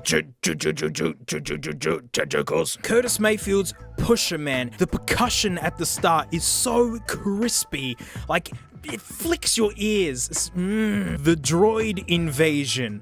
There's this orchestral bass drum at the beginning, and if you've ever seen an orchestral bass drum, it's the biggest stinking bass drum you've ever seen. The humongous sub bass that comes out, but it's subtle. You just feel it just keeps getting lower, and with really beautiful headphones, you can hear the texture of the beater hitting at the beginning and throughout as well. Every time they bop that bass drum, boom, it's pretty amazing. So I find with overly bassy headphones, it can just feel kind of saturated, like that fine detail kind of gets lost. But one of my more contemporary bass testing tracks, Who Am I by Beanie Man. I used to be the house drummer in nightclubs, and this song would always go off when the DJ ripped it.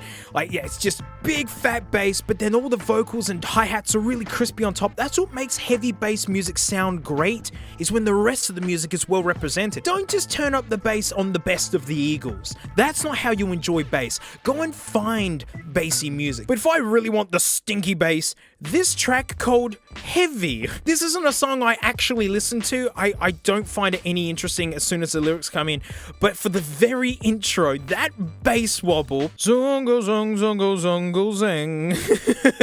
This is a real song. Zongo zong zongo zongo zang. It's annoyingly catchy. It doesn't even sound like this isn't even part of the video. It's just like, just go and listen to it and you'll be humming it for days and it will actually start annoying you. One of the tracks that I use to test big soundstage is this one specifically, Affirmation, the live version by George Benson. You know, it's a live show, so you can hear the audience sitting there and like people chattering and laughing, the snare drum buzzing from the sound of the guitar amps on stage, you know, the crispy percussion, like you can point to where people are. It's pretty amazing. And the wider the headphones, the better that is. Gloria's Conga. I honestly tend to stop listening as soon as the verse starts, the actual lyrics, but that instrumental section just before it, it's a beautiful time, the 80s, because like it's a lot of electronic stuff, but it's got acoustic drums and percussion in it. Just those big fat synth sounds with just the ambience that acoustic instruments give you. Corben Dallas Multipass. That's all I'll say. Miss Jackson,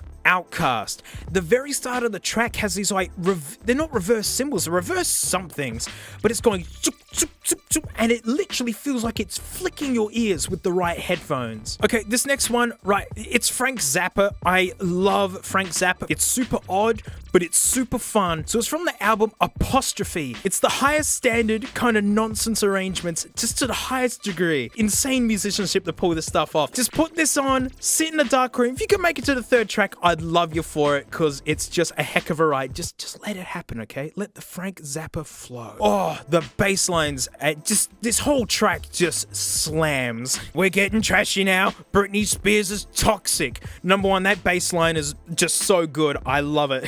The way it scoops in and out. But in the chorus, there's this subtle ride cymbal in the left ear. And there are some headphones where I didn't even know that it was even in there. And I know that seems very uneventful, but when you're rocking some serious sets of headphones, there are details that literally leap out at you. You go, wow, there's a ride cymbal there. Whereas, yeah, before, it all kind of just gets crushed in together. This is literally a song that I just want to get a whole bunch of people to be intently listening to. It's called Cats on Mars by the Seatbelts, a brilliant Japanese group. And the song sounds exactly like you would think Cats on Mars would sound like. Imagine little spacesuits, like being on Mars, just doing whatever they want to do. And I want a whole bunch of people wearing audiophile equipment sitting there going, yes, oh wow, such soundstage. Oh wow, it's so well balanced. Enjoy. Exhibits multiply. That starting riff is so chunky. And it's so wide sounding. Yeah, early 2000s, baby. I remember being in high school listening to that. So this one technically doesn't sound that good. I mean, this is really early old school jazz day stuff. This is Charles Mingus, a jazz legend. This track's called Eat That Chicken. If you know how a lot of modern stuff is recorded, you do it in sections. You do like the bass and drums first, and you do the guitars later, vocals on later. Back in these days, everyone would record in the room at once, but it was even better than that. Everyone didn't get their own microphone. No.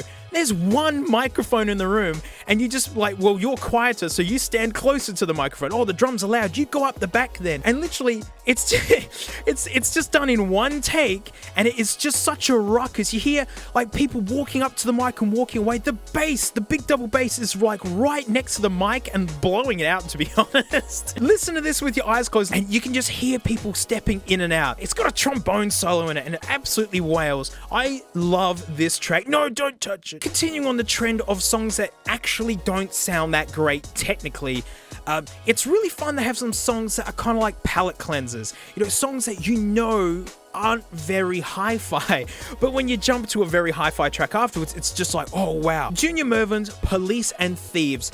This is lo-fi. It's got a vibe though. I really do love putting this one on. If you want to go back to the 80s and do it hard, Herbie Hancock's Obsession.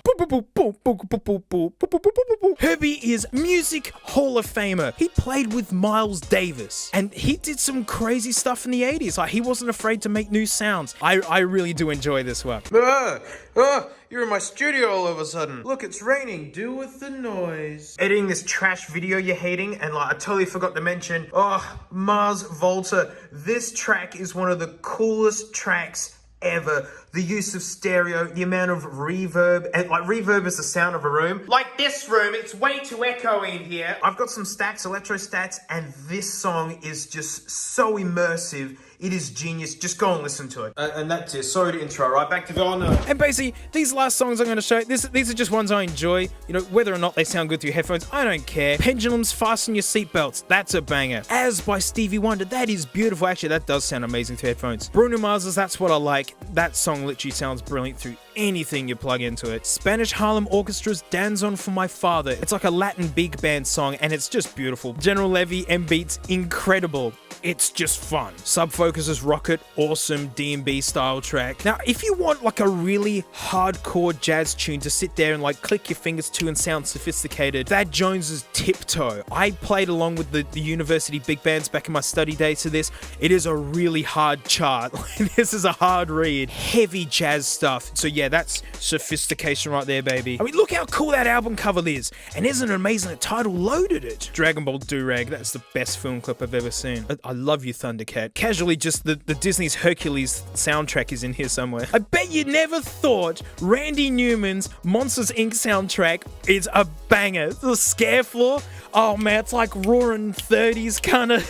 In the words of Will Smith, that is hot. We need to get Junior Senior's Move Your Feet trending again, because that is one of the most fun film clips ever, especially back in the thousands. Smash this out of my iPod all the time. And there's some casual regurgitator up there. But hey, there's just some of the songs I listen to, and that's it. So thanks so much for watching. Huge thanks to my patrons, especially these stinky names right here, because mate, $1 a month, I do extra videos. And as mentioned in my title video, mate, I'm fixing up an old 4G iPod for me. It's a selfish video. It's just for me. I don't have a working one of these. I parted them all out to make videos with me anyway. So thanks so much, mate, and I'll see you all next time. Frank, what are you doing? No, stop it. Are you licking the walls? Don't lick the walls! Frank, this is a rental house. Like, no, I don't lick the walls in your house.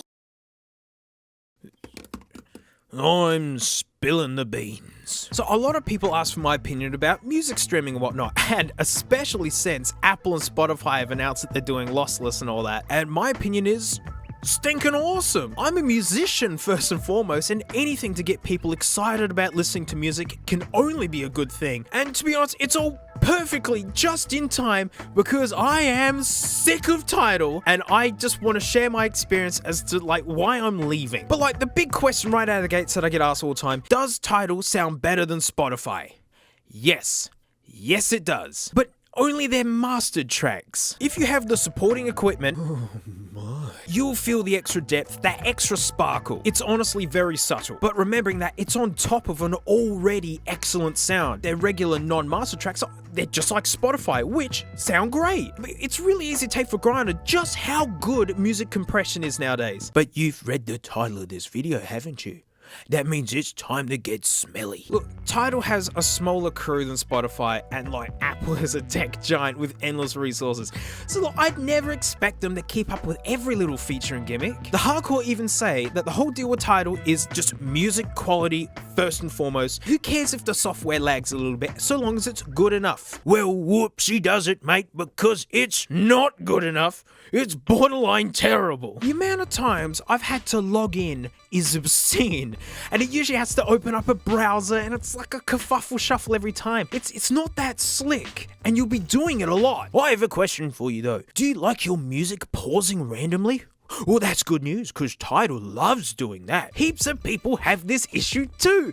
What's the point of being the higher quality thing if, like, you can't even listen to it some days? Crashes are common, annoying pop-ups saying I'm not connected to the internet, and then, like, worse, they don't self-cancel when it decides to work again. Oh, you stupid dingus thing. Grr. Play.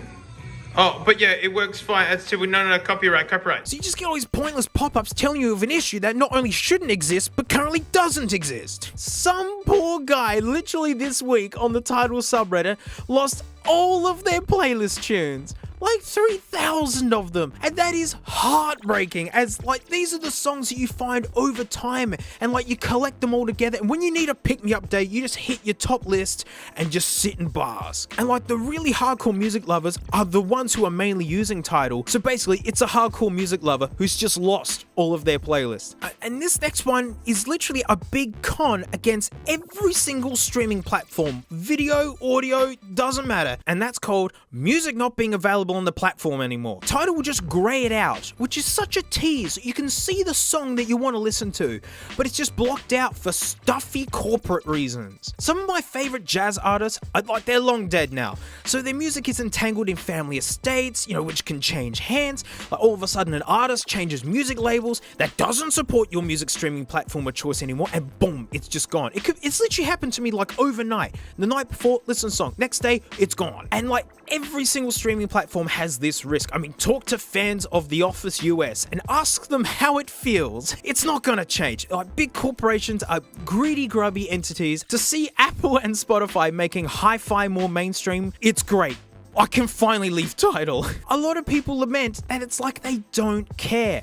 Tidal sounds brilliant. Their core value is there. They fulfilled that purpose. But what's the point if it's awful to use? Where it's like the best speakers in the world, where like they'll make you cry every time Banana Phone starts playing out of it. But then like the only caveat is it just wafts wet fart smell the entire time. Doesn't matter how good it sounds if you don't want to be near it. If you do a 5-second Google search, you'll just see piles of complaints dating back years. There's no excuses to me. All the while Tidal being the more expensive option, like Apple is saying they're going to offer this more high quality music at the base subscription price. Big oof. That's like straight punch to the guts right there. And look, those of you who want to get really into high-res audio, like here's my tip. Buy the digital copy. But the thing is, you don't buy every single album in FLACs. Just your absolute favorites, because that's how you notice the extra quality. Like, these are songs you know so well, yet when you put on a nice set of headphones, oh my, all of a sudden you're hearing new stuff in something you swore you knew inside out. And for me, that's where the magic is. You want to listen to something familiar, and yet you're discovering something new. And yes, it can be expensive. I use Z Digital to find all my FLACs, but the thing is, you build up over time. Just buy a couple of albums a year. Hey, life may be short, but it's still the longest thing you'll ever do.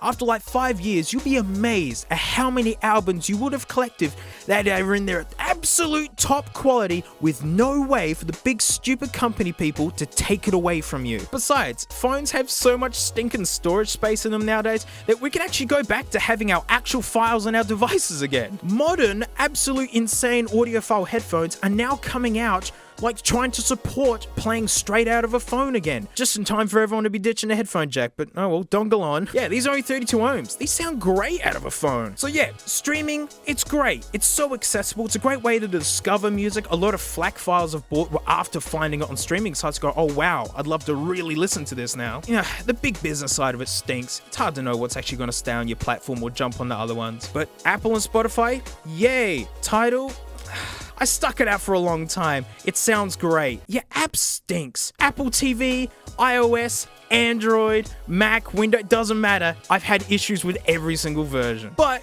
that's it. Huge thanks for watching. Big thanks to my patrons, especially these stinky names right here. Because $1 a month, I do extra videos. So on the topic of going back to just actually owning your music files again and playing them out whatever you want to play with, we're doing a pretty old school video, mate. I'm fixing up an old 4G for me to use. All of my iPods got parted out for all these videos. I've lost some parts and bits are going missing, and I realized I actually don't have a reliable 4th gen anymore. We're gonna see if it turns on and works first off. I mean, that's the funnest bit. So thanks so much, mate, and I'll see you next time. Frank, get off the floor. What are you doing? Frank, look out for yourself. That's you. Hello. No, Frank, don't come here. Oh no, Frank, don't do it. No.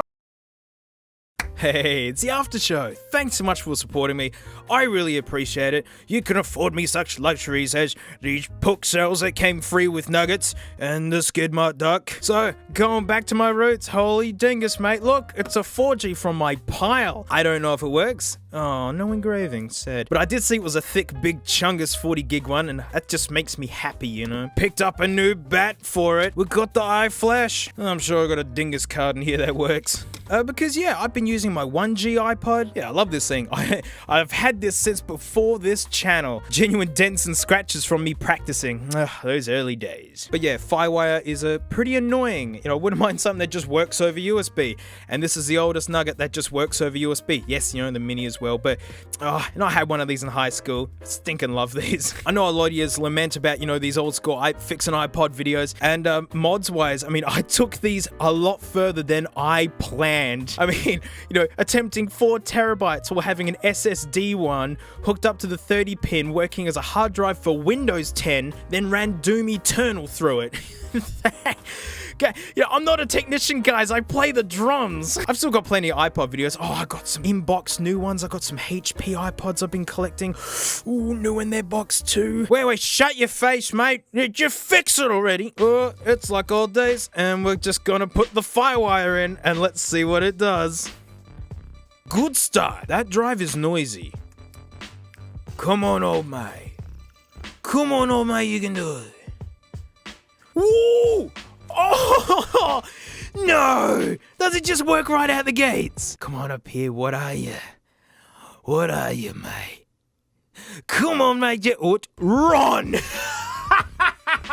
What the stink is all of this? Well, it's all spoken word business and all kind of locked out. Anything else? Come on, plays. Why can't I do anything with this? Has Ron locked me out? Okay. As long as it lets me play with Ron's iPod.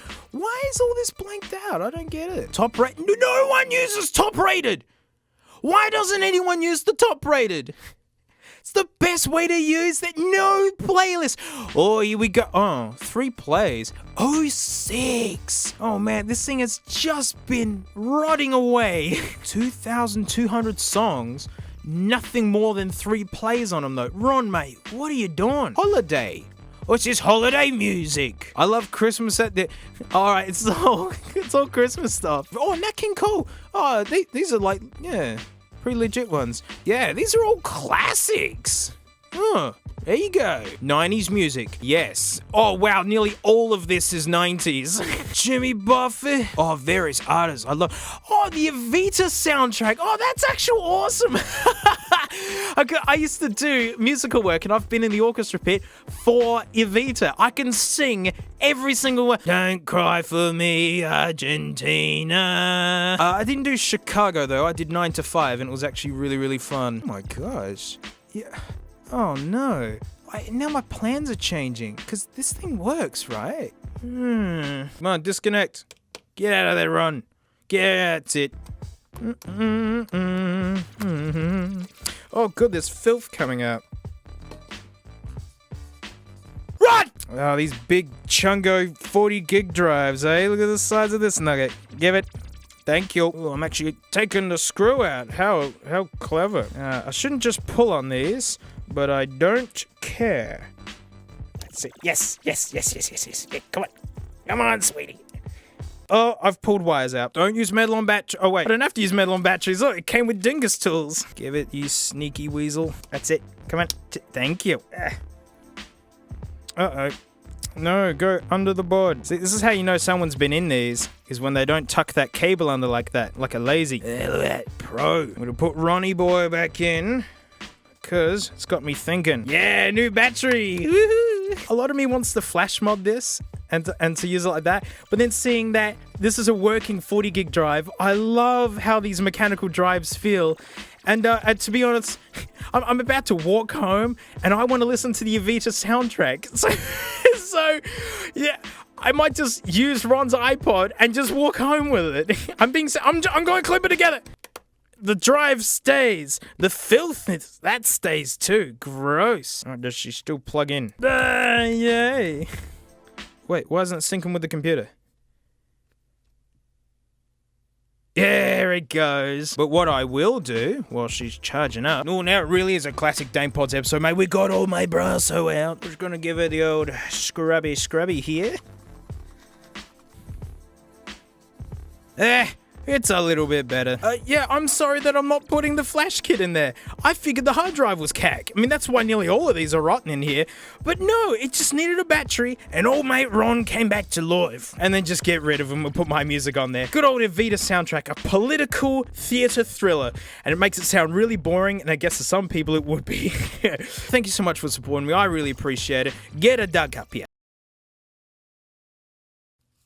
Cool phones. I love handheld tech so much. Like, as a kid, I was obsessed with phones. I got such a stash of manky old vintage phones. And when I was 16, this was my driver. Slide phones, what an idea, you know? 2 megapixels, look out. Fun fact, my first ever Walkman was a phone. It was actually the one I got after that Nokia, and it was a piece of junk. I'll do a video about it one day. Ooh, did it make me mad? It was fun because it was back in the day when getting a dongle for headphones was something worth celebrating. Look at that manky connection. Oh, you gotta love this. It goes in the side.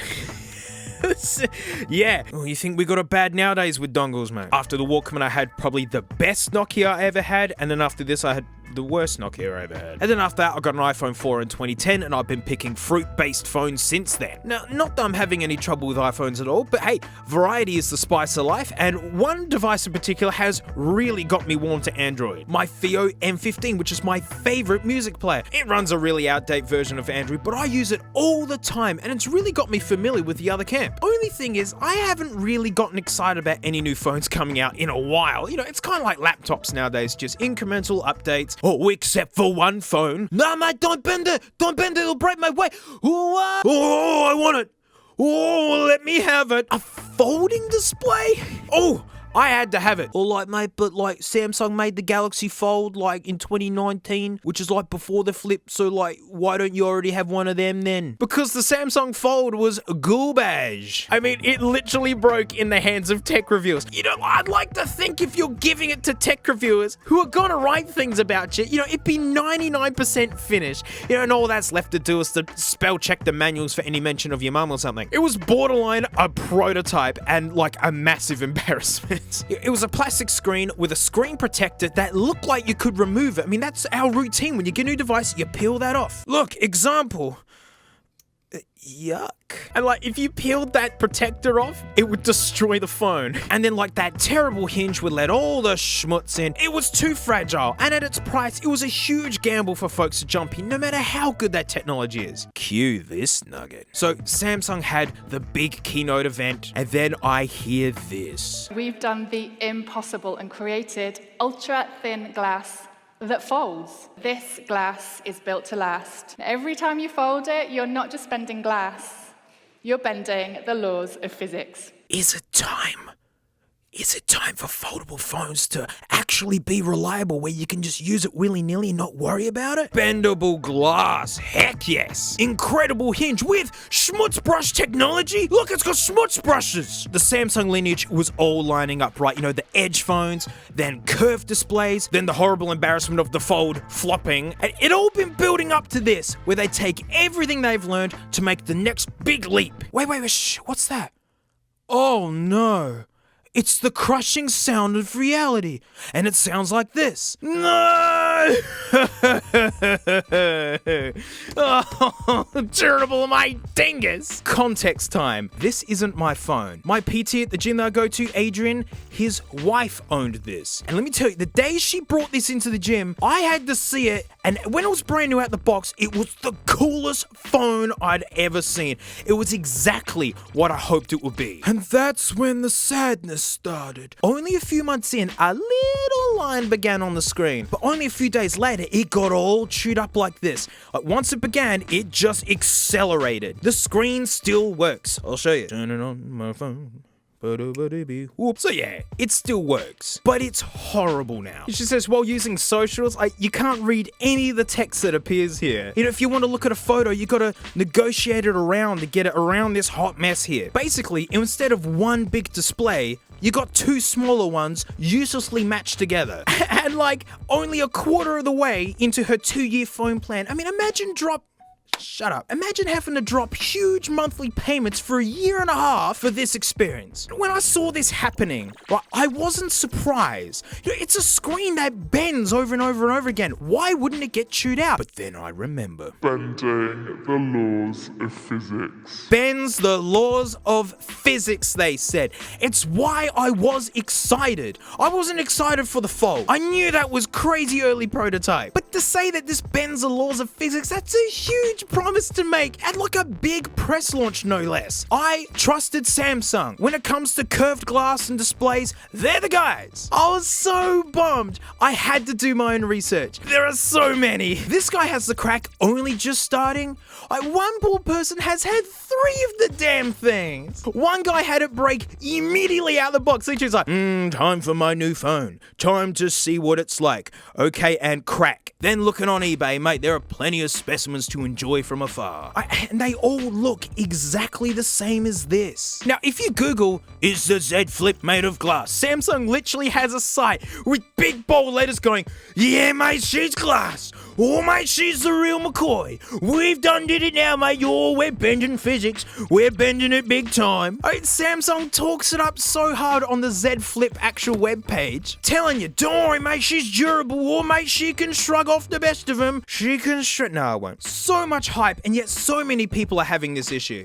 So repairs, right? So most folks have to pay a little bit out of their pocket to do any of the screen work. Well, some people are having to pay hundreds upon hundreds. A lot of people are getting the runaround from Samsung. On the Samsung forums, they're saying, just don't. And besides, it is beyond annoying to have to deal with this at all. Even if the repair experience was flawless. No one wants to hand in their phone for a week or even days for any old sort of repairs. Not having your phone stinks. So when I asked her about repairs, she went to the Vodafone store or whatever it is, and the first time she went in there, the lady was like, wow, we've never seen that before. That's so crazy. And when she went back in, I think 2 months later, they were like, no, there's lots of these, and they all look like this. She didn't bother. She works as a nurse specializing in heart treatment. She saves lives all day. So having to not have her phone for a while, she couldn't be bothered. Besides, if you get it fixed, it'll probably just turn into this hot mess again anyways. So folding glass, hey, that big bold webpage telling us about that. I had to do my own research on it. And looking into it, it's got a plastic protective layer on it. But the thing is, it's one that you can't remove, or else it absolutely grenades the phone. So it's not a protector. If you can't remove it, it's just part of the screen then, right? But imagine a phone case that you can't remove because doing it destroys the phone. That's just called the phone. It's not a case then. Samsung, if you could engineer and completely brag about folding glass, then why can't you engineer a folding glass screen protector then? Look how soft this thing is. Jerry-rig everything proved that it scratches exactly like plastic. Linus was blown away at how soft the screen is. And look, check this out. Her fingernails have been denting the screen. She's just been using this like a normal phone, and it's gotten absolutely hammered. Because all those dents and whatnot, that's not from drops, because, the screen is protected, technically. That was one of the selling points. It's oh, look, it's a nice hard case to protect your amazing screen. Folding glass. Look, maybe if we ignore the absolutely rubbish plastic film that you can't remove or replace yourself, so it's basically the screen. And you got to the material underneath, you scraped a little bit out, and you gave it to the glass man, burdened with the knowledge of everything to do with glass, right? He puts a little bit in his nightstand and gargles the rest, looks you dead in the eye and goes, yeah, mate, that's glass. Well, if this is glass, then all I can say is, Samsung, you have succeeded in making the worst glass I've ever seen. All the properties of plastic, but with the price of glass. It's the worst of both worlds. What a piece of junk. I'd be so mad if this happened at the end of my 2-year phone plan, because then you can't sell it easily. That's how I always manage to keep the latest phone, is because you look after it at the end of your plan, you flick it, and then just put a little money in and go again. But a quarter of the way in, and in some cases immediately out the box. I know there are plenty of folks rocking these and having no issues at all, but there are so many that are having this problem. And at the cost of this silly thing, I gotta mention that underneath, it's a really average phone. And that's what I thought the real concession was. It's last gen processors sensors and cameras. They have updated the processor though. It's got okay battery, the screens are lower resolution, it's got a mono speaker with no waterproofing, and that makes sense to me. I thought that was the true cost. It's like, it's not the highest end phone performance-wise, but it's the highest end phone for just that amazing business. It's all for the screen, but the screen is literally the worst thing about this now. As I said, now it's like two crappy little screens uselessly joined together with this dead zone that you can't do anything with. It's so sad, because when she got it, I mean, what do you do when you get a thing like this? You go straight to work and go, everyone, look, whoa, whoa, and then all your co-workers go, whoa, and like she was handing it around, everyone was having a go at it. All of her co-workers went, wow, this is amazing. I bet you it'll break. And she said, nah, it's folding glass. Samsung said it's folding glass, and Samsung said it's really strong. Imagine what she's had to deal with from co-workers when they spotted this and gone, I told you, mate, hey? Bends the laws of physics. I hate lame marketing, but this really bummed me out, because I thought that foldable phones were finally here. Where the concession was, it's like an iPhone 7, where it's just like, you can just use it normally, just don't drop it or get it wet. The classic smartphone, but with this amazing technology. And then I thought the race was gonna be, who can get folding phones waterproof first? Who can bring the price down first? But no, this is obviously still a prototype. And look, don't get me wrong, this is still technically amazing. I mean, what the heck? A display that bends? That's amazing. But expectation is the gateway to disappointment. And they told us it was durable. Bends the laws of physics. Bends the laws of... And like, she loved this phone. The fingerprint sensor, great spot. I really like this little display. I know you Android people are used to cool little tidbits like this, but you know, I'm an iOS scrub. We don't have any treats or treasures, right? I really like that little display. The size is perfect. I love big phones. You know, I wear skinny jeans, so sue me. It gets harder to get like a full-blown phone into a pocket nowadays. I mean, USB-C, Apple, come on. You forced USB-C on us and you won't wrap it up with... Oh, gosh, I really wanted to love this thing. I've actually been using this as my backup work phone for the last week, and I gave up because this is so terrible. You think you can just work around that? It gets so annoying so quick. Without the amazing screen, this phone really is pointless. And yeah, and now I'm back to not being excited about any new phones again. Well, that's it. Thanks so much for watching. Huge thanks to my Patreon special stinky names right here, mate, because $1 a month, I do extra videos. So my little intro there, you know, I mentioned this phone, which is probably my best and favorite Nokia, really good little headphone jack. And then after this was the worst Nokia I ever had. Well, I found one. I haven't looked at it. I haven't even tried to use it. We're going to do it together. And heck, if it doesn't even turn on, I can still tell you the story of like what a super nugget this thing was. And it just been Nokia for me. They just ceased to exist after this phone. And then my next phone was an iPhone. And you know, again, I've been picking fruit-based phones ever since. So we're going to take a look at this and I'll see you all next time. And so sometimes... Oh, don't go in there. No, Frank, no. Frank. Hey, it's the after show. Thanks so much for supporting me. I really appreciate you. So, we're getting into the depths of easily the worst phone I ever had. You know, I've had bad phones, but this one was the biggest letdown. The Nokia N97 Mini. What a nugget. Like, 2010 I got this. A couple of mates had iPhone 3Gs, maybe an odd 3GS, and the iPhone 4 had just come out. Although I wasn't really following iPhones at that point. No, I was Windows. I didn't have any Apple stuff. And I wanted this because I loved the keyboards. You know, my previous phone was this. Oh, that's easier to type on than you think. And this has a touch screen. It folds out. I love slide phones. It literally just had everything I wanted from a phone at the time. And I was a music college student, so, you know, I couldn't get an iPhone at the time. I've got this box, and we're gonna see if there's anything in this, and if anything works. I haven't looked at one of these in so long. Okay. Ooh. What? Alright, car kit. Oh, wow, micro USB. I keep forgetting how stinking old that is. Ew! Nokia buds. And a car charger. Oh, wow, it's got all the guff in here. How to use the car dingus. Words I can't pronounce. Actually, I think this is going to be a trend. well, I did order this overseas, so, well, it's in gobbledygook. I'm sure this is what Australian people sound like to everyone else. It's like, oh, I recognize the letters, but I can't understand it. Is the manual the same? I think this is all gonna be the same. Yep. Nope, I can't read any of this. Everyone looks about as happy as I was when I got this phone. Right, here it is. The main nugget. Oh, there's a bat. Good. Ooh, fancy case. Ooh, here we go. Oh, this is bringing back horrible memories. Ready for the party piece? Wait. Are you ready for the party piece? Hang on. What? Hang on. Party piece. Party piece. What? What's wrong with it? No. Party piece. Oh. All right, I got it. Oh, God, it's like these are crap or something. There you go. And I like how the screen tilts a little bit. I thought it was really clever. It's a touch screen. It's got a keypad. It's got folding kind of stuff to it. I thought it was super neat, and I hadn't had a loser out of Nokia at any point. Yeah, I expected a lot from this. 5 megapixel camera, look out. In the scope of mobile phones, this is like a mid-tier phone. It wasn't exactly crazy high-end. Well, we must have a quick try at plugging it in, and then I'll regale you with the disappointment. Ooh, metal case. That's nice. I'm not expecting good things, because mine barely worked when it was brand new.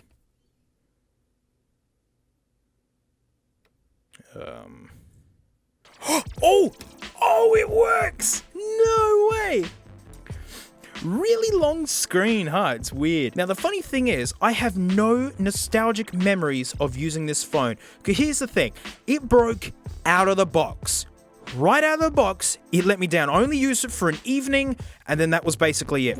It just kept turning off. So if you set your alarm and then go to bed, it would just turn off in the night and you'd wake up whenever. You'd be out doing your thing during the day, you'd pull it out of your pocket, it would be off. And that's what it would do. You know, I even handed it to the carrier that I was with. I think it was like 3 Mobile or something. Handed it to them. It did it in their store as well. And long story short, after 2 months of waiting, going back in and out, no loan phone, no nothing, they admitted that they lost the phone. Nokia just bungled the whole thing. Are you gonna turn on or are you fully cooked? Come on. Come on, you idiot.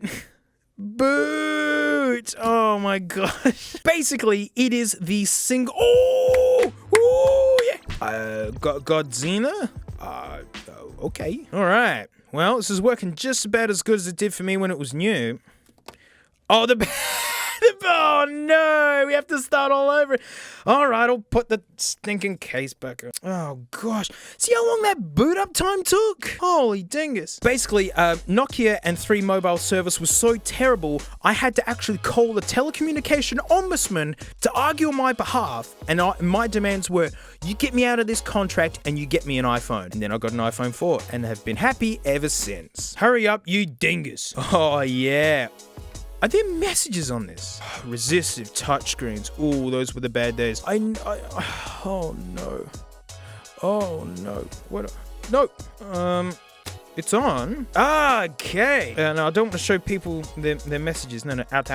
Now, this is running Symbian, which is terrible. It was so just out of date and clunky that... You know, you couldn't do any internet browsing on it. I mean, check out this screen. Check out that frame rate. Oh, she runs good. Can I get to language here? Language here. You watch all the people who can speak this language going, it's right there. It's right there. Well, I'm Australian. We don't speak English properly. Rock. Telephone. I'm just blown away this thing's even working. Yeah, baby. Oh my gosh. None of these menus are familiar to me. Again, this thing worked so poorly. Nappy! My first phone that actually had GPS was actually my iPhone 4. I mean, maybe this did have it. Man, I'd hate to depend on it. I'm guessing that's applications, is it? Oh, real player. Oh, those were the days. I want to be a wizard. YouTube! Oh, of course I have to get on the internet and I'm not doing it. No, babe. The fact that it even, attempted YouTube. Oh, you Some would say that this was not a great phone. Amazing. F-Book. And that's the thing, this was meant to have like apps things and an app store, and it was just so crippled and pathetic. And it's just not what I'd expect from Nokia. Like, these were the guys. If any is wondering, like, why did Nokia just disappear? It's phones like this. And all of their phones were running Symbian, and it just never, look, it just doesn't run good. Like, what hope are you getting actually, like, watching and enjoying content on this thing when it can't even scroll a menu properly on its own? Absolutely hideous. Does it hold a charge? Wow. Wow, look at it go. Huh. This hinge has aged terribly. I remember it being a lot... Oh, okay, it's loosening up now. I remember it was just like a gentle floop and it would do it. Yeah. This phone was meant to be the one just to be an absolute mid-range killer. Like, if you couldn't afford an iPhone, you get this and be happy. But it stunk smelly butts, and I've no nostalgic attachment to this at all. Well, sorry I couldn't get any further. I can't speak the language. I'm just glad that it turned on, and now I can go back into the Horde as the most disappointing phone I ever owned. Thanks so much for supporting me. For a future video, I made sure to get the Nokias which were running Windows Phone, because hey, that was a hot mess in of itself as well. Hey, I'll get around to them at some point. So hey, thank you so much for supporting me. Oh, that's right, the most important thing to remember is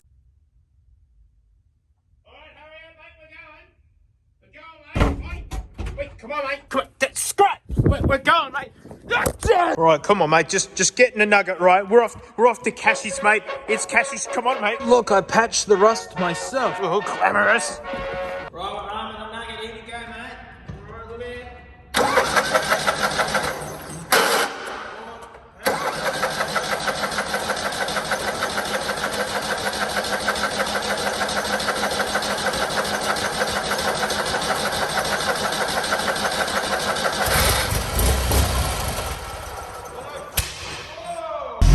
All right, now we got it.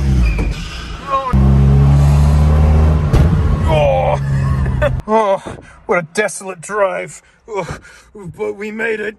We've done it. Oh, Cashies, it's like a garage sale with dedicated business hours. Modern day Australian treasure hunting this is. Take home an Australian backyard icon. To Americans you'd assume it was some sort of Aussie cult shrine. Would you like to heat your home with kerosene? Well, mate, Cashies is filling a gap in that market. Why not grab a deli slicer and offer friends sliced shoes like an insane person? Rejoice at their wide range of identical step-ins. Never have I found a better variety of heavily worn gear knob ends. Get Nana out of that stand a stairlift because she's gonna do the jitterbug when she spies this handsome Yamaha organ that a lot of me really kind of wanted to take home. Now featuring real dust. Oh, you gotta take a look at the golf clubs no one will ever buy section, and it's all modern stuff.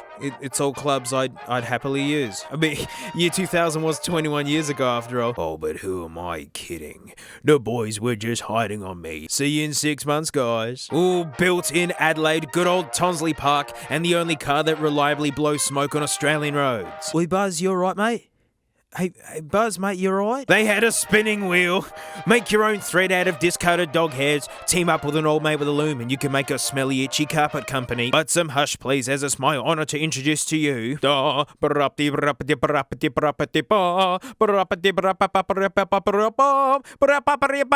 It's the Big Boy Saw, for big boys only. They had subs at quite a nice price, I must say. Lamp.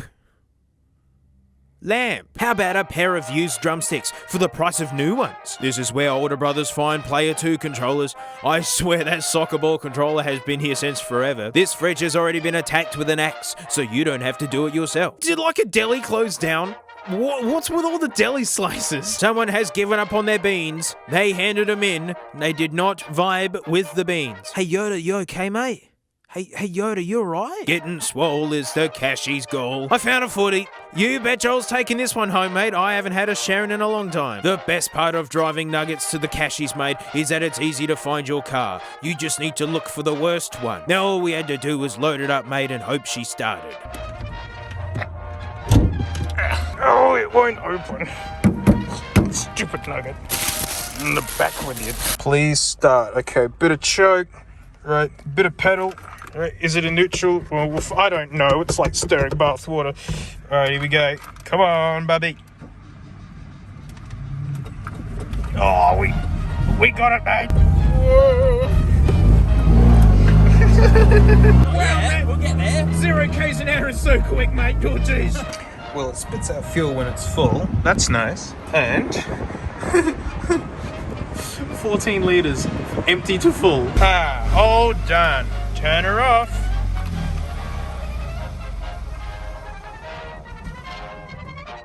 That got it. Mission accomplished, mate. Pull that Fiat Nicky's a nugget, huh? So I do have a second channel. It's called Garbage Time. There's a link below. My old mate James helped me find that thing, and all weekend we had gotten it going, and like I'm making a Garbage Time video about it. I'm still filming it. But why am I telling you this? It's to explain the gloves I'm wearing. Keeping old nuggets alive is hard work, and this morning, no lie, it died on me in traffic near, like in a bus lane. It just stopped. It wouldn't do anything, and so I'm all in the engine bay. I'm all through it, checking the battery. Suffice to say, my hands were cut to ribbons with a filth that time will never remove. It was literally half an hour ago. I had to push it uphill. So I showed a bunch of manky stuff in Cashies, but like, it really is modern treasure hunting. There's always amazing stuff in there. And to start with, this is stuff not even for this channel. This is just selfishly for me. I was a Sega kid growing up. I didn't have no Nintendos. I got a lot of old consoles here, but it's so hard to find the boxes for stuff because it's made out of cardboard and it just rots into oblivion. Yo, my box Mega Drive with that terrifying game like that I just didn't vibe with as a kid. It just freaked the heck out of me. This box is too big. It's got headphone out and literally like you get stereo. It's so good. Here's a picture of her on the floor. Look, it's actually in there and everything. And it costs this very, very specific price. Now, to some people that might seem expensive, but like in its box with the foam, with the everything, like welcome to collectibles. Look, another actual cool thing. Back in the day where having a clock on you was like, whoa, you can keep time. I don't have any baby bats to put in here. It takes little button boys, and you know, it was just there for cheap, and I never had a Game & Watch, and I have no attachment to this at all. You know, here it is. So finding that genuine video game stuff was great. Boy, you know me, mate, I like manky bootlegs. It's a manky bootleg Mega Drive. It's got HDMI, but $39. Too big for my crappy set. Just want to take a quick peek. It's got a cartridge port. It's got a headphone jack. Oh, that's legit. That switch is gross. It's made out of nothing. Seeing HDMI in the back of an old Mega Drive really makes me happy. Yeah, I have no plans for this, and I'll do something with it one day. Manky bootleg NES game. Like, Hess carts, they look like an absolute freak, and you know, they piggyback off another game to get around the Nintendo chips sort of thing. It's really kind of funny. I've never seen one in its actual crappy box.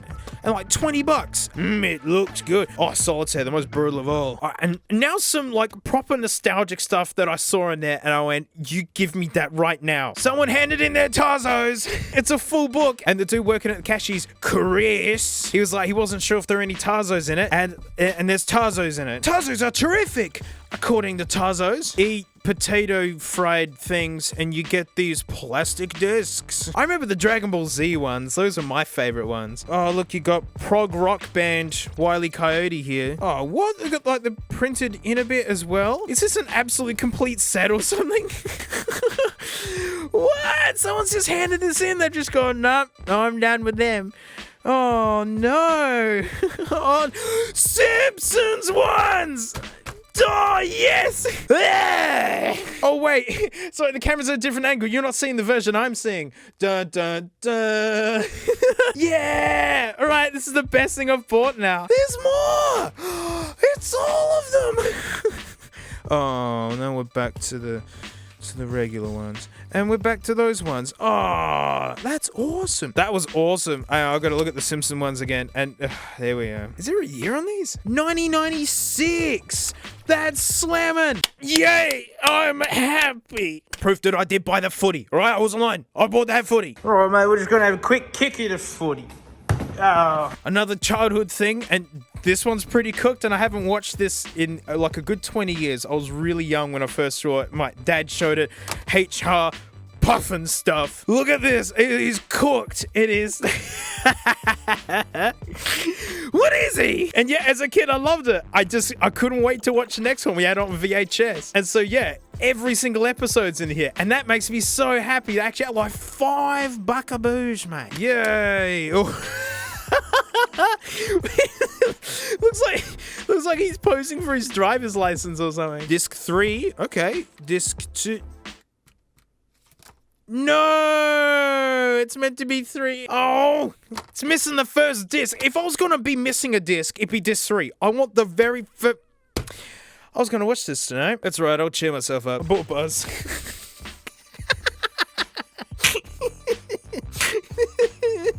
Even if it was in perfect condition, that face is just getting me. Oh, he coming. That boy coming. And it's filthy. And I paid $4, which is probably $4 too many, as this is literally, it's landfill. Yep, he's lost it. Oh, that just split it. Oh, wow. Oh, wow.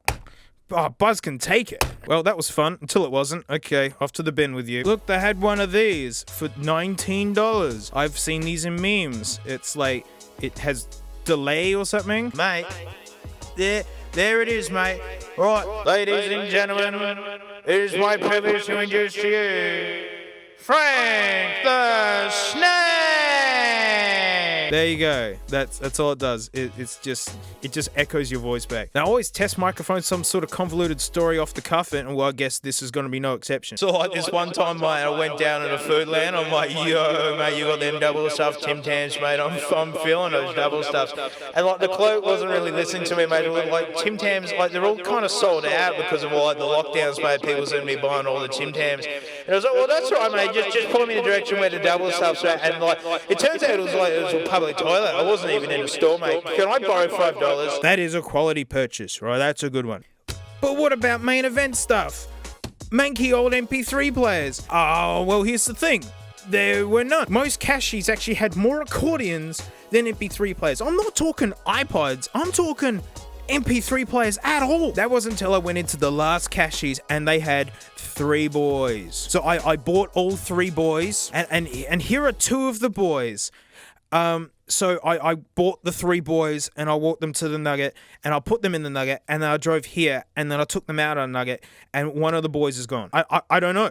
I've looked, I've spent a good 20 minutes looking. I've lost the Nugget. It's gone. Like, there's just an iPod. No. That's just hanging around and I don't know where it is. Phantom Nugget. Maybe I dreamed it. Right, stand back. We are arming the Nugget. Oh, that's crunchy. Oh, I see something. Stupid sticker. iPod. Anything on it? Oh no! Boo! There's nothing on it. Will it stay on when I unplug it? It does! Well, barely. I mean, this backlight isn't coming on. Yep, I'm in the backlight settings and... Ready? Backlight, always on. No backlight. The hopes of this whole video rest with you. Humble, discarded iPod Nano. Oh, that's a good start. The screens on these Nanos are actually really good. I just don't vibe with these Nanos for some reason. They're just like the weird tier ones.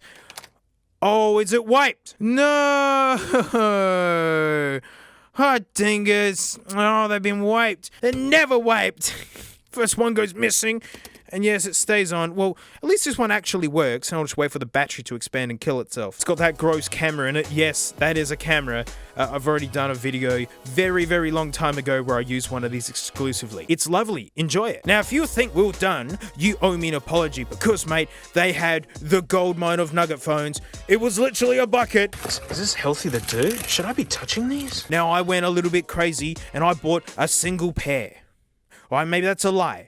I might have bought 3 pairs. I lied. I bought 9 pairs. Come here, Mr. Diablo.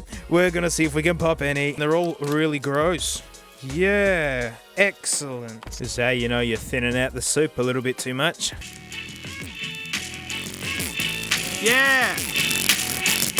Yeah! Crunchy! Come on! Come on. That held out pretty good and they're nice and warm now. Yay. I just get to plug them in and just full whack.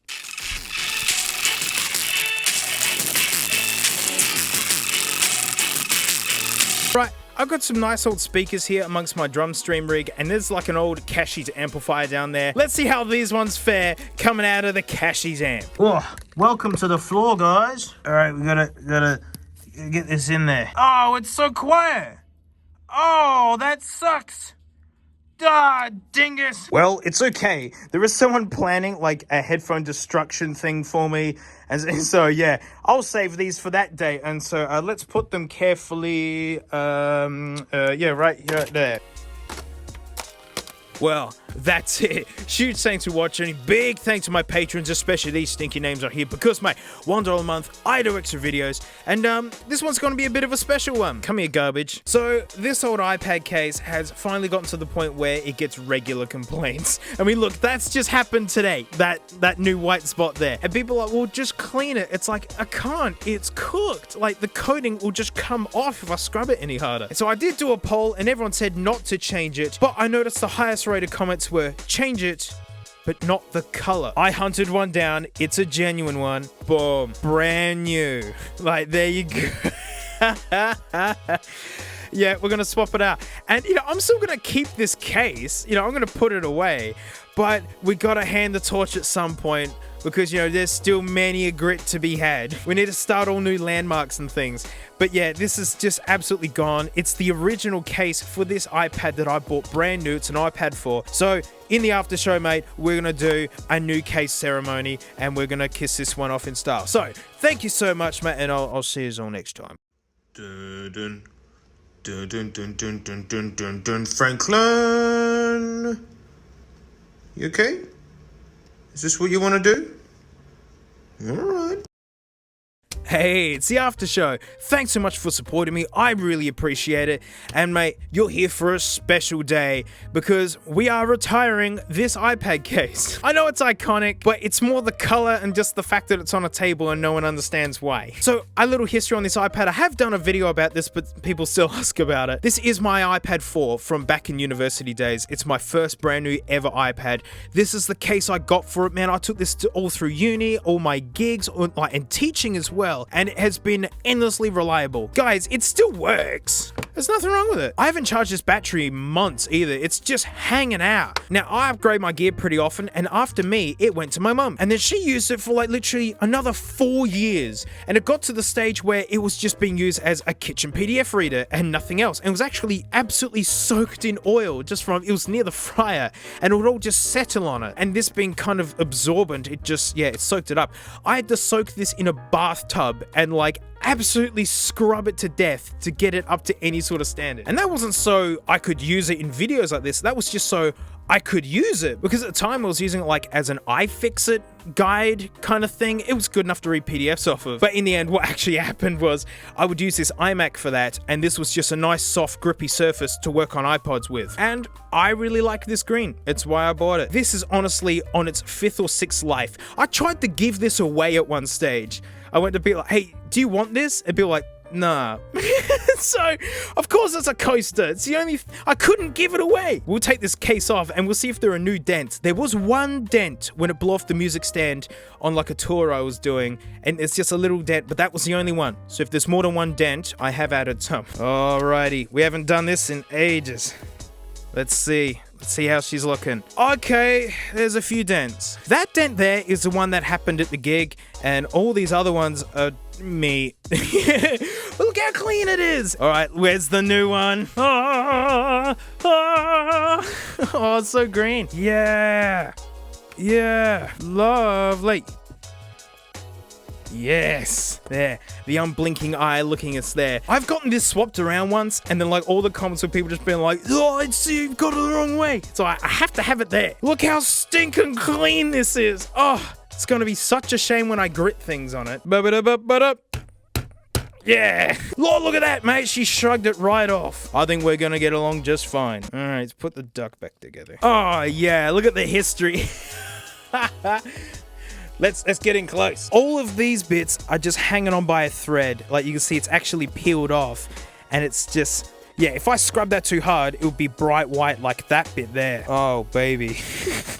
Yeah, people are like, oh, clean it. It's like, you can't, it's cooked. It's like cleaning a smashed car. That doesn't fix it. Yeah, I couldn't scrub it any harder. It was gonna just absolutely fall apart. And then you ready for the new one? Whoosh. I'm just gonna do this for a while. I'm enjoying this. Yeah. Right on. I think this is an iPad 2 case as well. They just left this giant hole at the bottom, and they just figured, well, the lightning port fits through it. It doesn't matter. Definitely gonna keep this one. This is, yeah, what an heirloom. Actually got me through university, introduced my mum to Facebook through this thing, and then was this thing that I couldn't even give away and resulted in just using as a coaster. What a beautiful lineage. There we are. brand new. Quick sexy speaker, get a quick roll on it. Hey, it's nice, isn't it? It's like when you get a new rug in the house, you just gotta roll around on it. Come on boys, take a roll on it. Oh, look how smooth it is. Hey, can't wait for you guys just to run. Oh, actually now, oh, my books are, now they're everywhere. Oh look, it's this Zune that has lived in here since the very beginning, and that's the click wheel from the Batman MP3 player that ripped me off. Back you go, boys. Well, huge thanks for don't. Oh, my books sell. So, huge thanks for supporting me. I really appreciate you. You guys really make this possible. And like,